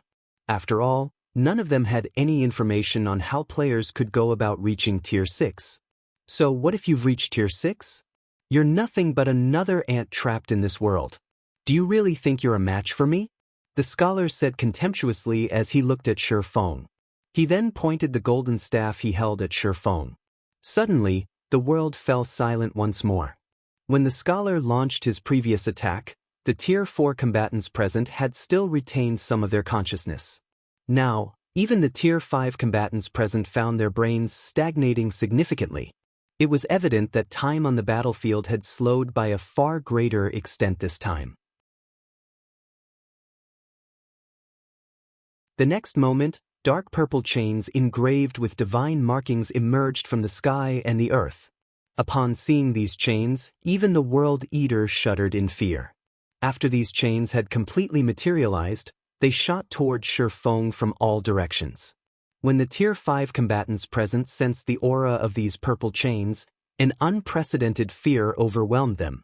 Even their souls were instinctively warning them not to touch these chains, no matter what. Are these the legendary chains of law? Shi Feng was slightly surprised when he saw the dark purple chains. The ancient god's legacy he acquired contained information on the chains of law, stating that these chains carried power surpassing the Tier 6 peak standard. Even a Tier 6 god would have difficulty moving when caught by these chains. And unless the Tier 6 god's strength surpassed the Tier 6 peak standard, they would eventually die to these chains. Seeing the hundreds of chains of law closing in, Shi Feng unsheathed Solomon's sword and brandished it together with the light of two worlds. Sword's orbit. Shi Feng moved freely, unaffected by the time stagnation affecting the battlefield. A galaxy of stars formed around him, each of these stars carrying earth-shattering power. These stars struck down the chains of law that came close to Shi Feng, preventing them from coming into contact with him. After striking down all of the chains of law, the stars surrounding Shi Feng spread into the surroundings. A moment later, the battlefield's stagnant time started flowing once more. Impossible! A look of surprise and confusion appeared on the scholar's calm countenance when he saw Shi Feng emerge unscathed from his attack. Those were the chains of law. Even an actual Tier 6 god would have to flee when confronted with those chains, as they would lose their life if even one of those chains latched onto their bodies. Yet, Shi Feng had deflected all of the chains with a simple sword technique. What the scholar found even more unbelievable was that his time stagnation technique was utterly ineffective against Shi Feng. Do you find it strange? Shi Feng chuckled at the look of surprise on the scholar's face. Do you think you ancient gods are the only ones who can have superior divine bodies in God's domain? The superior divine body could be said to be the main factor behind the strength of ancient gods. This was because only with a superior divine body could one perfectly utilize the power of the world. Meanwhile, the chains of law was one method of utilizing the world's power. However, if Shi Feng similarly imbued the world's power into his swordsmanship, he naturally could stop the chains easily. You have a superior divine body? The scholar was thunderstruck when he heard Shi Feng's words. The superior divine body was something even ancient gods had difficulty creating. Meanwhile, in the scholar's eyes, Shi Feng was nothing but an ignorant ant, yet Shi Feng actually had a superior divine body. If the scholar told this matter to other ancient gods, none of them were likely to believe him. Your rampage ends here. After saying so, Shi Feng disappeared and reappeared in front of the scholar, the speed of his movement so quick that it seemed as if he had been standing in front of the scholar all this time. He then activated World Breaker and Final Sword simultaneously. Two sources of light immediately enveloped his swords and fused perfectly. The combination of these two skills was something Shi Feng had been continuously practicing and perfecting over the past month. Apart from the fusion of these two skills, Shi Feng had also been modifying swords transmigration, and he eventually ended up creating an advanced silver combat technique. Swords ripple. A torrent of light cut across the sky, erasing everything that existed in front of Shi Feng. When the light faded, the scholar was nowhere to be seen. Instead, hovering in his place were 3 of the 7 treasures. The next moment, the translucent figure of a person appeared in the empty void, and this person was none other than the scholar. At this time, though, the scholar no longer had any divine markings on his face. He looked and felt no different from an ordinary youth. Damn it! It's this outcome again. Why do you ignorant ants always come foiling my plans? Bellowed the scholar, who had been reduced to a soul, as he glared at Shi Feng with eyes full of resentment and anger. However, his anger soon faded, and he started laughing. Don't get too proud of yourself. You can't do anything to me even if you have a superior divine body. My soul is eternal and indestructible. What you have destroyed is nothing but a shell to house my soul. I can recreate more of such shells in no time at all. Sooner or later, I will have all of you ignorant ants disappear from this world. After saying so, the scholar laughed louder and louder, his mood getting better and better. The scholar's words made everyone on the battlefield shudder. If a monster like the scholar could resurrect infinitely, then it would be an absolute nightmare for them. That's right. You indeed have an immortal soul, and even true ancient gods can't erase your existence, Shi Feng said, nodding as he looked at the scholar.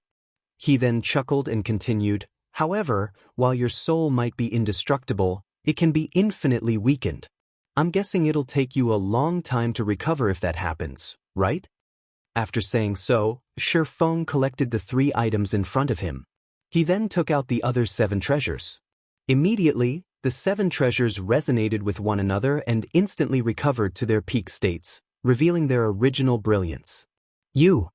The scholar's expression instantly changed when he saw the 7 treasures, and he turned and tried to flee into the void.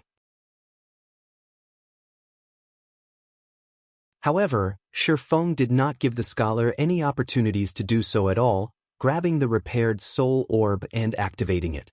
Devour! The soul orb immediately began absorbing the scholar's soul, continuously weakening it. After the situation continued for 4 minutes, the scholar's soul disappeared, and the soul orb produced a 9-colored crystal of souls. System, congratulations! You have completed the mythic quest, Ancient Gods Awakening, rewarding 1 Ancient God's Soul Crystal and 2 levels of World Authority. Ancient God's Soul Crystal? After observing the 9-colored crystal of souls for a moment, Shi Feng tossed it into his mouth and swallowed it. He wanted to see what effects the ancient god's soul crystal had. Moreover, doing so would prevent the scholar from regaining his power. The soul orb might have absorbed the power of the scholar's soul and made it seem as if the scholar had died, but that wasn't true at all. In time, the scholar would still gradually recover his strength. This was also what made ancient gods amazing. As soon as Shi Feng swallowed the ancient god's soul crystal, he felt a tingling and burning sensation in his brain. It was completely different from the refreshing sensation he felt when he swallowed the crystal of souls made from the fallen Archangel Garudika's soul. Only after this burning sensation had continued for several minutes did it gradually disappear. Is this the Tier 6 peak standard?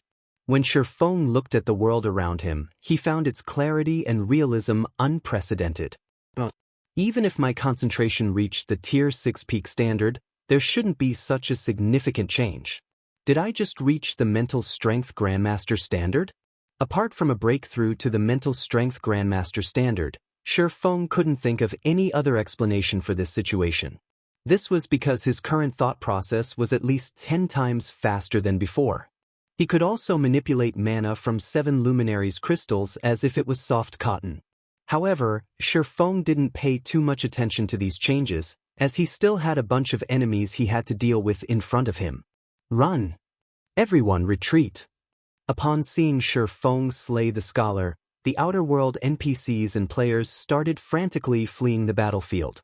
All of them wanted nothing more than to run back to the world passage right now. They felt that only by returning to their own god's domain would they truly be safe from Shi Feng. However, Shi Feng had no intention of letting any of these people escape. With a swing of his sword, he effortlessly massacred the outer world forces and wiped out the forest ahead of him. Let alone escaping, the army of millions didn't even get to leave their ashes behind on the battlefield. The conclusion of this battle sent tremors across God's domain.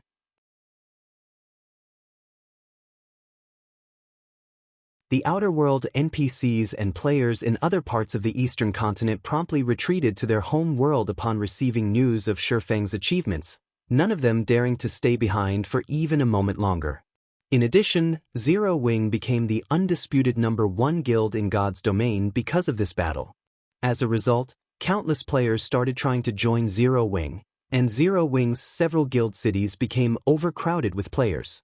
However, Shi Feng paid no attention to these requests to join Zero Wing. Instead, he simply handed off his responsibilities to his vice guild leaders. After turning in the 7 Treasures main storyline quest, he chose to log out of the game and meet with Xia Wuyuan. After all, he was very curious to find out about Phoenix Rain's matter. And now that he had fulfilled the conditions Xia Wuyuan had given him, he should be qualified to find out more about the matter. Not to mention, after he devoured the ancient god's soul crystal, he could sense things that he had never been able to sense before. He had many questions regarding these new findings, and he estimated that Phoenix Rain would have answers. Middle layer, Green God Courtyard. The Green God Courtyard was a place specifically reserved for the Green God Company's internal members. Apart from serving as a residence, it was also the office that handled the middle layer's various affairs. There weren't a lot of people in the Green God Courtyard. Even after arriving in front of Xia Wuyuan's residence, Shi Feng had come across only several dozen people. From this, he could tell that the Green God Company didn't have many internal members. When Shi Feng entered Xia Wuyuan's residence, he found the old man sitting in the living room and brewing tea in front of the coffee table. There was also a cup of freshly brewed tea on the other side of the coffee table, as if Xia Wuyuan had known ahead of time that Shi Feng would visit him. Pointing at the sofa opposite himself, Xia Wuyuan looked at Shi Feng and said, "Have a seat." "You knew I would come to find you now?" Shi Feng couldn't help asking. "Of course. I know everything you do in God's domain," Xia Wuyuan said. Taking a sip of tea, he smiled and continued, "I also know that you've long since broken through to the 3-star mental strength master standard and that you've already reached the grandmaster standard now." "You knew." Realization dawned upon Shi Feng when he heard Xia Wuyuan's answer. It seems the Green God Company really is the developer behind God's domain. "You're only half correct," Xia Wuyuan said, shaking his head. "What do you mean?" Shi Feng asked. The Green God Company didn't develop God's domain. Instead, we only run it, Xia Wuyuan explained. The Green God Company didn't develop it? Shi Feng was a little surprised by this answer. From what he knew, there shouldn't be another company on Earth with the technology required to develop a game such as God's domain. How is this possible? Could there be a corporation in this world capable of surpassing the Green God Company's technology? Didn't you want to see Phoenix Rain? Xia Wuyuan said suddenly. Confused by Xia Wuyuan's sudden mention of Phoenix Rain, Shi Feng asked curiously, "Can I meet with her now?" "Of course. You now have the qualification." Xia Wuyuan snapped his fingers, and a hologram of a person suddenly appeared beside him. This person was none other than Phoenix Rain.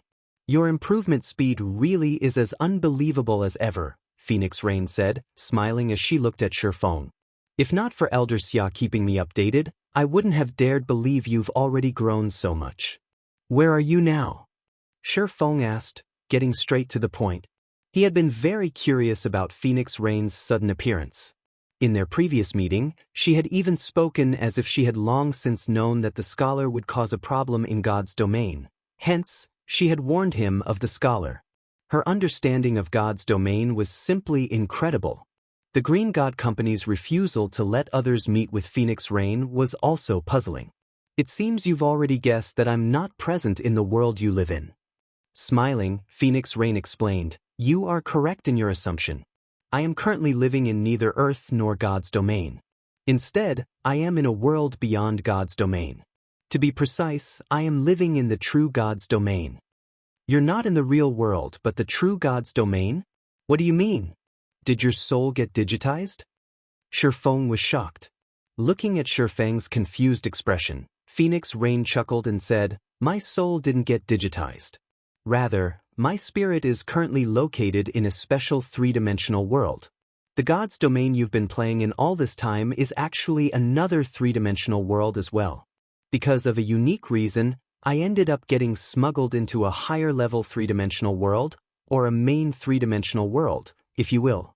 On the other hand, the God's domain you've been playing in is merely one of the countless subworlds of this main three-dimensional world." Three-dimensional world? The God's domain I've been playing in is only one of the many subworlds of a main three-dimensional world? Shi Feng suddenly felt he lacked the brains to process the information Phoenix Rain provided. Although the various phenomena in God's domain could serve as proof that the world of God's domain wasn't just a simple virtual world, calling it a real three-dimensional world was still a little too much of a stretch. Just what kind of technology was necessary to let someone mentally connect to another three-dimensional world? What she says is true. The God's domain you are playing in is indeed a three-dimensional world. However, this three-dimensional world is very special, and outsiders can enter it only through their minds, Xia Wuyuan explained, smiling when he saw the skeptical look on Shi Feng's face. "Now that you're a mental strength grandmaster, you are also qualified to know the Green God Company's biggest secret. I previously told you that the Green God Company's founder is a mental strength grandmaster. He is also the first human in our world to develop his mental strength to the grandmaster level. After reaching the grandmaster level, he happened across a device that a four-dimensional civilization left behind for all three-dimensional civilizations. This device allows people to enter a special three-dimensional world created by the four-dimensional civilization.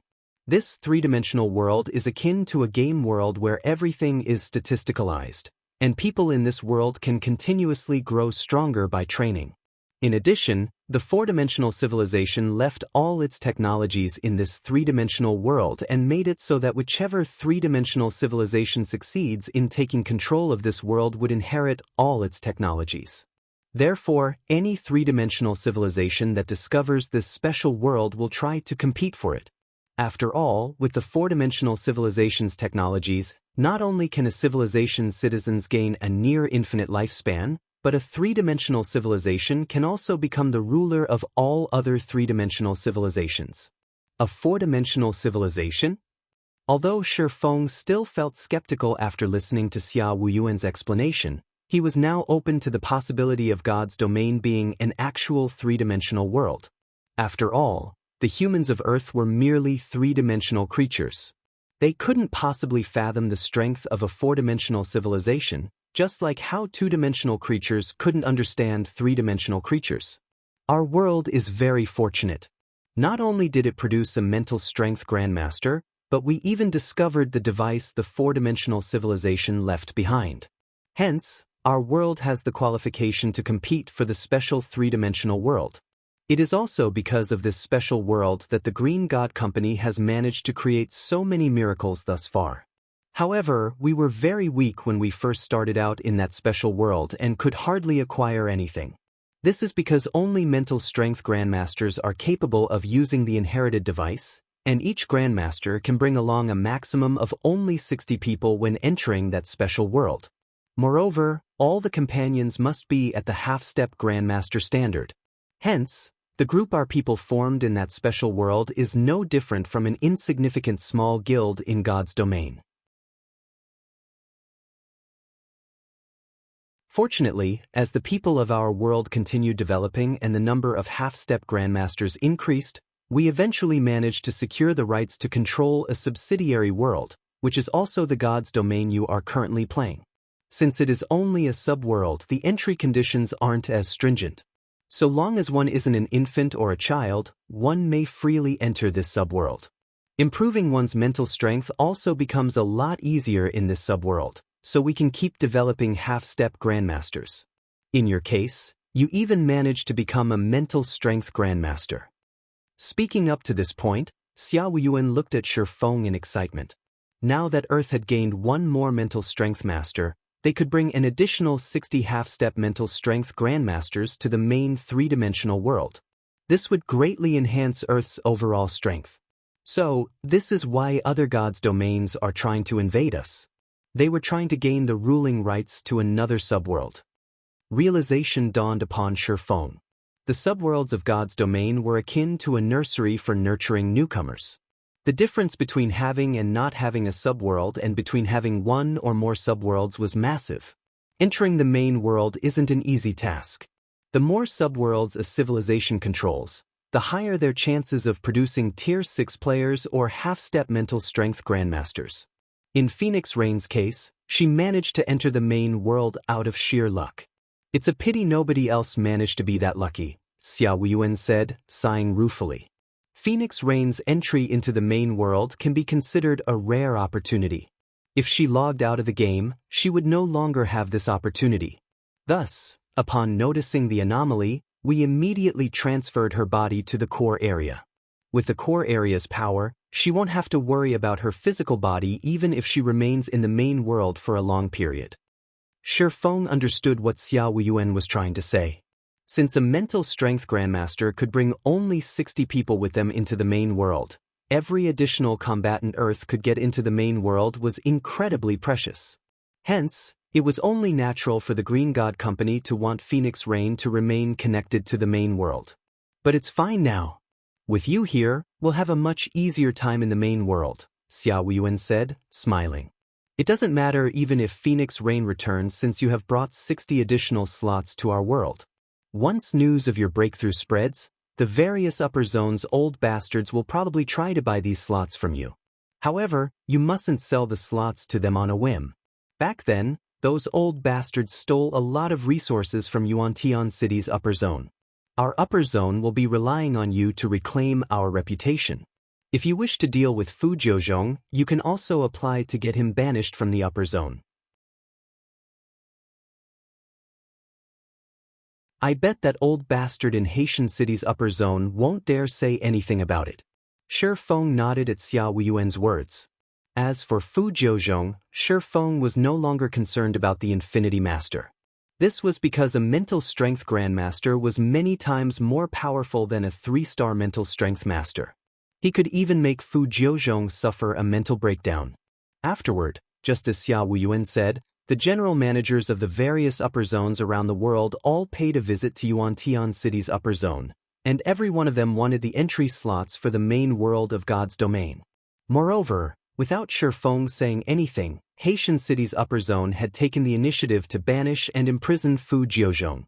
However, Shi Feng did not casually sell his entry slots. After all, now that he knew the main god's domain's importance, he naturally had to give zero-wing priority for these slots. In the end, he chose to sell only 10 slots to the top 10 upper zones in the world, gaining one favor from these upper zones: the creation of his own upper zone. The upper zones located around the world weren't natural occurrences. Instead, they were created using the four-dimensional civilization's technology. Read latest chapters at Wuxia World. However, the creation of every upper zone required a lot of resources, many of which these top-ranking upper zones could provide. Once he had these resources, so long as he obtained a few more items from the main god's domain, he could create his very own upper zone.